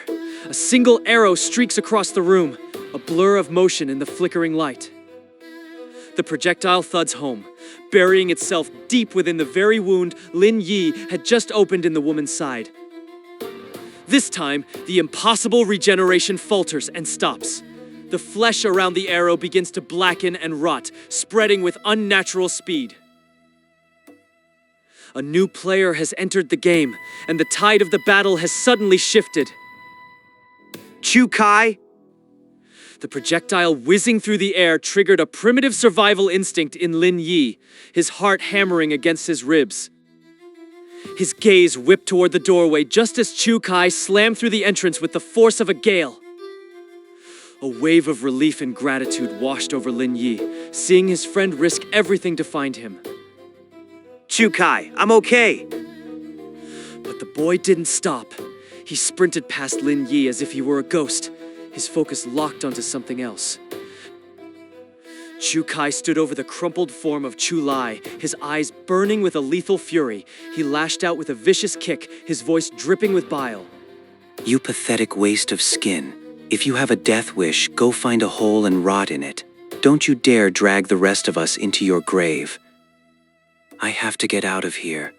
I can't leave little Yun alone in this world. Lin Yi stood frozen, the realization hitting him like a physical blow. It wasn't heroics. It was the raw, panicked terror of a brother who couldn't bear to leave his sister behind. Zhang Cheng stepped into the room moments later, but he didn't even look at Lin Yi. His clinical gaze was fixed entirely on the monstrous figure submerged in the pool. Zhang Cheng clicked his tongue in a mix of disgust and scientific curiosity, his head tilting as he studied the anomaly. Incredible! A genuine fusion between a freak and a human host. Our previous encounters were just crude grafts, unstable bodies forced to accept foreign organs. That rejection is what drove those failures into a mindless frenzy. But this, is it a matter of synchronicity, a genetic overlap, or perhaps a mutual willingness to merge? The possibilities are endless. I'd give anything to see what's happening under that skin. Lin Yi's expression soured. Between the murderous rage and the cold scientific detachment, it seemed he was the least interesting thing in the room. How the hell did you find this place? Lin Yi forced himself to focus, the lines of concern deep on his forehead. Every second they spent in this tomb felt like a gamble with their lives. We came to get you back. Zhang Cheng gave a brief summary of their trek through the darkness, his eyes flickering toward the groaning form of Chu Lai on the floor. Time to go. Leave that traitor where he lies. I've already figured out the exit. The exit? You found it? The news hit Lin Yi like a jolt of electricity. He had thought they were buried alive. Technically, I know how to force the hidden path to manifest again. Tell me, do you have any idea what kind of entity this mirage actually is? Lin Yi could only offer a silent, confused shake of his head. A sharp cry of pain echoed from the pool. The woman's features were distorted, her body racked with tremors of pure agony. The crossbow wound was a grotesque sight. Instead of clotting, the flesh was liquefying into a black putrid sludge that devoured the surrounding skin. The bolt hadn't been dipped in simple venom. It carried a necrotic slurry harvested from the chests of the mutant birds on the surface. The villagers of the hair snail colony had spoken of the rot with religious fear. Once it touched a wound, it would never stop eating until the victim was nothing but bone. Zhang Cheng had used his mantis wolf pets to stockpile the foul substance, sealing the putrescent meat in airtight jars for future use. He'd been forced to discard most of it when the smell became too pungent, even for his clinical sensibilities. This wasn't a lethal blow, merely a horrific distraction. Soon, the creature would realize the only way to survive was to excise the rotting mass from its own body. Back in the main hall, the presence of the coffin had led Zhang Cheng to believe the entity known as the Mirage was contained within the woman in the pool. Lin Yi had followed that same line of logic, convinced that the monster was merely a parasite lurking at the bottom of the hot spring, bound to its human host. But the frantic sprint to the side hall had allowed the pieces of the puzzle to fall into place. Zhang Cheng had synthesized every anomaly they'd encountered into a single, horrifying truth. I was wrong. That woman, she isn't the Mirage. A shadow of pure dread crossed Zhang Cheng's face, his eyes sweeping across the vast, echoing chamber. The Mirage, it isn't a resident of this place. It is this place. This entire subterranean world is the creature. You, what did you just say? The magnitude of the revelation sent a shiver of existential terror down Lin Yi's spine. Even at a fraction of the city's size above, the sheer biological mass required to form an entire underground ecosystem was beyond comprehension. Are you saying we're literally inside its digestive system? This entire world, it's just one giant belly? Lin Yi's mind flashed back to the grotesque flesh tubes in the village, the way they burrowed deep into the earth like hungry roots. It all clicked. A single pool could never support a network that reached all the way to the surface. But if the ground they stood on was a living organ, then the tubes were simply extensions of its own anatomy, reaching up to feed. The spongy, yielding texture of the floor wasn't stone or soil. It was the soft, resilient tissue of a stomach lining. The side hall wasn't just a room. It was the site of a massive, unhealed wound on the Mirage's inner body. The woman in the pool was merely a lure, a biological gateway. She was the mouth of the beast. As for the fate of anything consumed by that mouth, the thoughts were too dark to dwell on. Whether it possessed multiple chambers for slow digestion or simply dissolved its prey into raw nutrients was a mystery. They were facing an apex predator that defied every biological law they knew. A sudden, uncomfortable thought occurred to Lin Yi as he mentally retraced their steps through the subterranean tunnels. The tunnel we used to get here. If this is the stomach, then that means... Exactly. We entered through the Mirage's posterior. Shut up. I don't want to hear the rest of that sentence. Lin Yi cut him off before the clinical description could get any more graphic, a look of pure revulsion on his face.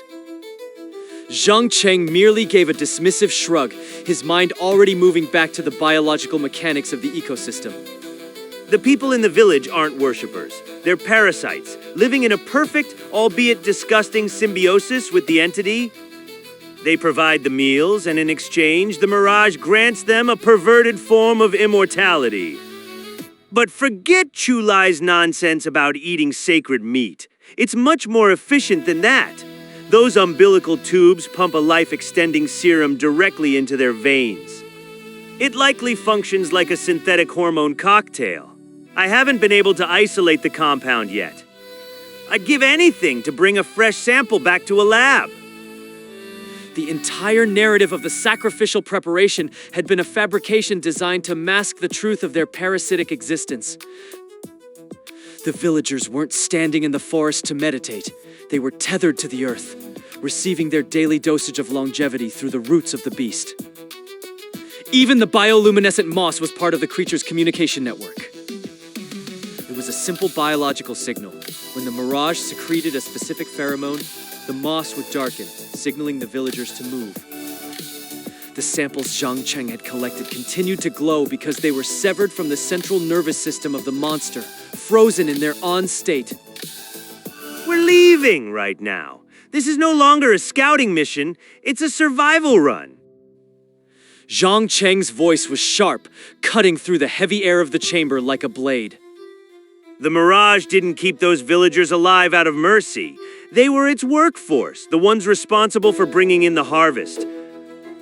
But with the sacrifice disrupted, the entity is going to get hungry, and a starving freak is a mindless engine of consumption.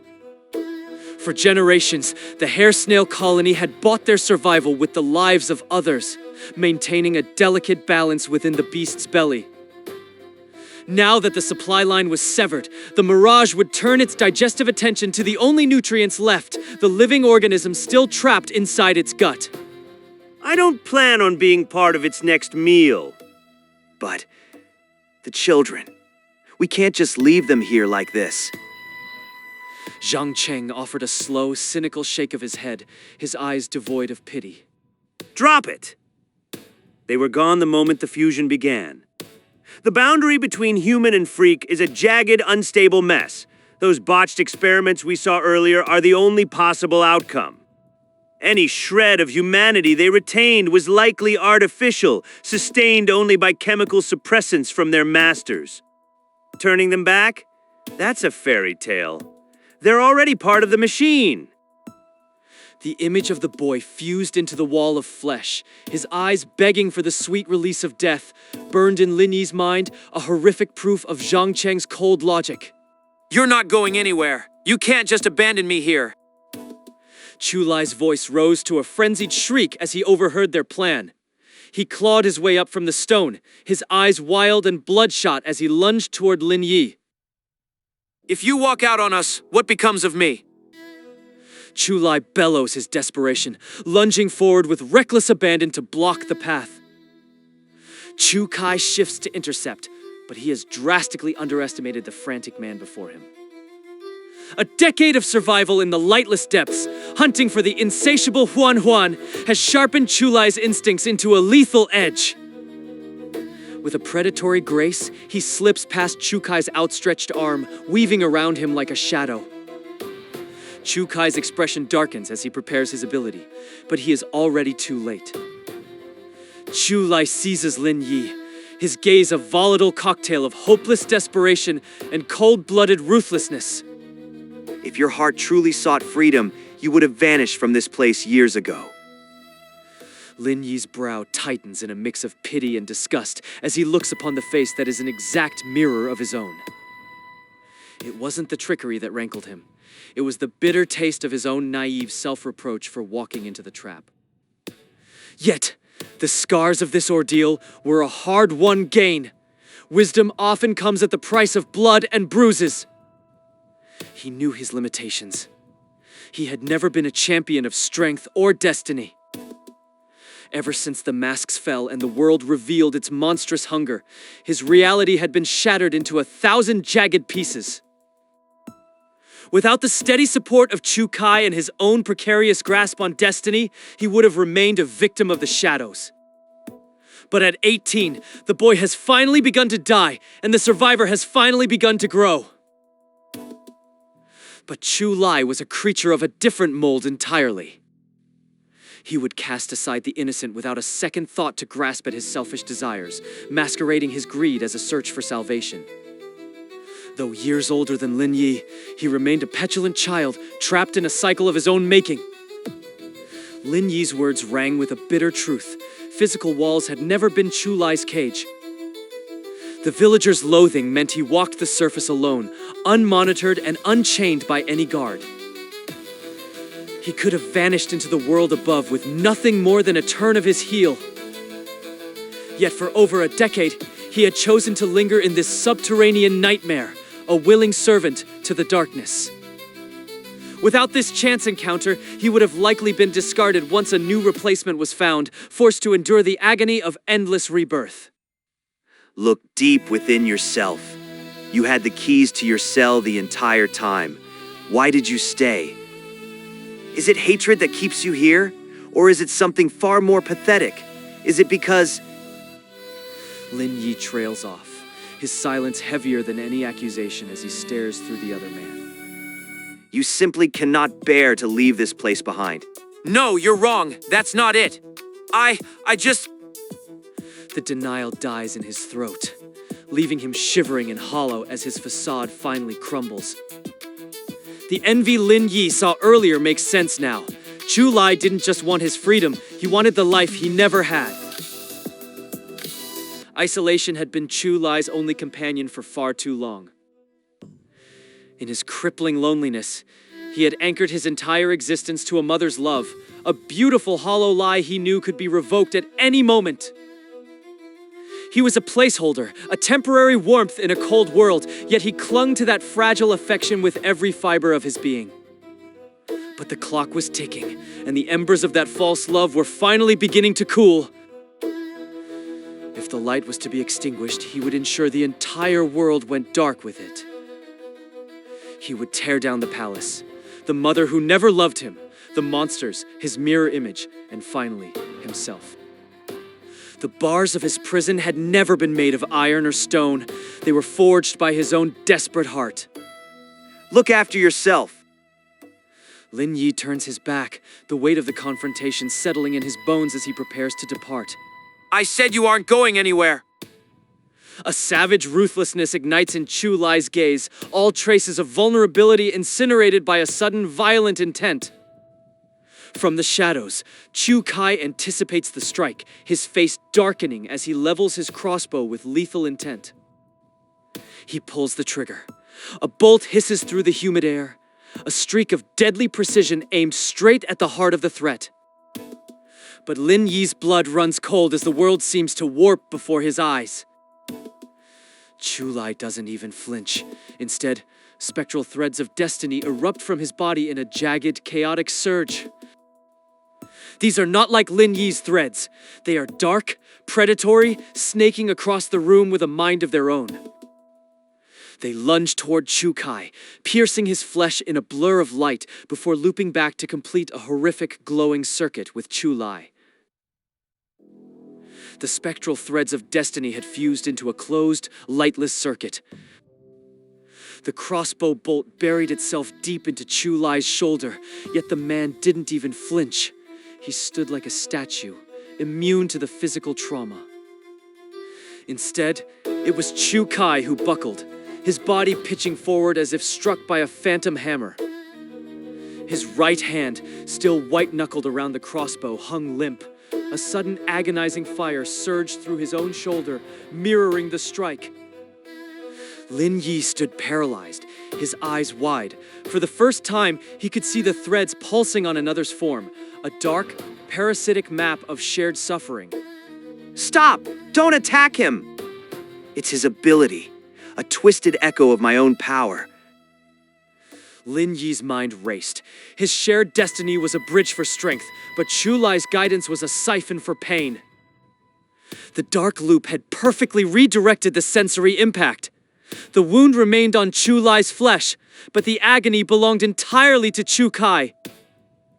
If the assault continued, Chu Kai would be broken by his own righteous fury before Chu Lai even felt a scratch. Zhang Cheng, get him out of here, now! Consider it done. I'll meet you at the exit. Without a flicker of doubt, Zhang Cheng moved to support his fallen friend, his trust in Lin Yi absolute.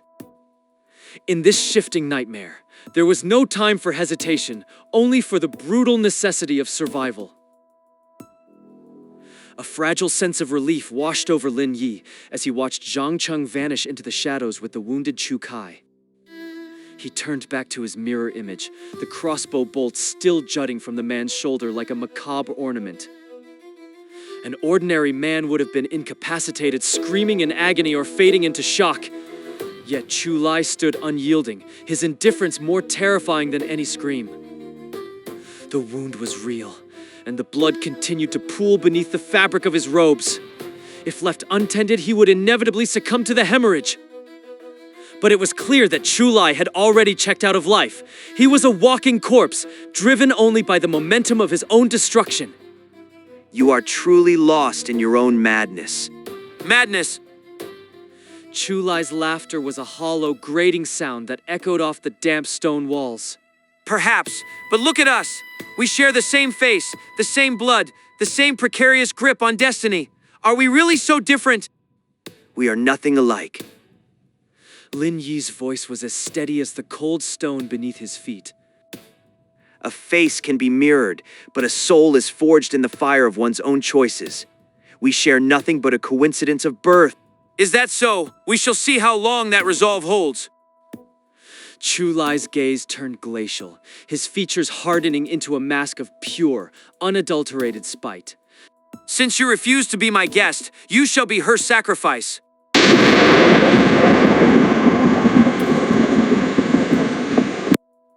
What have you done? Me, I have done nothing but witness the inevitable.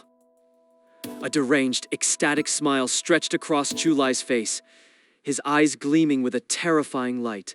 Mother is waking. She is coming to reclaim the piece of herself that has strayed too far.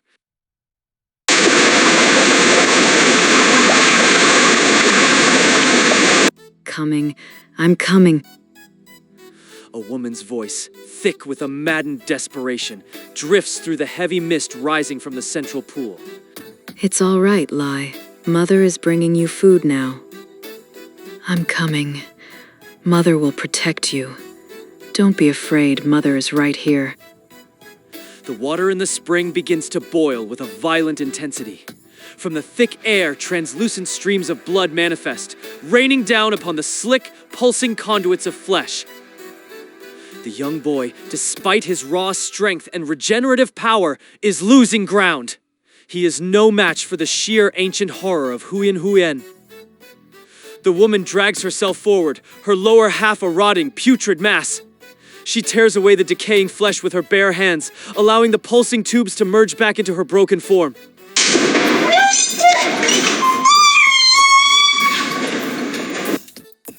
Red silk drapes sway rhythmically from the rafters. Beneath them, a web of flesh tubes surges from the pool like a spreading infection. A thick conduit lunges toward Lin Yi. Chu Lai, standing as a shield before him, is the first to be struck by the lashing tube. Before Chu Lai can move, before Lin Yi can even raise his weapon, the tube coils around him and drags him toward the seething pool. Lai, my Lai, food is here. The woman's gaze is fixed not on the boy, but on the hunger he represents. Her jaw unhinges with a sickening crack, revealing a cavernous, inhuman void. Glowing threads of fate stretch from Chu Lai, piercing the woman before looping back to him. The cycle of his destiny prepares to close once again. Lin Yi watches with a frown, knowing the absolute power of fate. Chu Lai cannot die, he will only loop back to the beginning of his torment. But then, brilliant threads sprout from Lin Yi's own chest, racing toward his double. It is not his own choice. It is as if fate itself is spinning them. These new threads do not connect to the woman or the monster. They snare Chu Lai's own destiny, entangling the loops of time. With a sharp snap, the closed loop of Chu Lai's fate shatters. Lin Yi feels the broken threads retracting into his own body, dragging the other man's destiny with them. What is happening? Why is my ability moving on its own?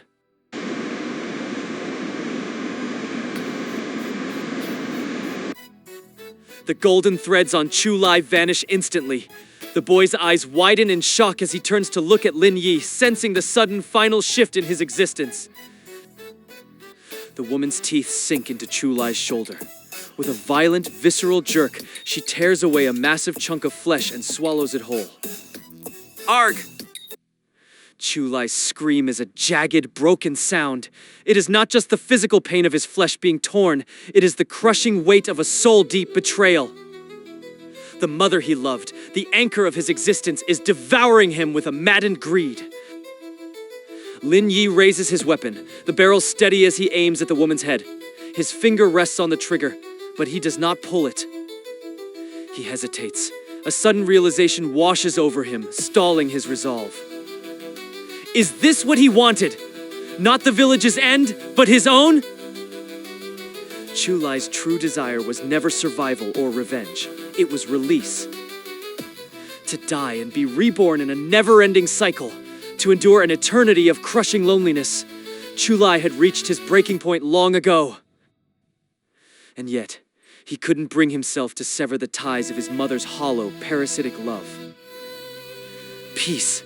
That was the only thing his heart truly yearned for.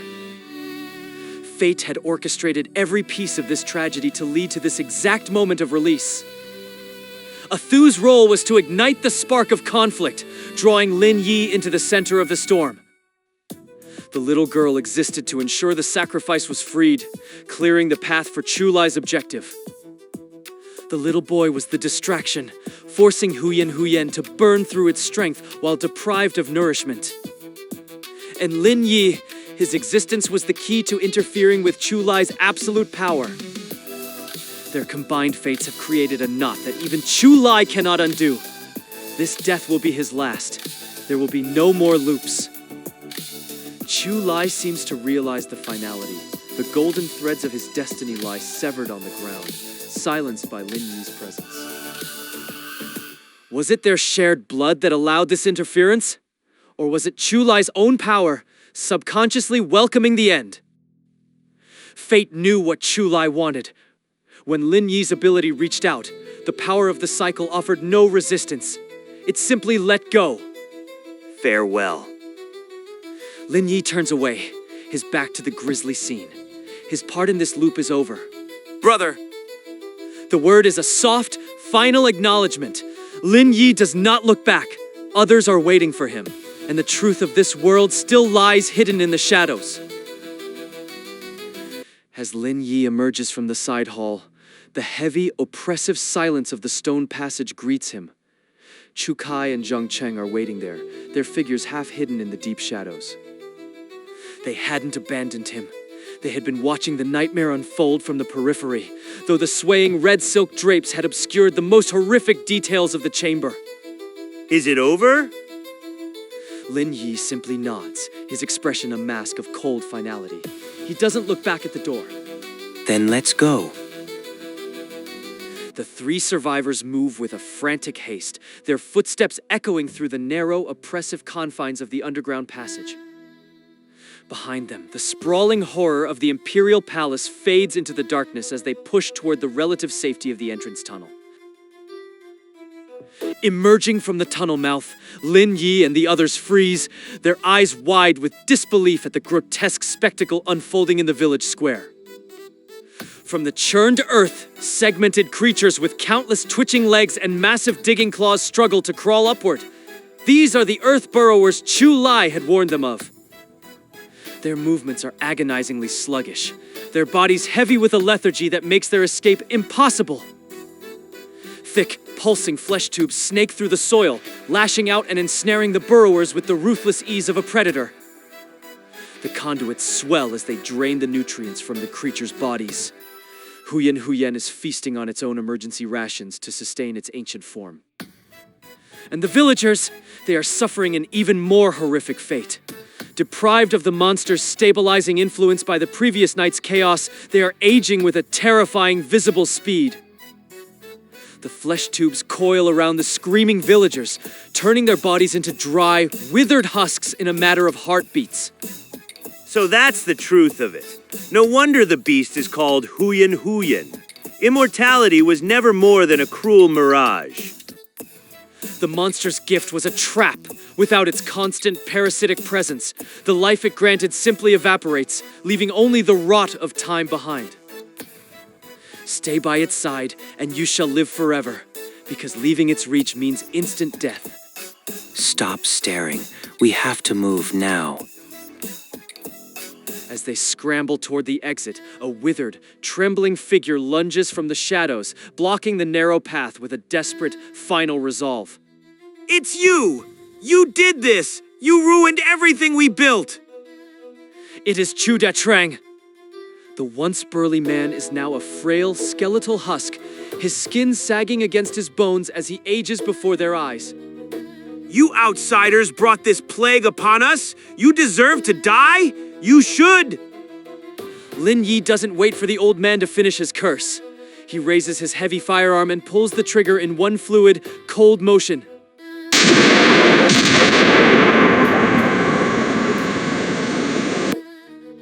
Chu Datrang's fragile body is instantly obliterated, leaving nothing but a fine crimson mist and scattered, unrecognizable debris.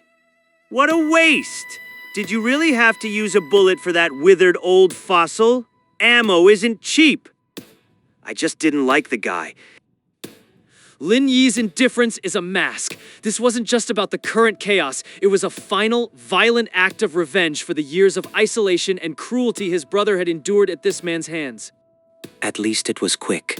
Now, let's move. If Hoyen decides we're the next course, we're finished. The moment Chu Kai's warning fades, the bedrock beneath their feet groans and shudders. A violent tremor ripples through the entire subterranean cavern, throwing the survivors off balance. On the cavern walls, the patches of bioluminescent moss flicker and die, their sickly green glow snuffed out in a heartbeat. The light vanishes utterly, and the world of the peach blossom spring is plunged into an absolute suffocating darkness. Lin Yi's brow furrowed as he watched the moss on the walls lose its luster. The once vibrant glow was dying out, casting long, unsettling shadows across the passage. It had only been 4 hours since the artificial daytime began. By all logic, the moss should have remained luminous for much longer. This premature darkness wasn't natural. It was a sign of something shifting within Huan itself. A violent tremor surged through the cavern, far more erratic than a standard earthquake. It felt as if the entire underground world was tilting and lurching, like a vessel caught in a turbulent sea. Having spent an eternity below, Huan was finally stirring. Lin Yi could sense it. The entity was driven by a hunger so deep it was clawing its way toward the surface. In the flickering light of the scattered torches, he saw new horrors. Gross, pulsating flesh tubes were erupting from the earth like parasitic vines. There was no more time for caution. Huan's starvation had reached a tipping point. Go now!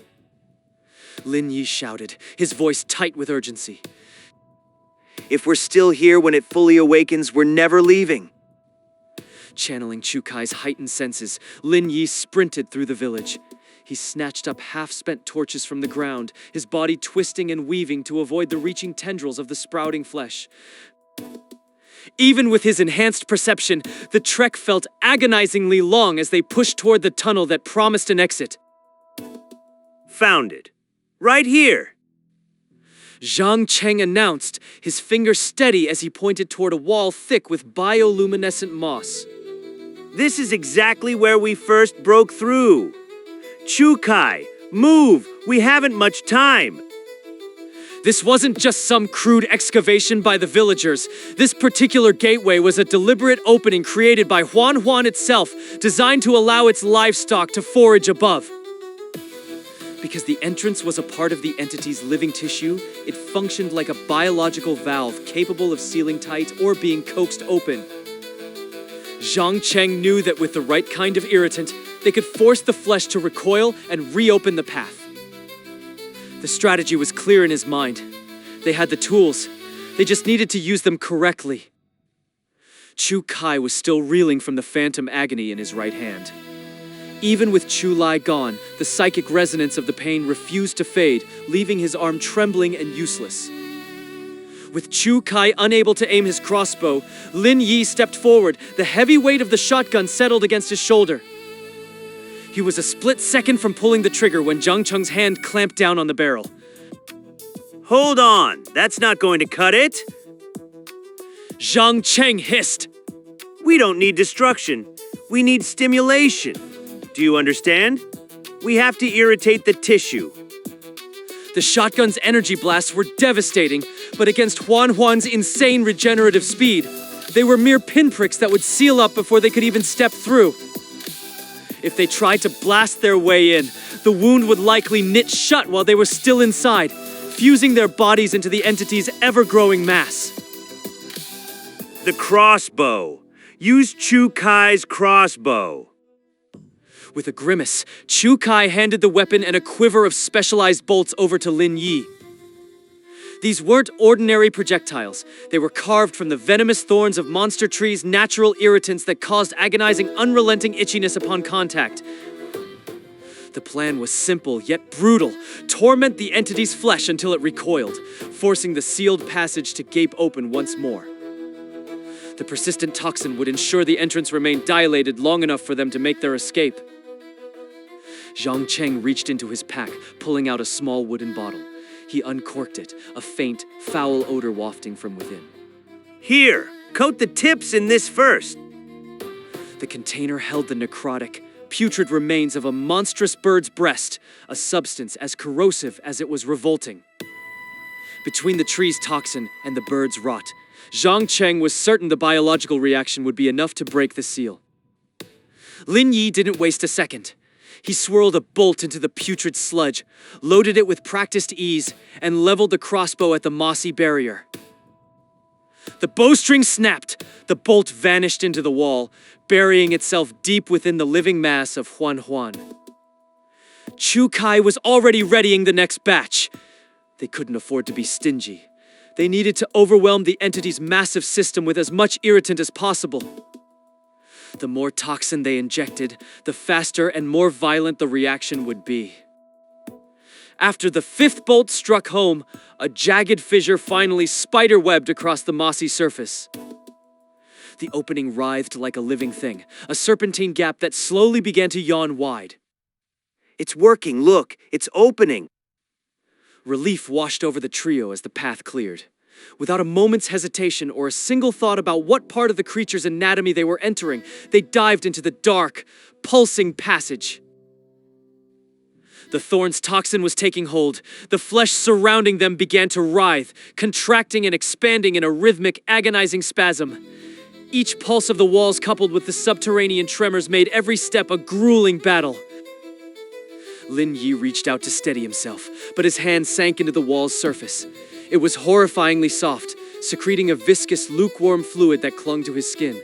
The sheer tactile wrongness of it sent a surge of bile to his throat. They had prepared for an endless climb, yet a sudden piercing radiance began to filter through the gloom ahead. Wait, this doesn't make sense. Zhang Cheng muttered, squinting at the encroaching glow. We shouldn't be near the surface yet. It took us hours to descend. And look at the angle. Our entrance was a vertical shaft in a ruin. That light should be above us, not directly in our path. Zhang Cheng was right, but Lin Yi and Chu Kai had already felt the shift in the air before the light even reached them.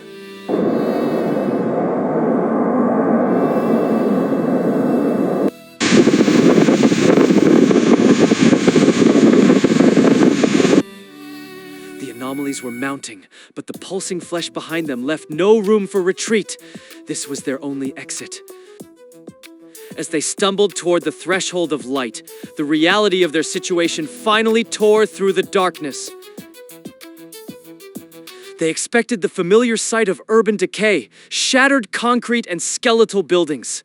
Instead, they were met with an endless expanse of swirling ash-gray clouds. They weren't on the surface. They were suspended in the very heart of the sky. What? What the hell is this? Chu Kai shoved his way to the front, his eyes wide as he stared out into the void. Huan, it's flying? Since when can that thing fly? He leaned out, desperate to find the ground, but even with his enhanced vision, the world below was nothing but a blurred, distant haze. They were far beyond the limits of his perception. The crushing reality settled in. They were thousands of feet in the air. Little Yoon. Lin Yi lunged forward, his heart hammering as he hauled Chu Kai back from the edge. He feared the shock might drive the younger man to something desperate. But Chu Kai wasn't suicidal. He was terrified. If they were this far above the earth, how could he ever hope to get back to Chu Yun in that abandoned city? Wait, it's not the creature. It's not Huan that's flying. As they edged closer to the gaping exit, the cacophony of the outside world grew sharper, more distinct.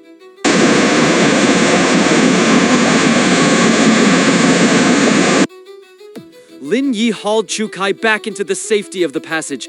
He snatched a thick bolt from the quiver and drove it deep into the entity's pulsing wall, creating a makeshift anchor. Clinging to the bolt with white-knuckled intensity, Lin Yi leaned his body out into the open air and turned his gaze upward. His breath hitched. With his vision heightened, he witnessed a spectacle that defied everything he knew about this broken world. Looming over the massive bulk of Huan was a colossal, oddly shaped airship. Though smaller than the entity itself, its presence was overwhelming. The vessel was a patchwork of weathered metal and salvaged parts, looking more like a flying fortress of urban decay than a sleek craft. From its massive underbelly, dozens of heavy black chains descended like the legs of a parasitic insect, their hooks anchored deep into Huan's shuddering flesh. The airship was towing the entire entity, and everyone trapped within it, toward a destination hidden beyond the horizon. A spaceship? Zhang Cheng's eyes practically bulged out of his head the moment the words left my lips. His excitement was almost physical, vibrating through the small space. If we weren't dangling thousands of feet above the ground, I had no doubt he would have bolted for the exit right then and there. What's it like? Give me the specs. He leaned in close, his voice urgent and breathless. Does it look advanced? Is it huge? Tell me everything! I couldn't get a good look at it. I admitted. I I shook my head, trying to clear the image of that massive shadow from my mind. It's positioned right over the middle of Huan Huan. From where I was, it's just a massive dark silhouette against the clouds. But there's something else. A strange detail nagged at the back of my mind, making me frown. That vessel. I didn't see any engines, no thrusters, no exhaust, nothing. No visible engines? Zhang Cheng's curiosity shifted into high gear. He began stroking his chin, his gaze dropping as he processed the information. That's impossible. If it's moving, it needs a power source. How is it generating lift? Could it be anti-gravity? Has the technology here already surpassed anything we know? Even then, anti-gravity only solves the buoyancy problem. What's pushing it forward? What's providing the thrust? God, I'd give anything to get a look at that engine core. Massive. Obsidian chains trailed down from the ship's belly like the legs of a cosmic spider, their jagged hooks embedded deep into Huan Huan's quivering flesh. It all made sense now. The violent shaking we'd felt wasn't a natural tremor, nor was it the creature's own movements. Those vibrations were the sounds of a massive excavation. The ship was literally dragging Huan Huan out of its earthen tomb. To pull a creature of that size from so deep in the earth, and then haul it into the sky, the raw power required was staggering and terrifying. Are you two seriously geeking out over tech right now? Look around. Chu Kai's voice was sharp, cutting through Zhang Cheng's scientific musings like a blade. His jaw was set so tight I could hear his teeth grinding, and his knuckles were white as he gripped his own arms. We're being kidnapped. He hissed, his voice low and dangerous. They're taking us somewhere we can't escape from. The weight of his words hung in the air, heavy and suffocating. It's probably a facility like the city of Oracle. Or worse. In fact, I'd bet my life on it. We're heading straight for the source of this nightmare. He wasn't wrong. Most urban centers in this broken world were nothing more than glorified slaughterhouses, breeding grounds for the monsters that ruled us. Any organization that could field a vessel of this caliber had to be immensely powerful and immensely dangerous. To the people who lived in those civilized cities, we weren't people. We were just livestock, cattle to be managed and harvested. If they realized we were runaways from a farm, they wouldn't just welcome us with open arms. They'd treat us like pests to be exterminated. A bullet to the head would probably be the most merciful thing they'd do to us. In the eyes of the true humans, we were no different from stray dogs, lower than dirt. Our lives held zero value to them. We were just biological resources. But I knew what was really eating at Chu Kai. It wasn't his own life, it was his sister's. I felt the same hollow ache in my chest. That ship had torn us away from Uncle An and Chu Yun before we could even say goodbye. In a world like this, a separation like this was usually permanent. This might be the last time we ever see them alive. I saw the pain flash across Chu Kai's face, a raw wound of grief that he couldn't hide. It was the agony of powerlessness, of being dragged away from everything you loved, while you could only watch from behind a wall of flesh. I'm not doing this. I'm not just sitting here waiting to be slaughtered. Chu Kai's voice hardened, his eyes burning with a desperate, frantic light. I'm going outside. If I can get onto Huan Huan's back, I can use those chains to climb up into the ship. I'll find the cockpit and make them turn around. I'm getting back to my sister. I lunged forward and grabbed his arm. I knew that look in his eyes. He was actually crazy enough to try it. His plan was pure desperation, a suicide mission born of panic. It sounded heroic, but in reality, it was a death sentence. You're not going anywhere, Chu Kai. Stop. I stepped in front of him, planting my feet firmly to block his path. Get out of my way. I didn't ask for your permission. He roared at me, his face twisted in a mask of fury. I'll do it alone. Move. Look at the speed we're moving. Do you have any idea what the wind shear would do to you out there?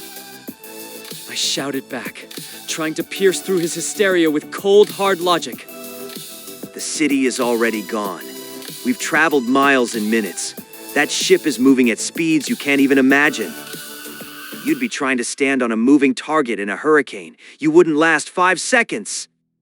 And the chains, you'd be ripped off them before you even reach the first link. You'd just be falling to your death. He's right, Chu Kai. It's a suicide mission. Zhang Cheng stepped forward, his earlier excitement replaced by a grim, sobering reality. He stood beside me, his voice calm but firm. Even if you made it to the hull, how would you get in? You don't know where the airlocks are, or if there even are any. You're flying blind? You'd be banging on armored plate while the wind tore you apart. Okay, let's say you miraculously get inside. What then? I pressed the point, hoping to make him see the sheer impossibility of what he was proposing. How many guards are on that ship? How many true humans with weapons you've never even seen? They captured a creature that can swallow cities. Do you really think you can take on the people who own it? You're letting your fear for your sister kill you. Think! But I can't just... I have to. I could see the fight draining out of him. He knew I was right. He knew it was impossible. But knowing the truth didn't stop the pain. It was the agony of being forced to watch your world end while your hands were tied. She was his world, and he was being dragged away from her at hundreds of miles per hour. If we survive this, we can find a way back. There's always a chance as long as we're breathing. I looked back at the jagged opening, where the light of the outside world was already beginning to fade. If you die out there, that's it. You'll never see her again. Is that what you want? Uncle Ann knows how to survive. He'll keep her safe until we can get back to them. Zhang Cheng's voice was a soothing balm, trying to calm the storm in Chu Kai's soul. But Chu Kai had a point. We have our own nightmare to deal with right now. Out there, they're dealing with monsters. Dangerous, sure, but they know how to fight them. They have room to run. They have options.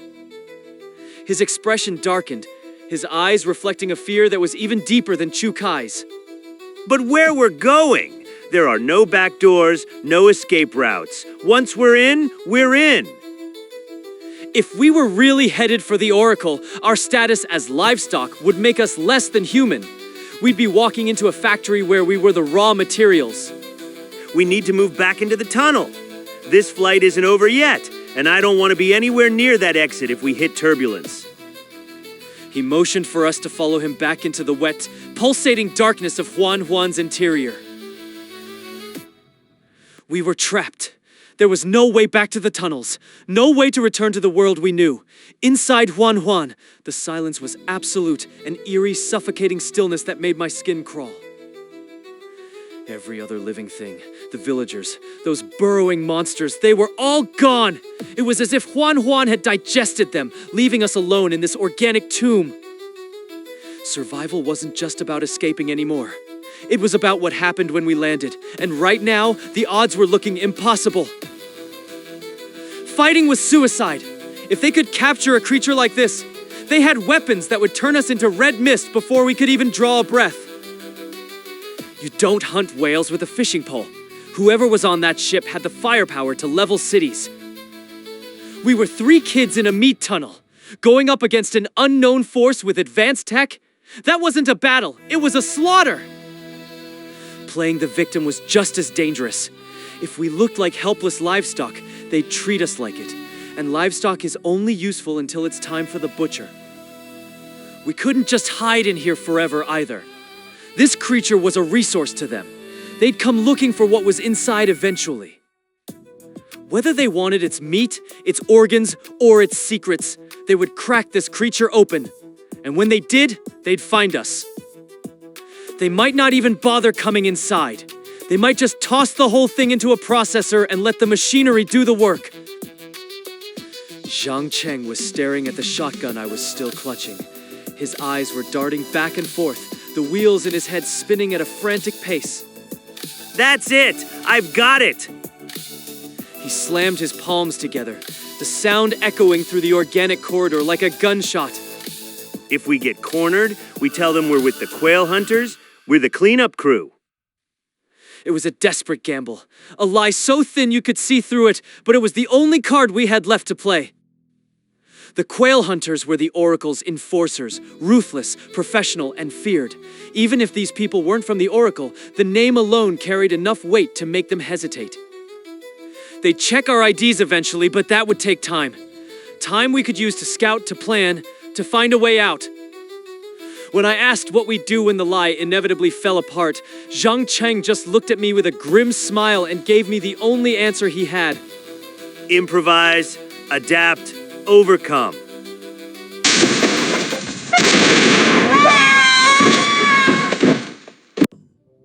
We lost all sense of time in that organic darkness. Seconds, minutes, hours, it all bled together until that final violent jolt. We had landed. This is it. Move now while they're still securing the site. We need to be the ones who find them first. Zhang Cheng's voice was a harsh whisper, his eyes flashing with a desperate, calculated intensity. We couldn't afford to look like cornered rats. If we were going to play the part of the Oracle's enforcers, we had to act like we owned the place. Showing ourselves was a risk, but it was the only way to sell the lie. We had to be the aggressors. We ducked our heads and scrambled back through the tunnel, our boots squelching on the wet flesh as we moved toward the blinding glare of the exit. Just as we reached the edge of the organic aperture, the light was suddenly eclipsed. A silhouette stepped into the opening, blocking our path. I looked up, my heart hammer-pounding against my ribs, and then I froze. The blood drained from my face as I stared at the person standing before us. You? What are you doing here? It was a glaring oversight. Beyond their small group and the poor souls who had been devoured by Huan, another player had been lurking in this subterranean hell. The shadow that had played them for fools. The benefactor who warned them away from the fruit only to plunge a knife in their backs later. A shoe. There he stood, his repulsive features twisting as his bead-like eyes glimmered with a predatory intelligence. Their sudden appearance clearly caught him off guard. But the shock didn't last. A greasy, calculating grin spread across his face. Well, if it isn't my favorite group of survivors, it seems fate has a wicked sense of humor, bringing us together again. The moment that oily voice hit his ears, Chu Kai's self-control snapped. The sight of the fugitive was the final spark in a powder keg of resentment. It all made sense now. The vessel that had snared Huan wasn't just some random encounter, it was A Shu's. He was the link. With a violent shove, Chu Kai sent Lin Yi stumbling and threw himself toward the man waiting outside. If A Shu was their ticket into this nightmare, he'd be their ticket out. Lin Yi, don't let him go. Pull him back. Lin Yi didn't need the reminder. He knew the danger.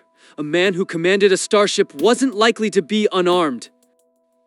But Chu Kai was faster, driven by a raw desperation that Lin Yi couldn't match. By the time he reached out, the study rep was already a blur of movement. His fingers brushed the fabric of Chu Kai's shirt, catching it for a fleeting second, but there was no leverage. Instead of stopping the charge, Lin Yi was yanked forward, stumbling in the wake of the mad dash. The transition from the organic dampness of Huan's interior to the open air was so jarring that Chu Kai skidded to a dead stop, his momentum vanishing in an instant. Lin Yi followed close behind, a question forming on his lips, but the words withered and died before they could even reach his tongue. He stood paralyzed, his breath hitching as the sheer scale of the vista before him began to register. It was impossible. It was madness. They weren't in some desolate wasteland or another tunnel. They were standing in the heart of a sprawling, impossible metropolis. A titanic cage of iron and shadow seemed to enclose the entire city, sealing it away from a sky that was nothing but a void of absolute, oppressive blackness. And yet, The darkness was held at bay by a cacophony of artificial light, a glare so fierce and unrelenting that it burned against his retinas, casting the world in a high-contrast clinical glow. Monolithic skyscrapers pierced the void, their designs a marriage of high-tech efficiency and alien geometry that defied any architectural logic Lin Yi knew. Vessels of cold steel glided through the air like predatory fish, while figures on mechanical platforms darted between the spires, their movements fluid and dangerously fast. Gargantuan holographic screens hung suspended in the ether, cycling through advertisements with a vivid, almost aggressive intensity that felt like a physical assault on the senses. Tucked between these marvels of technology were the skeletons of a previous world, dilapidated ruins leaning precariously, their crumbling facades a stark contrast to the gleaming metal above.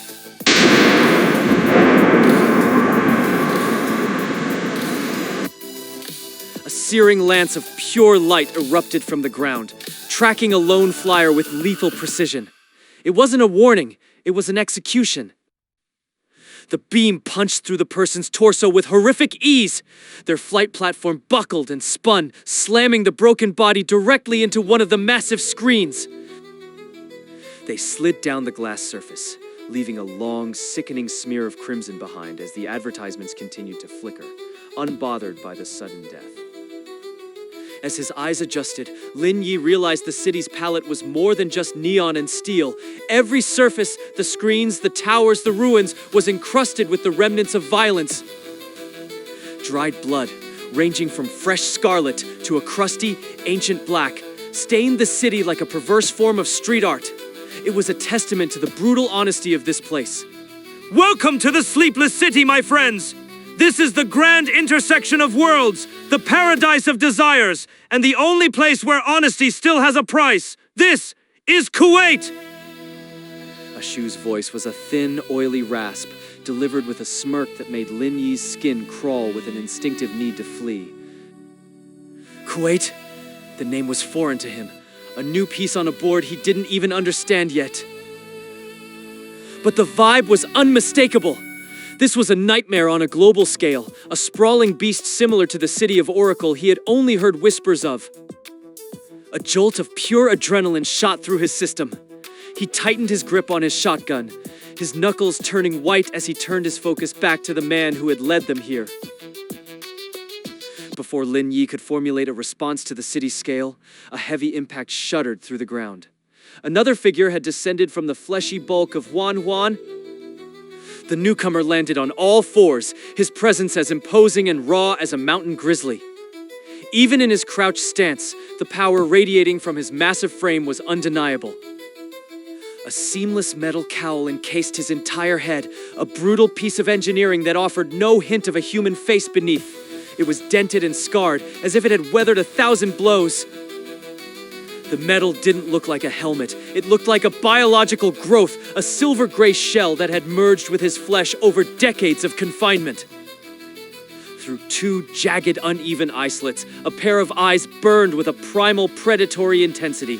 They were the eyes of a beast that had known only hunger and survival. Abstract characters and enigmatic symbols were etched deep into the metal, forming a complex web of markings that seemed to pulse with a hidden history. Lin Yi squinted, a sudden cold jolt of recognition lancing through his mind, those patterns he had seen them before. His memory raced back to Hua, to the shaky, desperate diagram she had traced in the dirt. The symbols on the cowl were a perfect, haunting match for her drawing. The implication was staggering. Could this be the same individual Hua had crossed paths with a century ago? The math didn't add up, yet the evidence was right in front of him. Get back, you worthless cur! Know your place! Ashu delivered a sharp, disdainful kick to the giant's flank. The physical disparity was comical. The small man shouldn't have been able to even budge the mountain of muscle. Yet the effect was instantaneous. The murderous fire in the giant's eyes died out, replaced by a hollow, terrifyingly vacant obedience. He remained on all fours, lowering his head and whimpering softly as he settled at Ashu's feet, more like a broken hound than a man. Pay no mind to my family slave. He lacks the refinement of a proper servant. My apologies if his lack of manners unsettled you. A shoe's face smoothed back into that oily, deceptive smile as if the brutal display of dominance had been nothing more than a minor chore. Family slave? The term felt like a lead weight in Lin Yi's stomach. A man of such power, reduced to a subhuman tool for a petty criminal like a shoe. I must say, I had a feeling about you lot from the start. You carry the stench of destiny. You were clearly forged for something greater than this gutter. The sudden shift from violence to sycophancy left Lin Yi reeling. What game was this man playing? I've seen enough of this place. Take us back where you found us. Back to the mountains! To the exact spot where we first encountered our lovely friend Huan. A shoe's tone was disturbingly civil, but to Lin Yi, every gesture felt like a lie. It was as if the man were reading from a script, his every smile a calculated move in a game they didn't know they were playing. Exactly. Do it now or so help me. Well, since you're in such a hurry, I don't see why not. It's a simple enough request. The easy compliance caught Chu Kai off guard. He shared a confused glance with Lin Yi and Zhang Cheng, his bravado momentarily replaced by suspicion. He had expected a fight, a refusal, a demand for more secrets. But this was too simple.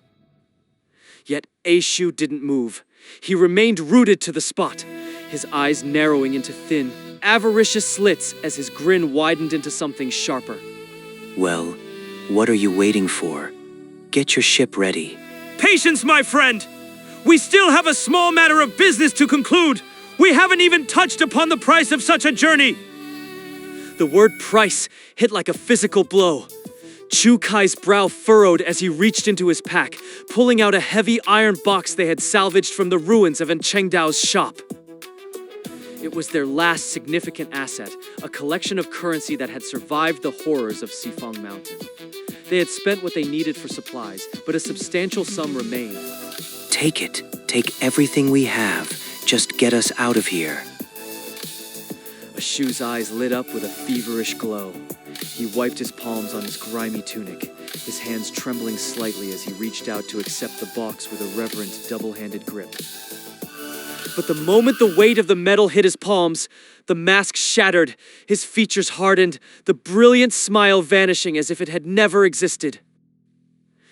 He flipped the lid open with a sharp click, his eyes darting over the contents for a split second before snapping shut in a mask of pure, icy contempt. Is this some kind of sick joke? Do you really think this garbage is worth a seat on my vessel?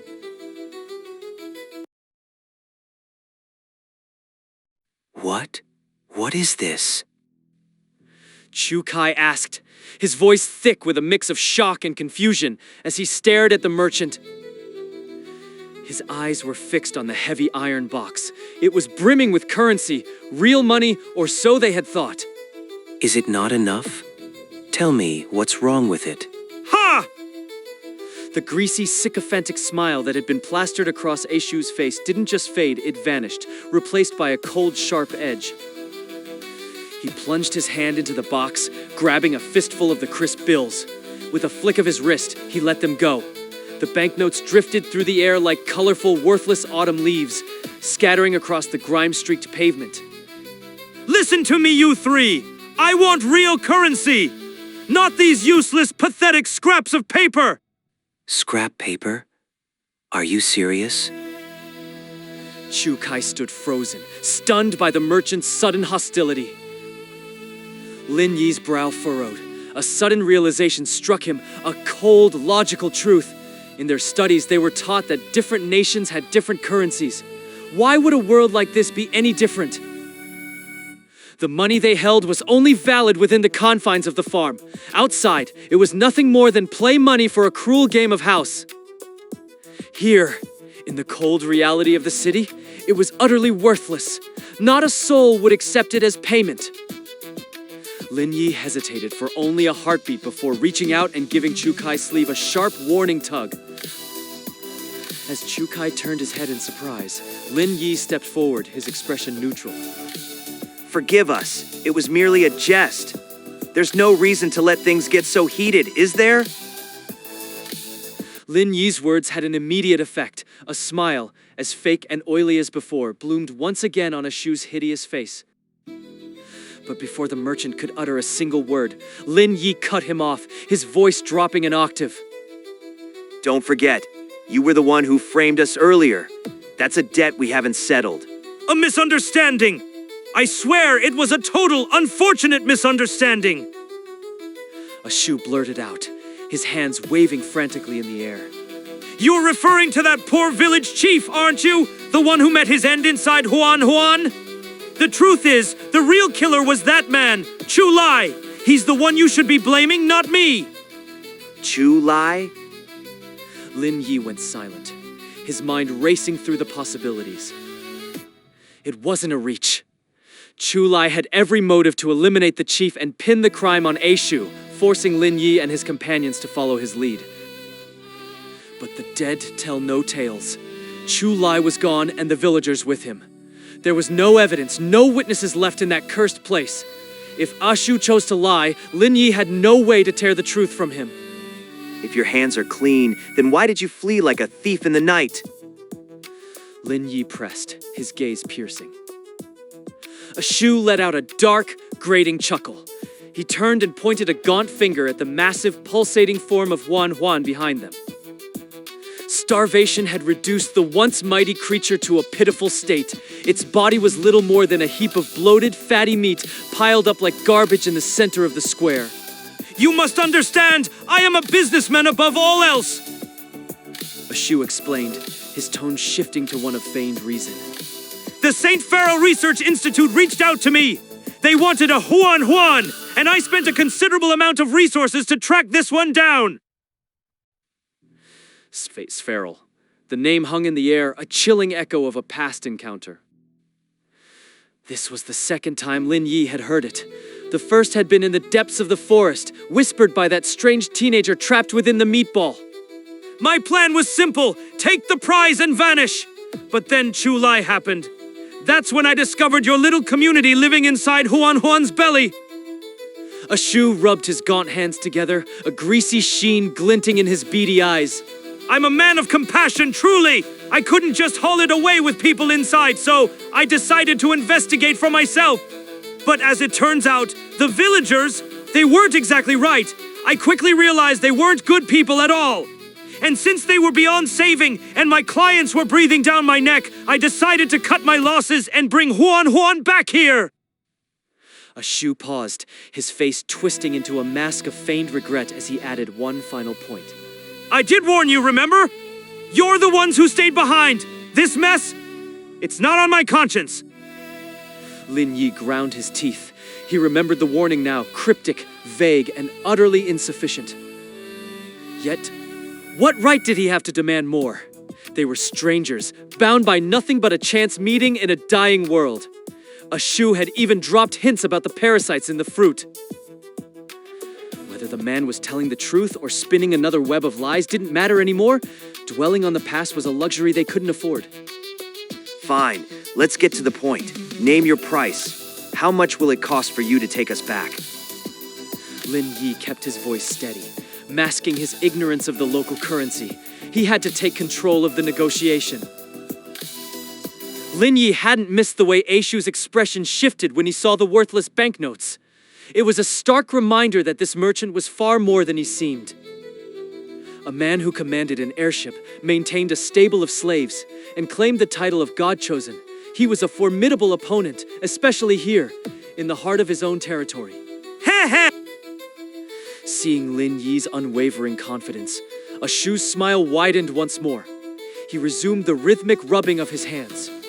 You see, my vessel is an old soul. She requires constant attention, and maintenance in these parts is, let's just say, not for the faint of heart. Fuel, labor, the inevitable wear and tear of a round trip, it all adds up. His beady eyes darted around as his face contorted into a mask of theatrical heartbreak. He let out a long, dramatic sigh.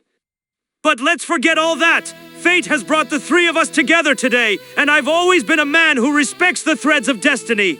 In honor of our meeting, I'll waive my profit. 5,000 grams of pure gold. That's my final offer.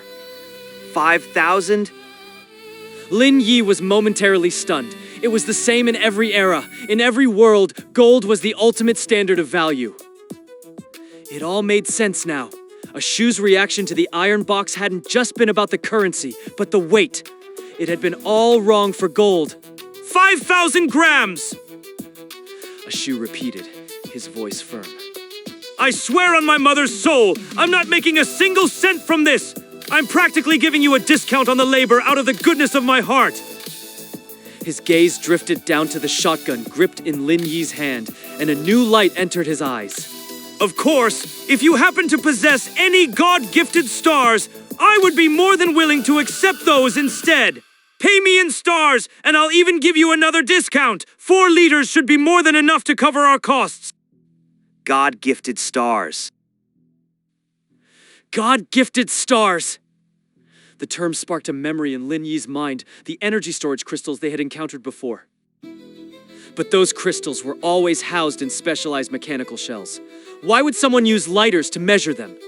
It was a strange, fluid way to describe something so solid.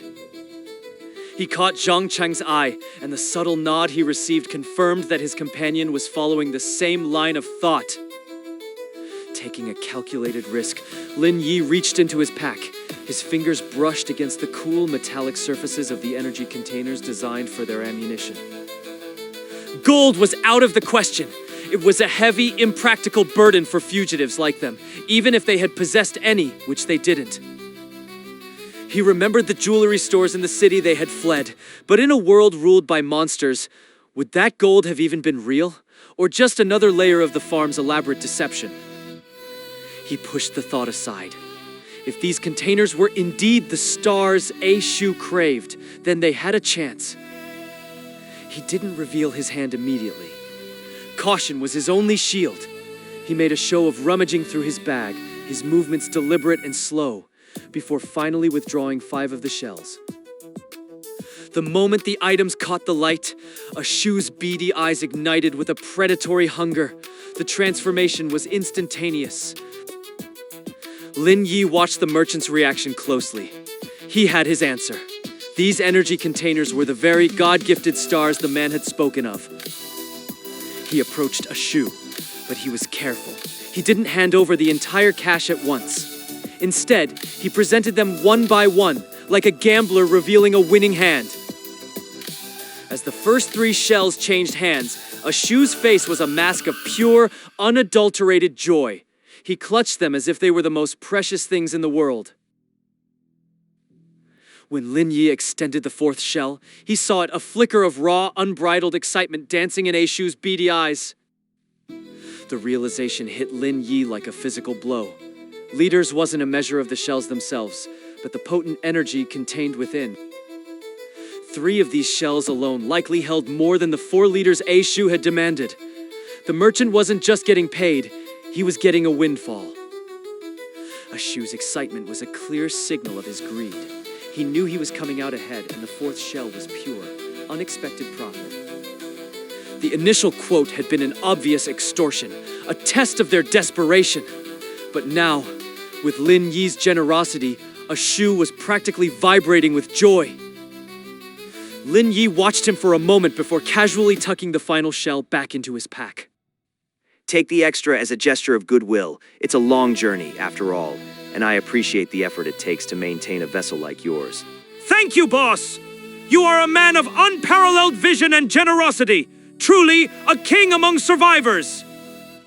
A Shu's face was a radiant mask of triumph.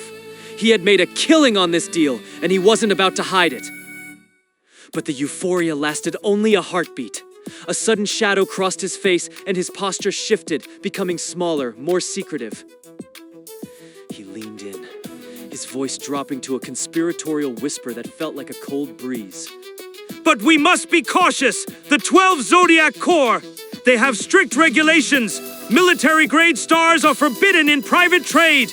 If we're discovered, the consequences will be terminal! Lin Yi glanced at A Shu and felt a chill. The man's friendly facade had dropped, replaced by a cold, threatening intensity in both his expression and his tone. Being relatively naive to the ways of the world, Lin Yi struggled to decipher what was truly going on behind the veteran's eyes. A look of confusion crossed his face as he tried to parse the subtext of Shu's words. Suddenly, Zhang Cheng rose to his feet, stepping out from behind Lin Yi. Zhang Cheng remained perfectly composed. His analytical mind worked quickly, and a single look told him exactly what Shu was angling for. Zhang Cheng let out a derisive snort as he strolled up to Lin Yi. He chuckled coldly before addressing the man. There's no need for you to lose sleep over that, boss rat. His expression was unyielding. He met Shu's intimidating stare without a hint of fear, his voice flat and detached. If we're bold enough to utilize it, we're obviously prepared for any potential discovery. Having made his point, Zhang Cheng fell silent for a moment. The implication hung heavy in the air. To openly defy the strict quail hunter protocol suggested a backing so powerful it was almost unimaginable. Shu's grin returned as he greedily rubbed his hands together. He started to speak, but Zhang Cheng cut him off. And remember, only the four of us know the truth. If word ever gets out, well, I wonder who Boss Rat thinks the source of that leak might be. Shu stiffened, but before he could offer an excuse, Zhang Cheng interjected once more, clearly controlling the flow of the conversation. By dominating the dialogue, he was effectively asserting their dominance over the situation. But naturally, I'm confident that this secret stays strictly between us. Zhang Cheng added with a dry, humorless laugh. After all, you're a professional. And in your line of work, reputation is everything. I'm sure someone as honorable as yourself wouldn't dream of being indiscreet. Shu nodded mutely, his jaw working as if he were trying to find the right words, though nothing came out. He stole a glance at Zhang Cheng. Once he was sure he wouldn't be interrupted again, a sense of unease began to gnaw at him. This kid was sharp, far sharper than his age suggested. His earlier intimidation had been a calculated move. Seeing their youth, he'd pegged them as marks he could exploit for a little extra profit or hush money. Zhang Cheng's counter-maneuver had definitely cooled his ambitions, though he hadn't entirely given up the ghost. Now, what's with all the suspicion? Here in Kuwait, my word is my bond. I'm as straight as they come. Shu let out a forced laugh and continued. You three have nothing to worry about. Whatever we discussed stays buried. I'm a vault. But... His voice dropped an octave, and he adopted a pained, hesitant expression. He looked over his shoulder at Huan, feigning a moment of doubt before speaking. Taking you back isn't an issue in itself. However, would you three be willing to delay your departure by just 24 hours? And why should we do that? Chukai demanded, his eyes narrowing with suspicion. Wait. The very idea was unbearable. Every moment of delay felt like an eternity. Nothing mattered more than getting back to his sister as quickly as possible. Like I said, my old rust bucket of a boat isn't what it used to be. It's been acting up and desperately needs some TLC after those last few runs. He gestured vaguely toward Huan as he went on. Dragging that massive thing back took a lot out of the engine. For your own safety, I really need to get it serviced before we head out again. Besides, the client who purchased Huan is due to arrive shortly to collect their property. As an ethical businessman, I can't exactly be absent when a customer comes to pick up their order, can I? Shu paused for a beat, as if considering his options before adding. I'm sorry, but my hands are tied. This is a small operation, and I'm the only one running the show. Lin Yi took a moment to think, looking around at the grim cityscape before giving his answer. All right, we'll wait. Chukai looked at Lin Yi in shock, but before he could protest, Zhang Cheng stepped in once more. Zhang Cheng spoke up, his voice steady. That's fine with us. We were actually hoping to explore the area a bit more anyway. Chukai's anxiety for his sister was palpable, but Lin Yi and Zhang Cheng were just as concerned, even if they hid it better. They understood the game Shu was playing, If they pushed for an immediate departure, he'd undoubtedly demand an exorbitant expediting fee. A Shu was testing them, trying to gauge exactly how much wealth and God-gifted stars they were carrying. Offering more cash would have led to one of two grim conclusions. Either A Shu would accept the bribe and leave, or he would simply kill them and take everything they had. The metropolis known as Kuwait proved to be infinitely more intricate and disturbing than anything Lin Yi or his companions had anticipated. Fresh blood streaked the industrial facades, a grim testament to the city's nature. Even a public, mid-air execution had failed to elicit even a flicker of emotion from A Shu, suggesting that such violence was merely part of the daily routine here. The massive holographic billboards drifting through the air broadcasted content that was equally unsettling. Gory, high-definition displays promoted everything from underground fight clubs and high-stakes gambling to illegal weaponry and the trade of human beings. On screen, men and women were shown stripped of their dignity, confined in cramped cages like exotic animals for the amusement of prospective buyers. It was painfully clear that their ultimate fate would be far more horrific than that of any common household pet. Every detail reinforced a single, terrifying truth. Kuwait was a place where no law or morality held sway. Lin Yi was stunned. Outside of the city of Oracle, this was their first encounter with a functional society that wasn't directly under the thumb of the monsters. This wasn't just another meat processing plant or a well-groomed human farm. If it wasn't a farm, then the inhabitants here surely possessed some understanding of the world's true, horrific nature. With that in mind, Lin Yi decided to accept A Shu's proposal and remain in the city for the next 24 hours. I truly appreciate your cooperation, my lords! A Shu rubbed his hands together greedily, his eyes darting between Lin Yi and the others as he calculated his next move. Please feel free to explore the vicinity. Return here at the same hour tomorrow, and I promise you a safe passage home. A Shu turned to depart, clearly satisfied with the arrangement. But before he could take a single step, Zhang Cheng's voice cut through the air.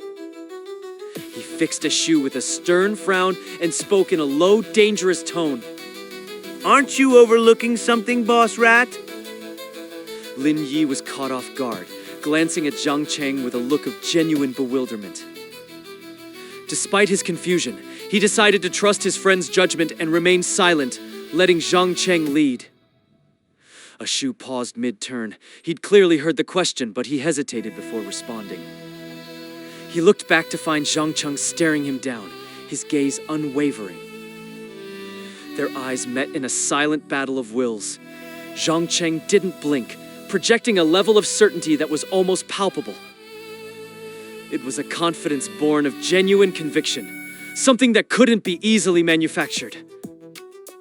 A Shu let out a sharp smack as he struck his own forehead, his expression shifting into a strained, apologetic grin. Oh goodness! Where is my head today? I can't believe I let that slip my mind. My sincere apologies. I've been so preoccupied with the logistics that I completely neglected the most important part. Just one moment, please. A Shu's face suddenly went cold, and he lashed out with a vicious kick toward the submissive, hooded figure crouched at his heels. The dark, ancient stains on the industrial buildings are more than just grime. They are the persistent evidence of Kuwait's violent history. A Shu's lack of reaction to the death he just witnessed in the skies speaks volumes. In this city, such occurrences are not tragedies, but common background noise. Overhead, the massive, floating advertisement screens don't display ordinary commerce. They flicker with visceral, blood-soaked imagery from gambling dens and underground fighting pits. Even more chilling are the cold, clinical listings for high-powered weaponry and, unimaginably, human beings sold as livestock. Men and women, stripped of their humanity and reduced to mere flesh, are shown huddled in cages like prized pets. Their empty gazes suggest a future grimmer than any animal could endure. Every detail points to the same inescapable truth. Kuwait is a bastion of absolute, terrifying lawlessness. Lin Yi is gripped by a sudden, profound shock. This is the first city he's ever known, besides the city of Oracle, that isn't a playground for freaks. This isn't a farm. The people here aren't being raised as food. They are living their own twisted, independent lives, which means they might actually know the truth of the world. Faced with this revelation, Lin Yi realizes that a day spent in this city might be the most valuable investment they could make. Thank you for being so understanding, three bosses! A Shu rubs his palms together with a greasy enthusiasm, his eyes scanning the three men with a gaze that is impossible to read. You three can wander around the area for now! Just come back here tomorrow at this same time! I give you my word, I'll see you safely across then! With a final oily smile, a Shu turns to retreat into the shadows of his cluttered storefront. But before he can take a step, Zhang Cheng's voice rings out, cold and low, slicing through the industrial hum. Is Boss Mouse forgetting something? Lin Yi is caught off guard, a flash of confusion crossing his face as he looks at Zhang Cheng, but he chooses to remain silent, his trust absolute. A Shu halts, his head turning slowly back toward the group. He doesn't reply at first, the silence stretching taut between them as their eyes meet. Zhang Cheng meets the merchant's gaze with unyielding confidence, a sharp intensity that seems to radiate from his very being. This isn't a bluff. It's the raw, innate power of a man who knows exactly what he's doing, and A Shu can feel it. With a sharp pop, a Shu slaps his own forehead, his face twisting into a sheepish, apologetic grin. Ah, look at my head! How could I have let that slip my mind? My deepest apologies, bosses! My memory has always been a bit leaky, and with all the excitement, it just vanished. Wait, just one moment, if you please. A Shu's expression suddenly darkens, all trace of the friendly merchant vanishing as he delivers a sharp, brutal kick to the hooded man cowering behind him. The figure in the iron cowl followed A Shu closely, sticking to him like a dark reflection. He stayed on all fours, either out of obedience or some sick local tradition for those in bondage. Every movement was silent, animal-like, and unsettlingly smooth. Without warning, a Shu's boot lashed out, striking the man with a dull thud. Move it! Go fetch those items for the three bosses now! In an instant, the man in the metal cowl bolted. He was nothing but a blur, a streak of raw power lunging toward the airship. He vaulted onto the creature's back with effortless, explosive strength. It was a display of sheer athleticism that left no doubt about the lethal force hidden beneath his submissive posture. Within seconds, he had vanished into the bowels of the massive vessel. A Shu turned back to Lin Yi and the others, that oily, practiced smile sliding back into place. Truly my apologies! Lin Yi felt a sudden jolt of unease. He had no idea what the man was supposed to be fetching, and even less of an idea how Zhang Cheng knew about any of this. But with a Shu looming right there, he couldn't ask. Not yet! He forced himself to remain silent and wait. It wasn't long before the man in the metal cowl reappeared. He slunk back to A Shu's side, a small box clenched firmly between his teeth as he crouched low. A Shu took the box and flipped it open. He withdrew a set of strap-like wristbands, offering them up with a display of exaggerated deference. For the three bosses! The items were in their hands, but A Shu offered no explanation of their function. Lin Yi's group didn't dare ask, the silence between them heavy and cold. The reason was chillingly simple. This city was a lawless reflection of the city of Oracle, a den of illicit dealings that clearly knew of the Quail Hunter unit. That meant the Quail Hunters had been here before.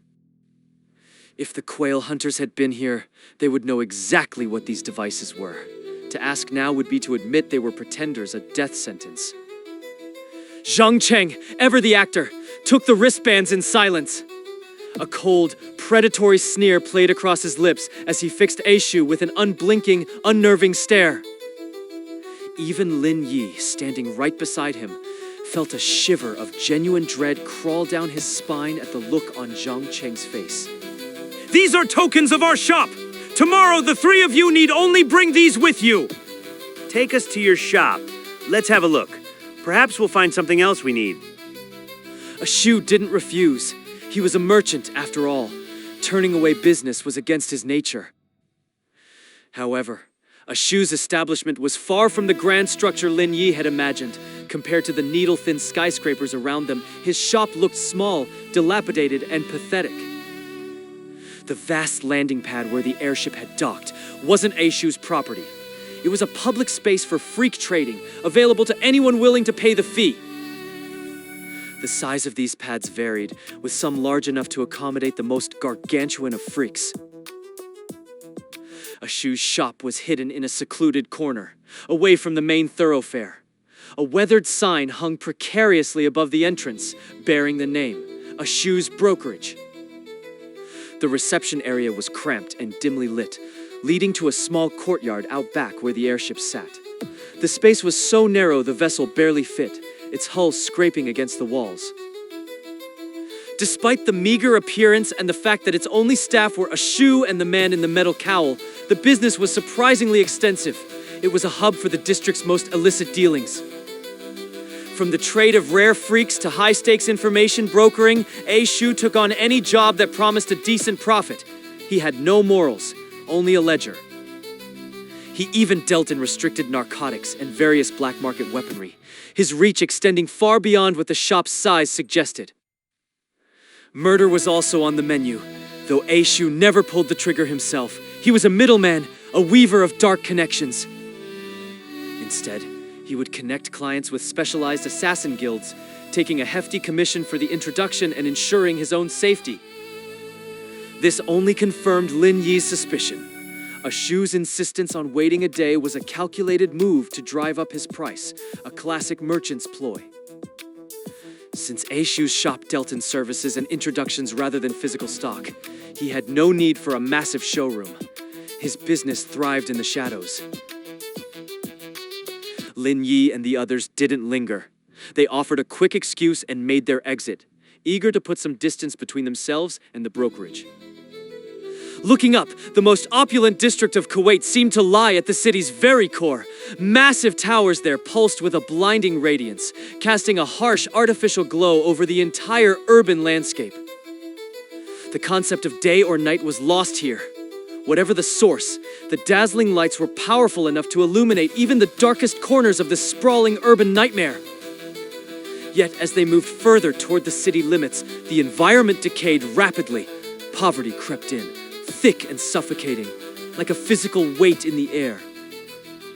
The ruinous, skeletal buildings on the outskirts stood in stark, ugly contrast to the gleaming, needle-like spires of the city center. Old fox. Zhang Cheng, how did you know to take those things from Ashu? Chu Kai looked on with equal curiosity, his gaze fixed on Zhang Cheng as they walked through the decaying streets. I didn't. You didn't? Then why did you tell him to stop? And why ask if he'd forgotten something? Zhang Cheng let out a short, sharp laugh that echoed through the narrow alleyway. I was bluffing. Ashu's every word and gesture screamed that the man was fundamentally dishonest. I said that because I was worried he was holding something back from us. Besides, even without those wristbands, this is a business deal. Shouldn't there be some kind of contract? Zhang Cheng's foresight was far beyond Lin Yi's. It wasn't that Lin Yi and Chu Kai hadn't considered it. The overwhelming sight of Kuwait and the relentless pace of events had simply left them no room to think. So, I threw that out there just to see how he'd react. I didn't expect the bastard to actually be hiding something. Zhang Cheng pulled out the wristbands and examined them under the artificial glow of the city lights. But even so, he hasn't told us everything. That guy, I bet he's already figured out we aren't quail hunters. What? Then why is he still playing along? Because Zhang Cheng looked up toward the glowing towers at the city's heart. he's a merchant. A greedy, opportunistic merchant? Ashu was cunning. As a man who had survived for so long in a den of outlaws, his true strength was likely far beyond what they could imagine. Otherwise, he and his single slave would never have been able to keep a foothold in such a lawless place. Exposing us gives him no benefit? Zhang Cheng said, He might suspect we aren't quail hunters, but that gun in Lin Yi's hand belongs to them. It keeps him guessing about who we really are. Plus, the fact that we walked out of Huan's belly unscathed makes him wary. He won't move against us lightly. At least, not yet. For a merchant, especially a greedy one, identity didn't matter as long as there was money to be made. That was especially true in Kuwait. He's sharper than I thought. We need to stay on our guard. Despite his distaste for a shoe, Zhang Cheng had to respect the man's guile. In a world ruled by profit and treachery, caution was the only thing that kept you alive.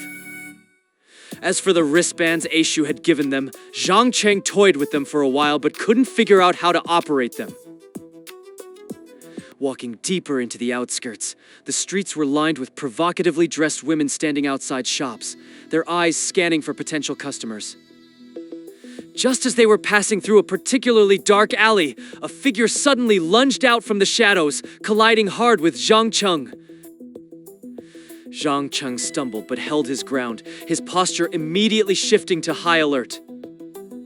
The figure, a thin, gaunt man in rags, hit the ground hard, his body twisting in a practiced display of injury. Ouch! My arm! My leg! He moaned, clutching his limbs as if they were shattered. You hit me! You have to pay! Zhang Cheng's expression didn't change. A cold, flat stare was his only response to the man's dramatic performance. Lin Yi and Chu Kai froze, their hands instinctively moving toward their weapons as the tension in the alley spiked. But Zhang Cheng held up a hand, signaling them to wait. He didn't take his eyes off the man on the ground. A crash scammer? Lin Yi thought, a flash of realization hitting him. Even in a place as hellish as Kuwait, it seems some things never changed. A sudden blur erupted from the shadows of the alleyway, moving with startling velocity. Zhang Cheng staggered, his balance failing him, but Lin Yi was already there, steadying him before he could hit the concrete. Ouch! The small figure that had collided with them tumbled backward, landing hard on the synthetic pavement with a dull thud. Lin Yi looked down, meeting a pair of striking, wide blue eyes that stared back with startling intensity. The girl was young, her face lightly dusted with freckles that added a layer of fragile charm to her appearance. Her oversized black beret had been knocked askew, allowing a messy tuft of blonde hair to spill over her brow. She was drowned in a massive pink hoodie that hung down to her knees, its long sleeves completely swallowing her hands. The garment was so large it entirely obscured her short shorts, giving the unsettling impression that she was barely dressed for the streets. Lin Yi couldn't help but wonder if this was some kind of staged accident, an insurance scam. In the lawless districts of Kuwait, such traps were common, and he felt a surge of suspicion. Being outsiders in such a volatile environment made every unexpected encounter feel like a potential threat. They were in no position to deal with local complications, especially on someone else's turf. But as the girl began to speak, her tone carried a weight of sincerity that made his guilt flare up. I'm sorry. I'm so sorry. She bowed deeply, her voice trembling as she directed her frantic apologies toward Zhang Cheng. It's my fault. I wasn't looking where I was going. Are you hurt? Please tell me you're okay. Her words were thick with regret, laced with a palpable sense of fear, as if she expected a harsh retaliation. I really didn't mean it. Please, I'm so sorry. I'm okay. Zhang Cheng looked the girl over, his hand resting on his stomach where the impact had left a lingering ache. It wasn't serious, but the force behind it had been surprising. Her polite demeanor and apparent concern made it difficult to hold any lingering annoyance. Are you sure? Are you really all right? She looked up at him, her large eyes glistening with what seemed like genuine worry. Maybe we should find a doctor? She bit her lip, her expression a mask of hesitation and growing anxiety. Medical care is so expensive here, but it was my fault. I have to take responsibility. She whispered the words almost to herself, her voice trembling as she weighed the cost of her mistake. I'll find a way. I have to make it right. Her voice broke, a sob catching in her throat as the reality of the situation seemed to crush her. It was clear that her fear wasn't for Zhang Cheng's health, but for the astronomical fees a doctor in Kuwait would surely demand. Looking at her, Zhang Cheng was reminded of the clinical ruthlessness of the city's hospitals, where the weak were discarded without a second thought. In this world, medicine was a luxury, and compassion was often a liability. No one gave anything for free. There's no need for that. I'm perfectly fine, I promise. Zhang Cheng spoke gently, trying to ease the girl's obvious distress. Really? You mean it? She froze, looking at him with a mix of disbelief and hope. I mean it. The tension drained from the girl's shoulders as she let out a long, shaky breath. Thank you. You're truly kind people. Truly. Wait. Oh no! I'm going to be late! Her eyes widened in a new kind of panic as she realized the time, her previous worry replaced by frantic urgency. I'm so sorry. I have to go. I'll be in so much trouble if I don't make it. Without giving Lin Yi or the others a chance to respond, she spun on her heel and dashed away, disappearing into the crowded intersection.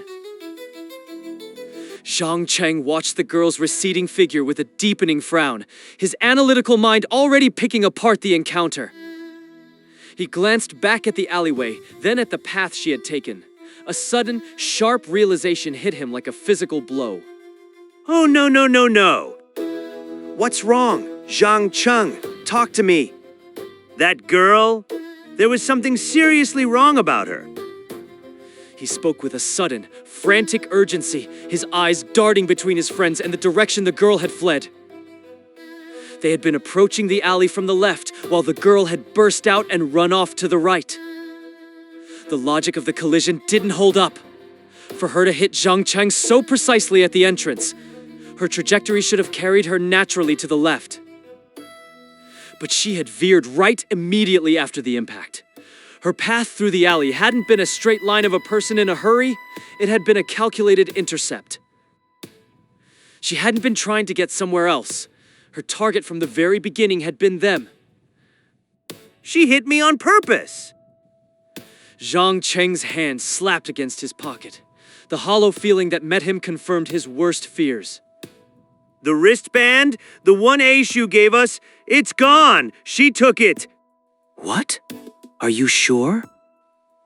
Chukai's brow furrowed in a dark scowl as he scanned the ground, hope fading with every second the pavement remained empty. Why would she go after a watch? What's the point?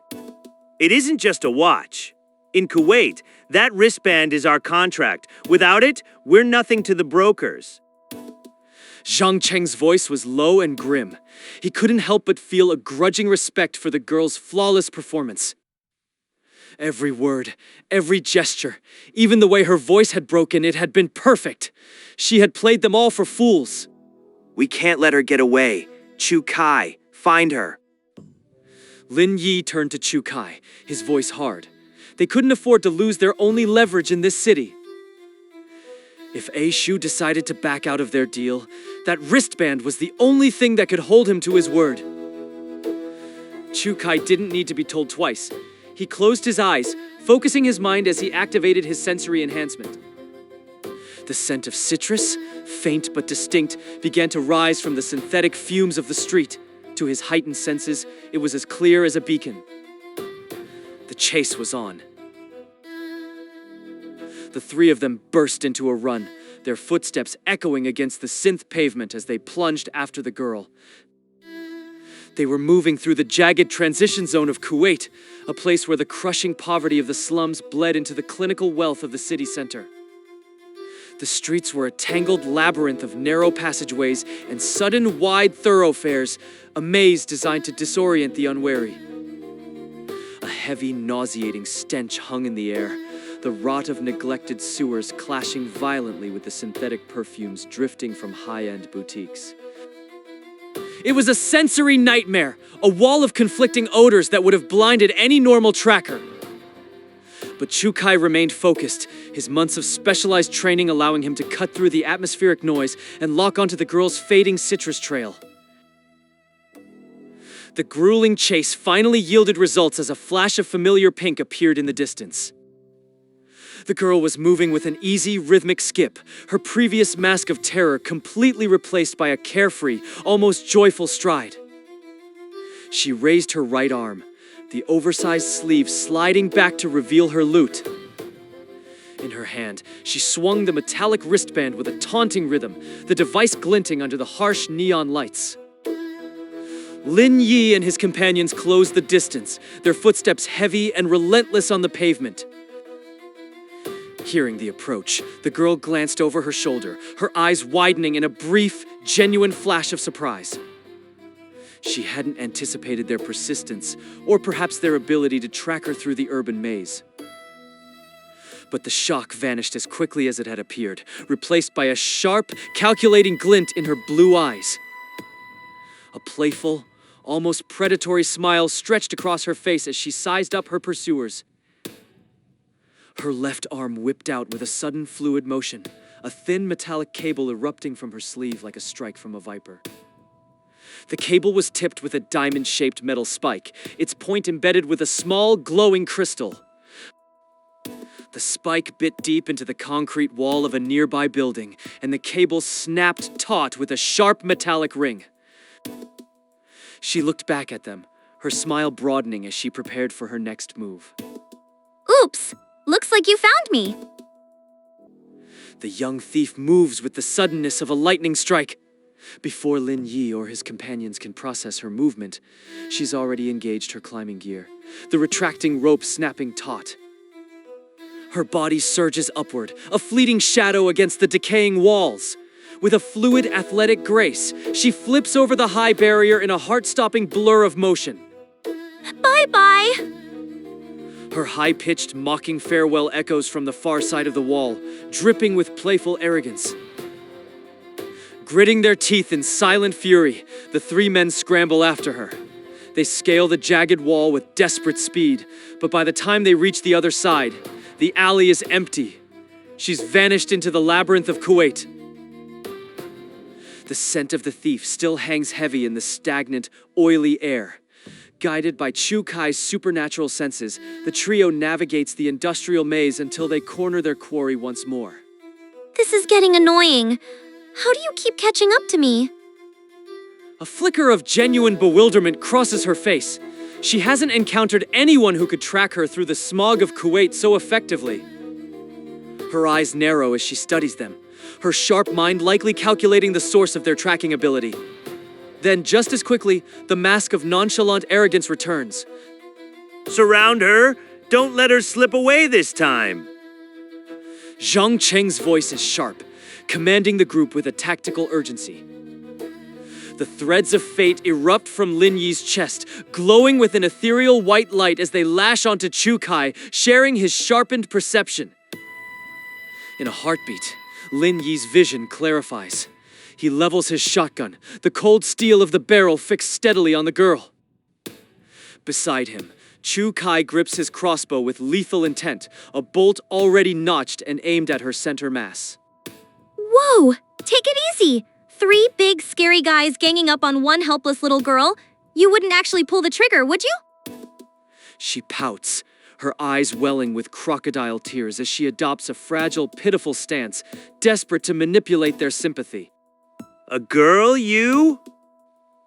Zhang Cheng, still huffing from the chase, glares at her with open contempt. He scans her small, wiry frame before spitting out his verdict. You're as flat as a board. If you hadn't opened your mouth, I would have thought you were just another scrawny brat. The insult hits like a physical blow. The girl freezes, the shock registering for a heartbeat before her face turns a deep, incandescent red with sudden fury. The girl's hand twitches, but a sharp, whip-like crack cuts through the air before she can complete the gesture. A heavy crossbow bolt slams into the brickwork, pinning her sleeve to the wall with brutal precision. Don't you dare move a muscle. Chukai's voice is a low, predatory growl vibrating with a danger that the girl has never encountered before. Try anything else, and the next bolt will be lodged between your eyes. I'm not playing games. There is a lethal finality in his tone. He isn't bluffing. The desperation in his gaze confirms that he is ready to kill. To him, that wristband represents more than just a piece of technology. It is his only ticket out of this hellhole and back to his sister, Chu Yun. He would tear through any obstacle, human or otherwise, to reach her. In the lawless depths of Kuwait, a life is a cheap currency, and he is willing to spend hers without a second thought. In this city, strength is the only law, survival is the only virtue, and they are currently the ones holding the power. Wait, I'm sorry. Please don't kill me. I'll give it back. The arrogance evaporates, replaced by a mask of sheer terror. Her features twist as she realizes she's cornered by men who have nothing left to lose. Look, I'm taking it off right now. Just please, don't shoot. She bows her head, her slight frame beginning to tremble with what look like genuine sobs of fright. But beneath the curtain of her hair, the tears vanish. A mischievous, sharp-toothed grin spreads across her face as she sticks out her tongue in silent mockery. With a practiced flick of her wrist, a small metallic sphere rolls from her sleeve and clatters onto the pavement.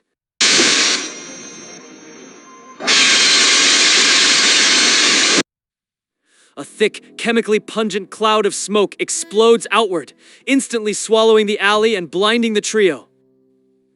Chukai's eyes snap shut, but his ears remain sharp. He focuses on the sound of her escape, his enhanced hearing cutting through the confusion.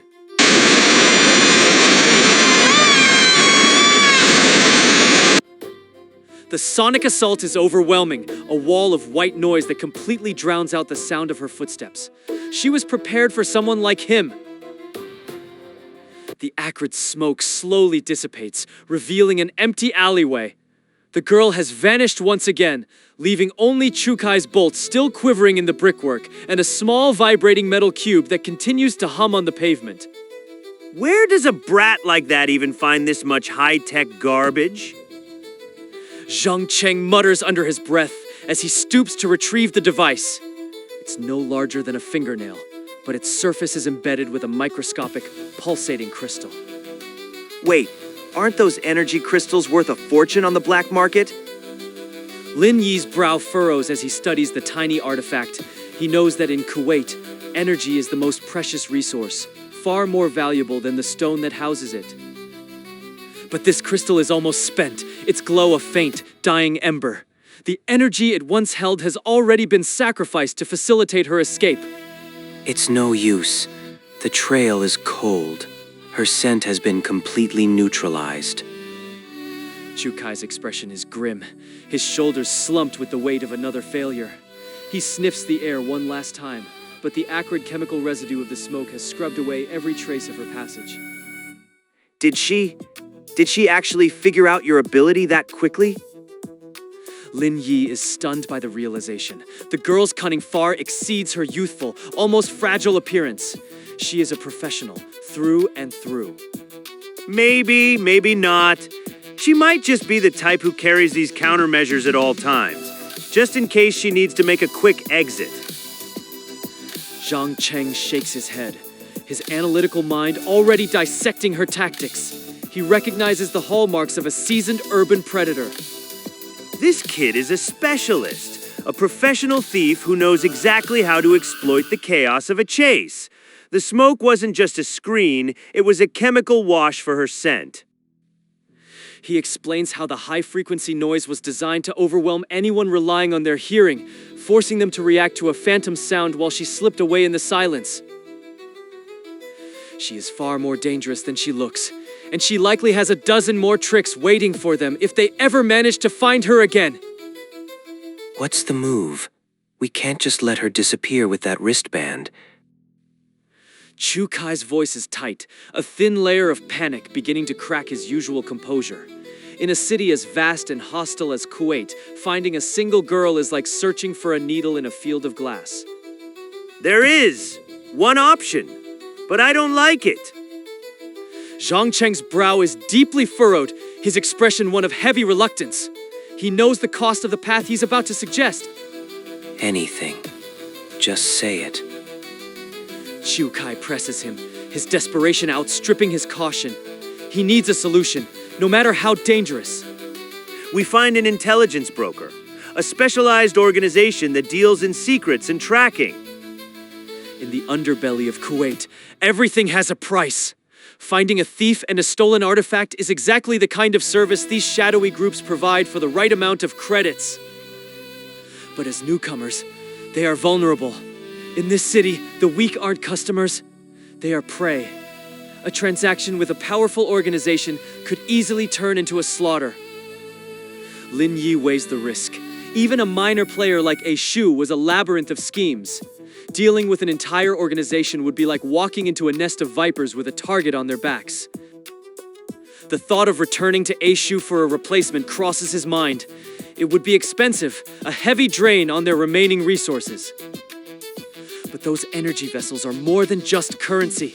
They are the fuel for his survival, the literal ammunition for his shotgun. Every one spent on a bribe is one less bullet between him and a monster's jaws.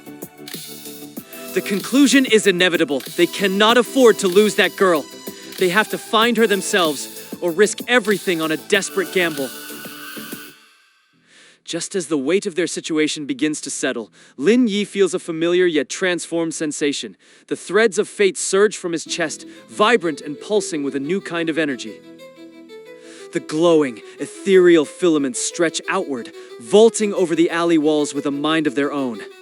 They extend far into the urban abyss of Kuwait, disappearing into the distant smog. Confusion wars with awe. Lin Yi stands paralyzed, his mind racing to understand why his ability is manifesting without his conscious command. Then, a realization strikes him.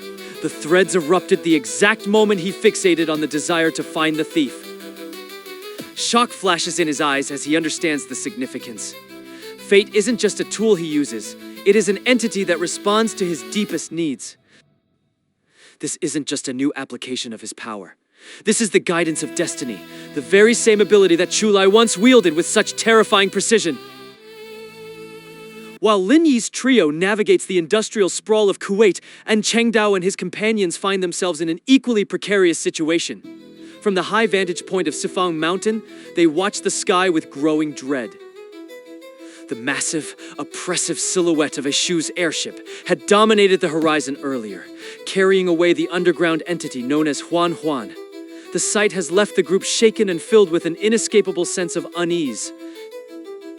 The abandoned city below seems more menacing than ever now that its guardian has been spirited away. After a tense, whispered discussion, the trio reaches a consensus. They cannot remain idle while their friends and the truth remain hidden in the depths of Kuwait. Steeling their resolve, they begin the long descent toward the city to investigate the aftermath. As An Cheng Dao's group traces the path previously taken by Lin Yi, they expect to find their friends or at least a recognizable trail. Instead, they are met with a sight that defies comprehension. A gaping, jagged abyss where solid ground once stood. What in the name of... What happened to the world here? Lu Linhai's face is deathly serious, his eyes wide as he peers into the seemingly bottomless dark. The scale of the destruction is absolute. My brother, he was coming this way. Chu Yun's features are etched with a growing, frantic worry. She clutches her chest, her voice trembling with a fear she can no longer suppress. He has to be okay. He has to be... He's Chu Kai. He doesn't just disappear. Ignorant of the exact location of Chulai's village, they have no way of knowing that this catastrophic pit marks the very spot where their companions were headed. As the trio stands paralyzed by confusion and dread, a thunderous crash erupts from the distance, the sound of stone and metal collapsing under immense force. From behind a crumbling wall, a voice rings out, cold, mechanical, and hauntingly familiar. Target detected. Count 1, commencing capture protocol.